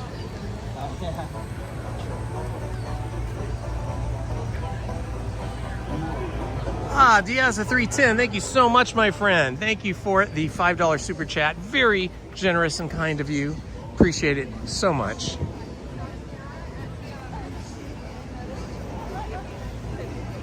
Oh, it's toasty out here, my friends. It is toasty. When it hits 86, there's something about, there's a difference between 84 and 86. 84 still feels, you know, not too bad. It feels pretty good as long as you're not in the sun too long. But boy, the extra 2 degrees, when you get to 86, you really feel it.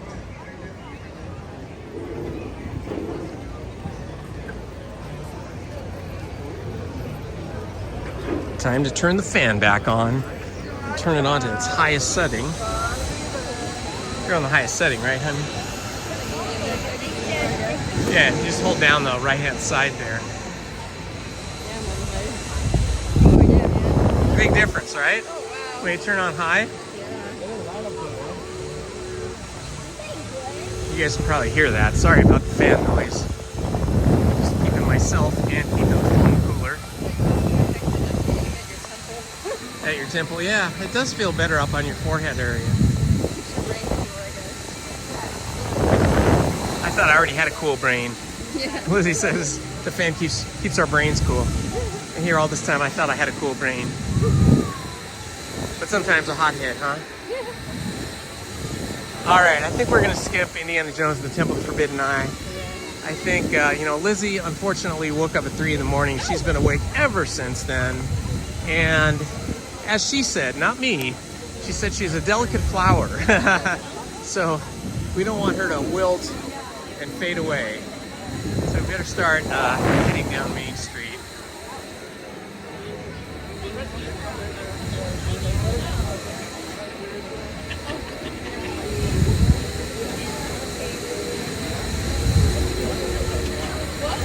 It's feeling more people-y already.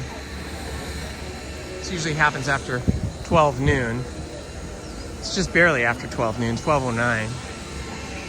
We've been live streaming for 4 hours and 12 minutes. Started off the day before 8 o'clock, and it was 71 degrees when we started. Now it's 86, so it's jumped up, what is that, 17 degrees, something like that.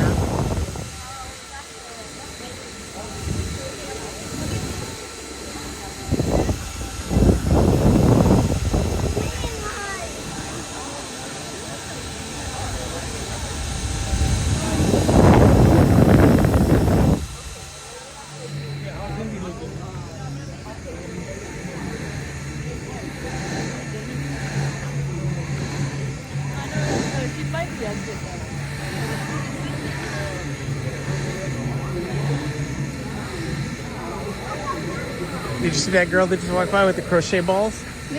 Yeah. She had made little crochet nets for her hair. She had long hair and she had them balled up in these little balls. Like your Princess Leia thing, except it was actually her hair in there. And they were kind of a brownish kind of net, that was cool. So they must have been shaped somehow so that they were like smaller at the end and she pushed her hair through or something.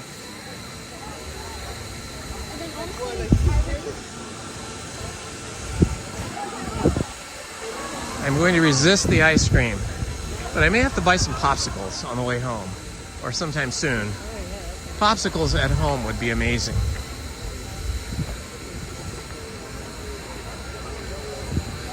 I think Smart and Final has the best selection of popsicles, of like classic traditional popsicles at a very low price and large quantities.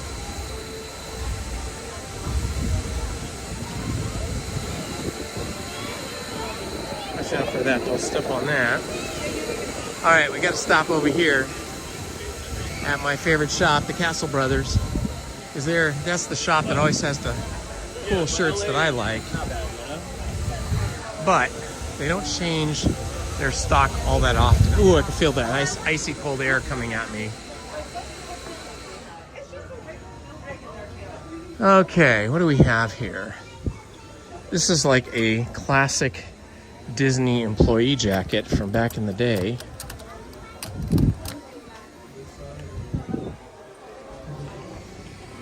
Nothing new, same shirts I've seen.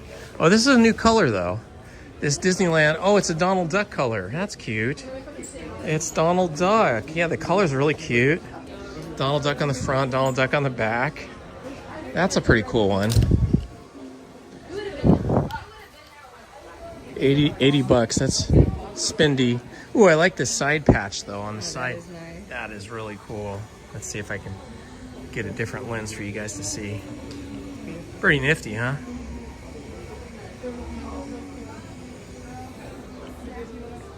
Oh, if you're talking about our fans, yeah, we got them on Amazon and they were only $10 a piece and they're super good. And the battery lasts a long time. Hey, look. Thank you, Andy, for facilitating that information for everybody.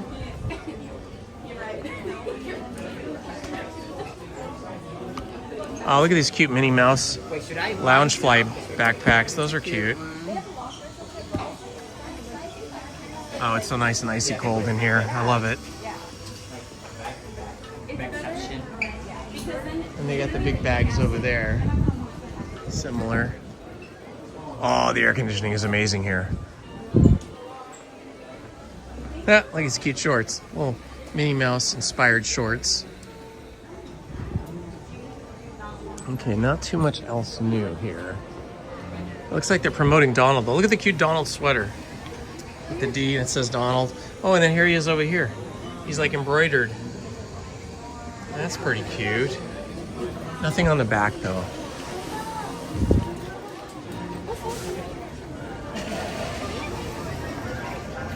You know, it's not really that busy yet. Maybe it will be later in the afternoon and probably this evening.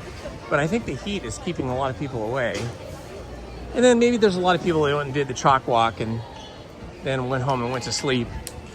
People that might have normally been here at this time. But it definitely feels a little bit quieter than I would expect on a Sunday after 12 noon.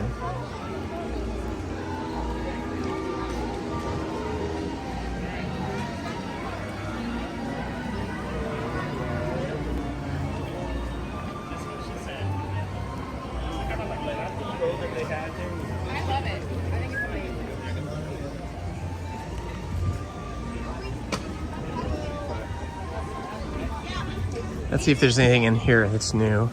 Not Your Boo. Okay, that's a subtle Halloween. They have a lot in the other shop. These are just some subtle shirts here. Very minimalistic. Ooh, that is a really cute shirt. Look at that. Looks like they have adult sizes too. The Happiest Place on Earth, Disneyland.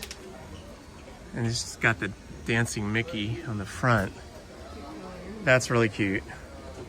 I think it's the way it's cut. It's more for a kid or a female because it's pretty short length. We men with our big bellies don't want to be wearing short shirts and showing our bellies off. Oh, they've got Bluey stuff here too. They've got a whole wall of Bluey.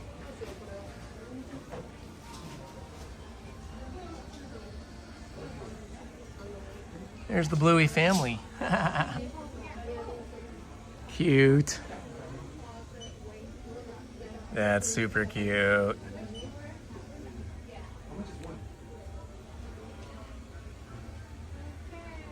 More Donald merch.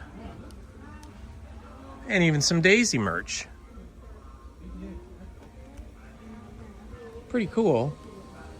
Oh, these are neat. What are these? It's from the Vault collection. Stickers. Tinkerbell stickers. That's neat.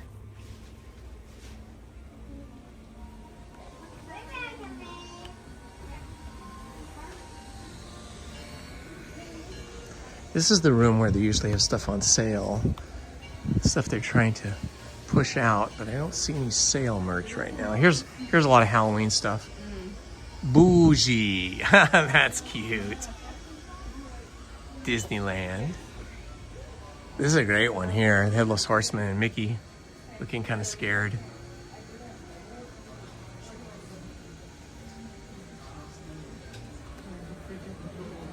Yeah, well, as soon as school starts back up, the park definitely is less busy.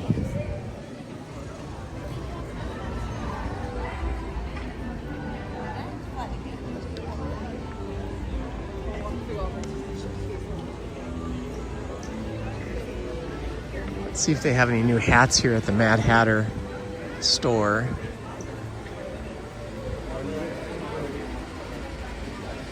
It looks so busy over there, I can't get over there. Just a big crowd of people.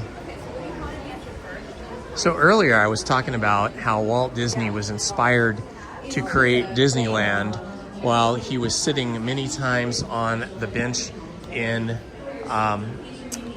Griffith Park. And here is the bench.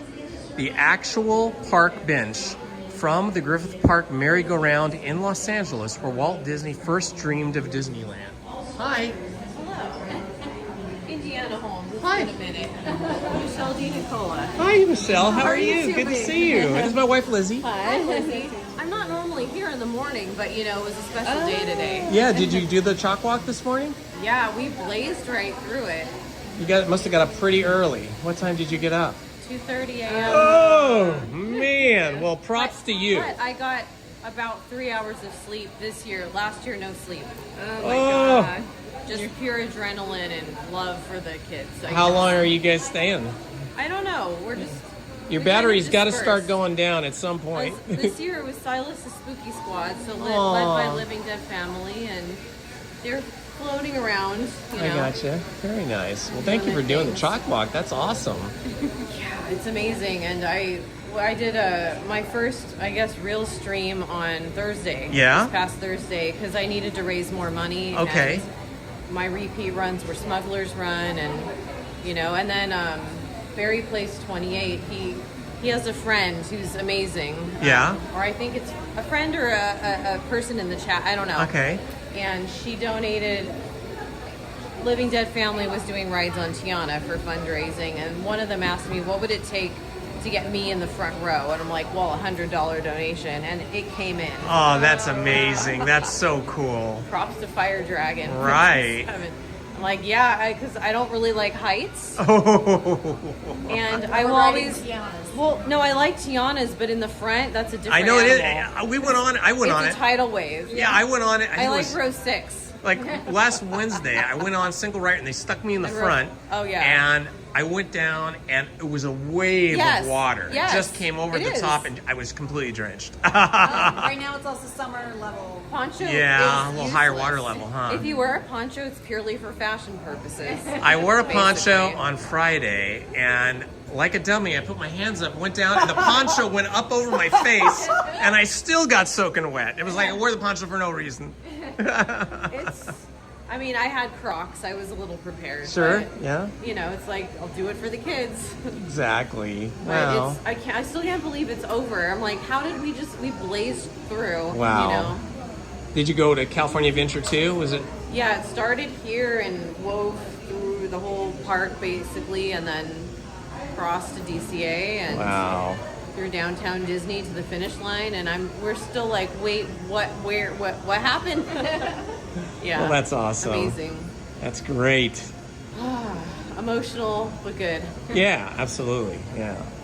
I got up at 4:30 and I turned on the tube and turned up Barry Place 28 and watched him a little bit. He was having a little connection problems early on, so I switched to Coda and then I went back.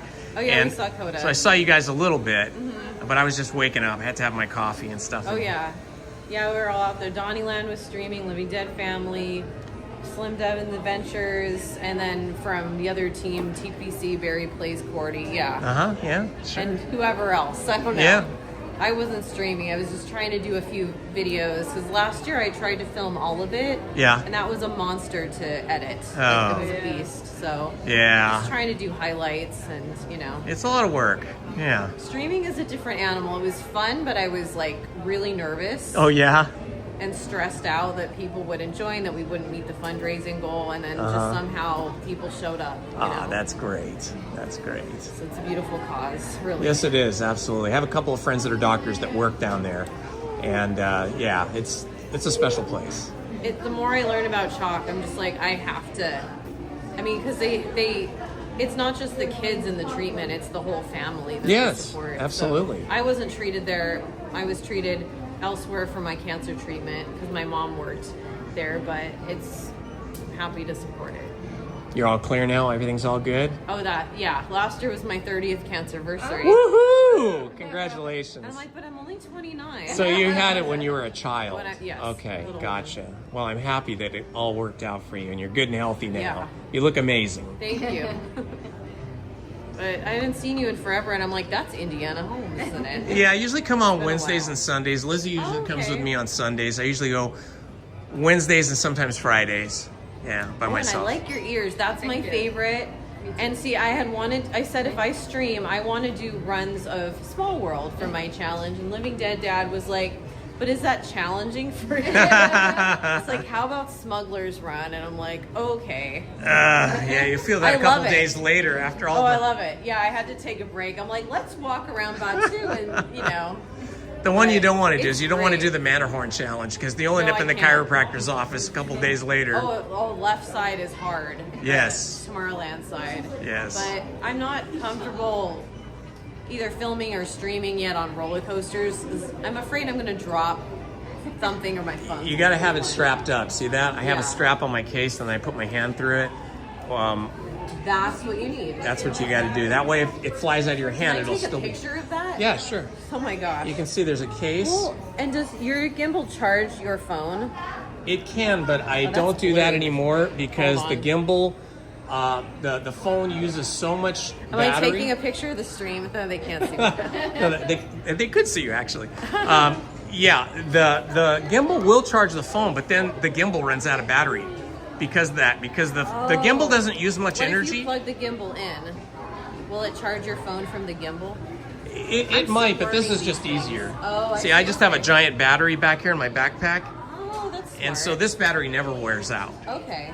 Where like streaming, after about 2.5 hours, the battery will run out of the phone. Yes. Because it uses a lot more power to stream. It does. I noticed that. And then in the heat, it also will cause the battery to go down. Yeah. So yeah, after like 2.5 hours, I have to plug in every time. Yeah. That's awesome. But I never have to charge this until I get home, and even then, it's only used like maybe 20%. That looks like one of the Hohems. It is. It's a Hohem, yeah. Okay. M6. I have a cheaper Hohem, and it just, if I don't plug it in, it goes bloop. Oh yeah, get the M6 or higher. Yeah. Okay. Well, it's great talking to you. You guys too. All right, take care, guys. Bye bye. Hi.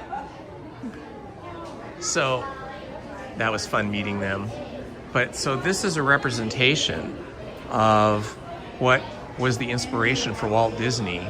This is one of his daughters up here on the actual merry-go-round in Griffith Park. And then this is a photo of the merry-go-round in Griffith Park.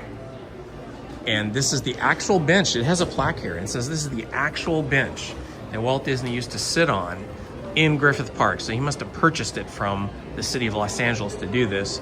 And then he always said that he used to sit on the bench and eat roasted peanuts. So I am guessing that either this is an original roasted peanut machine, or he bought one from somewhere or had it remanufactured. But anyway, this represents the inspiration. Here's another picture of his two daughters when they were little on the Griffith Park merry-go-round. And then again, here is the Griffith Park merry-go-round. So this scene right here is sort of a representation of what inspired him. And here's Walt right here walking through the gates of the castle.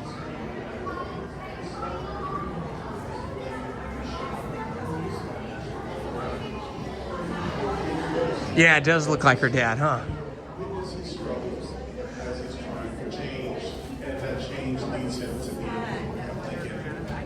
Once again, our next presentation of Great Moments with Mr. Lincoln will begin in 10 minutes. With Disneyland Ticketing. I hope you see. It's icy cold in here. We're in the Opera House. It's so nice and cold. They're just displaying a lot of original artwork. This is the artwork. I guess this would be like inspirational artwork for Small World, like concept art. Concept art for Tomorrowland. So all these original drawings and paintings. Pretty cool.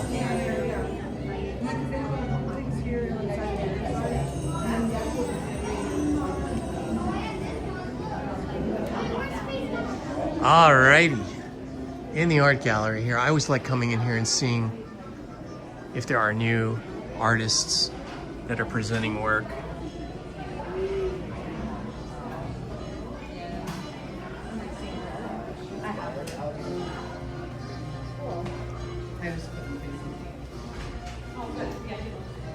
Here's an animation desk. This is a somewhat authentic one. I don't think this is like a real animation desk. This is like one that they kind of fashioned to look like a real animation desk. But it does have the real animation disc in it and paper and the registration pins. The real ones had a stack of shelves here for paper on each side. In fact, I think the one in that room is a real one. The other room.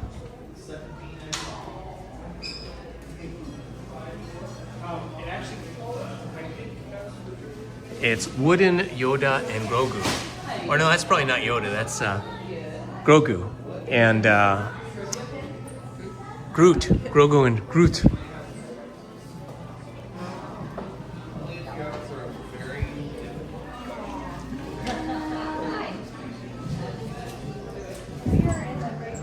Okay, see, this is a real animation desk here, see? You can see the angle of the desk, the disc, and then these shelves here. This is what Lizzie worked on when she worked at Disney. She had one of these. And the shame of everything was when they decided to get rid of hand-drawn animation, they had hundreds of these desks that people worked at. They put them all in the parking lot one day, and they said anybody that wants to buy one can buy one, like any of the animators or their families. And they weren't that much money. I think they were like $1,000 or $800, but the things are massive. And it's like, where do you put something like that? So we didn't buy one. I love this painting of Darth Vader. Oh, this is a cute one. Mickey and Minnie in a doom buggy with those scary hitchhiking ghosts and some other ghosts. Yeah, people do work at that station, different people. Maria or Maritza would be working there today, but she's on a break. I've interviewed several different artists that work at those animation desks. And so if you want to see any of those, then you can check that out on the channel. Just search for animation artist. Haunted Mansion. I guess that's just a wooden plaque you can buy for $2,300. Ouch.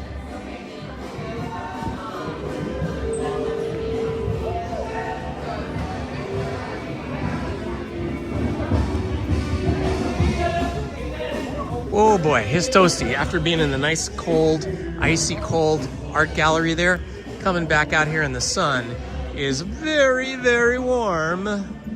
Ouchie. So much nicer in the shade. Then as soon as you come back out into the sun, you feel it. I don't know if I'm gonna have FOMO though. See you guys later. Thank you. Stay hydrated.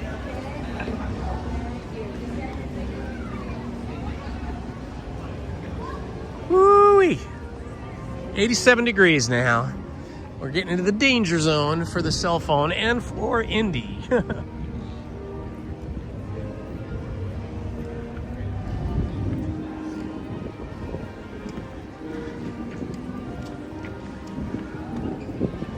When we got here this morning, the line to get into California Adventure was massive.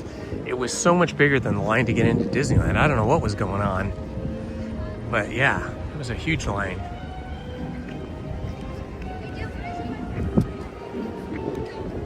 Okay, my friends, it is getting to be that time because Lizzie's been up since 3 in the morning and she's feeling a little bit under the weather now from the heat.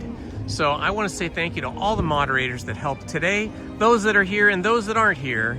And I want to start off by thanking Manny Uncanny, Stephen Kenyon, Krista Hackley, Paul's Epic Adventure, Tom Does Time, Andy Radu, oh my gosh, it's Judy, Rachel Castro, Disney Cast Crow member Monique, Beach Bandits Metal Detecting, Tiffany Johnson, Checkers, Jacob Herring, and Johnny Way. Thank you guys so much for your help today. I totally appreciate it. It was really nice having you guys with me. And as always, we enjoy having you guys. All right, friends, I have myself scheduled for next Wednesday. So if you can join us Wednesday, catch me on Wednesday. Lizzie will be working, I'm sure, but I'll be here. So I'd love to have you come with us. Thank you, everybody that joined us today. Thank you for the donations. Much appreciated and all your support. Love to you from Lizzie and Indy. You guys have a great evening. Have a great afternoon and evening, depending on where you are. If you're in Hawaii, it could still be morning, I think. But anyway, have a good time. Love to you all. Bye-bye.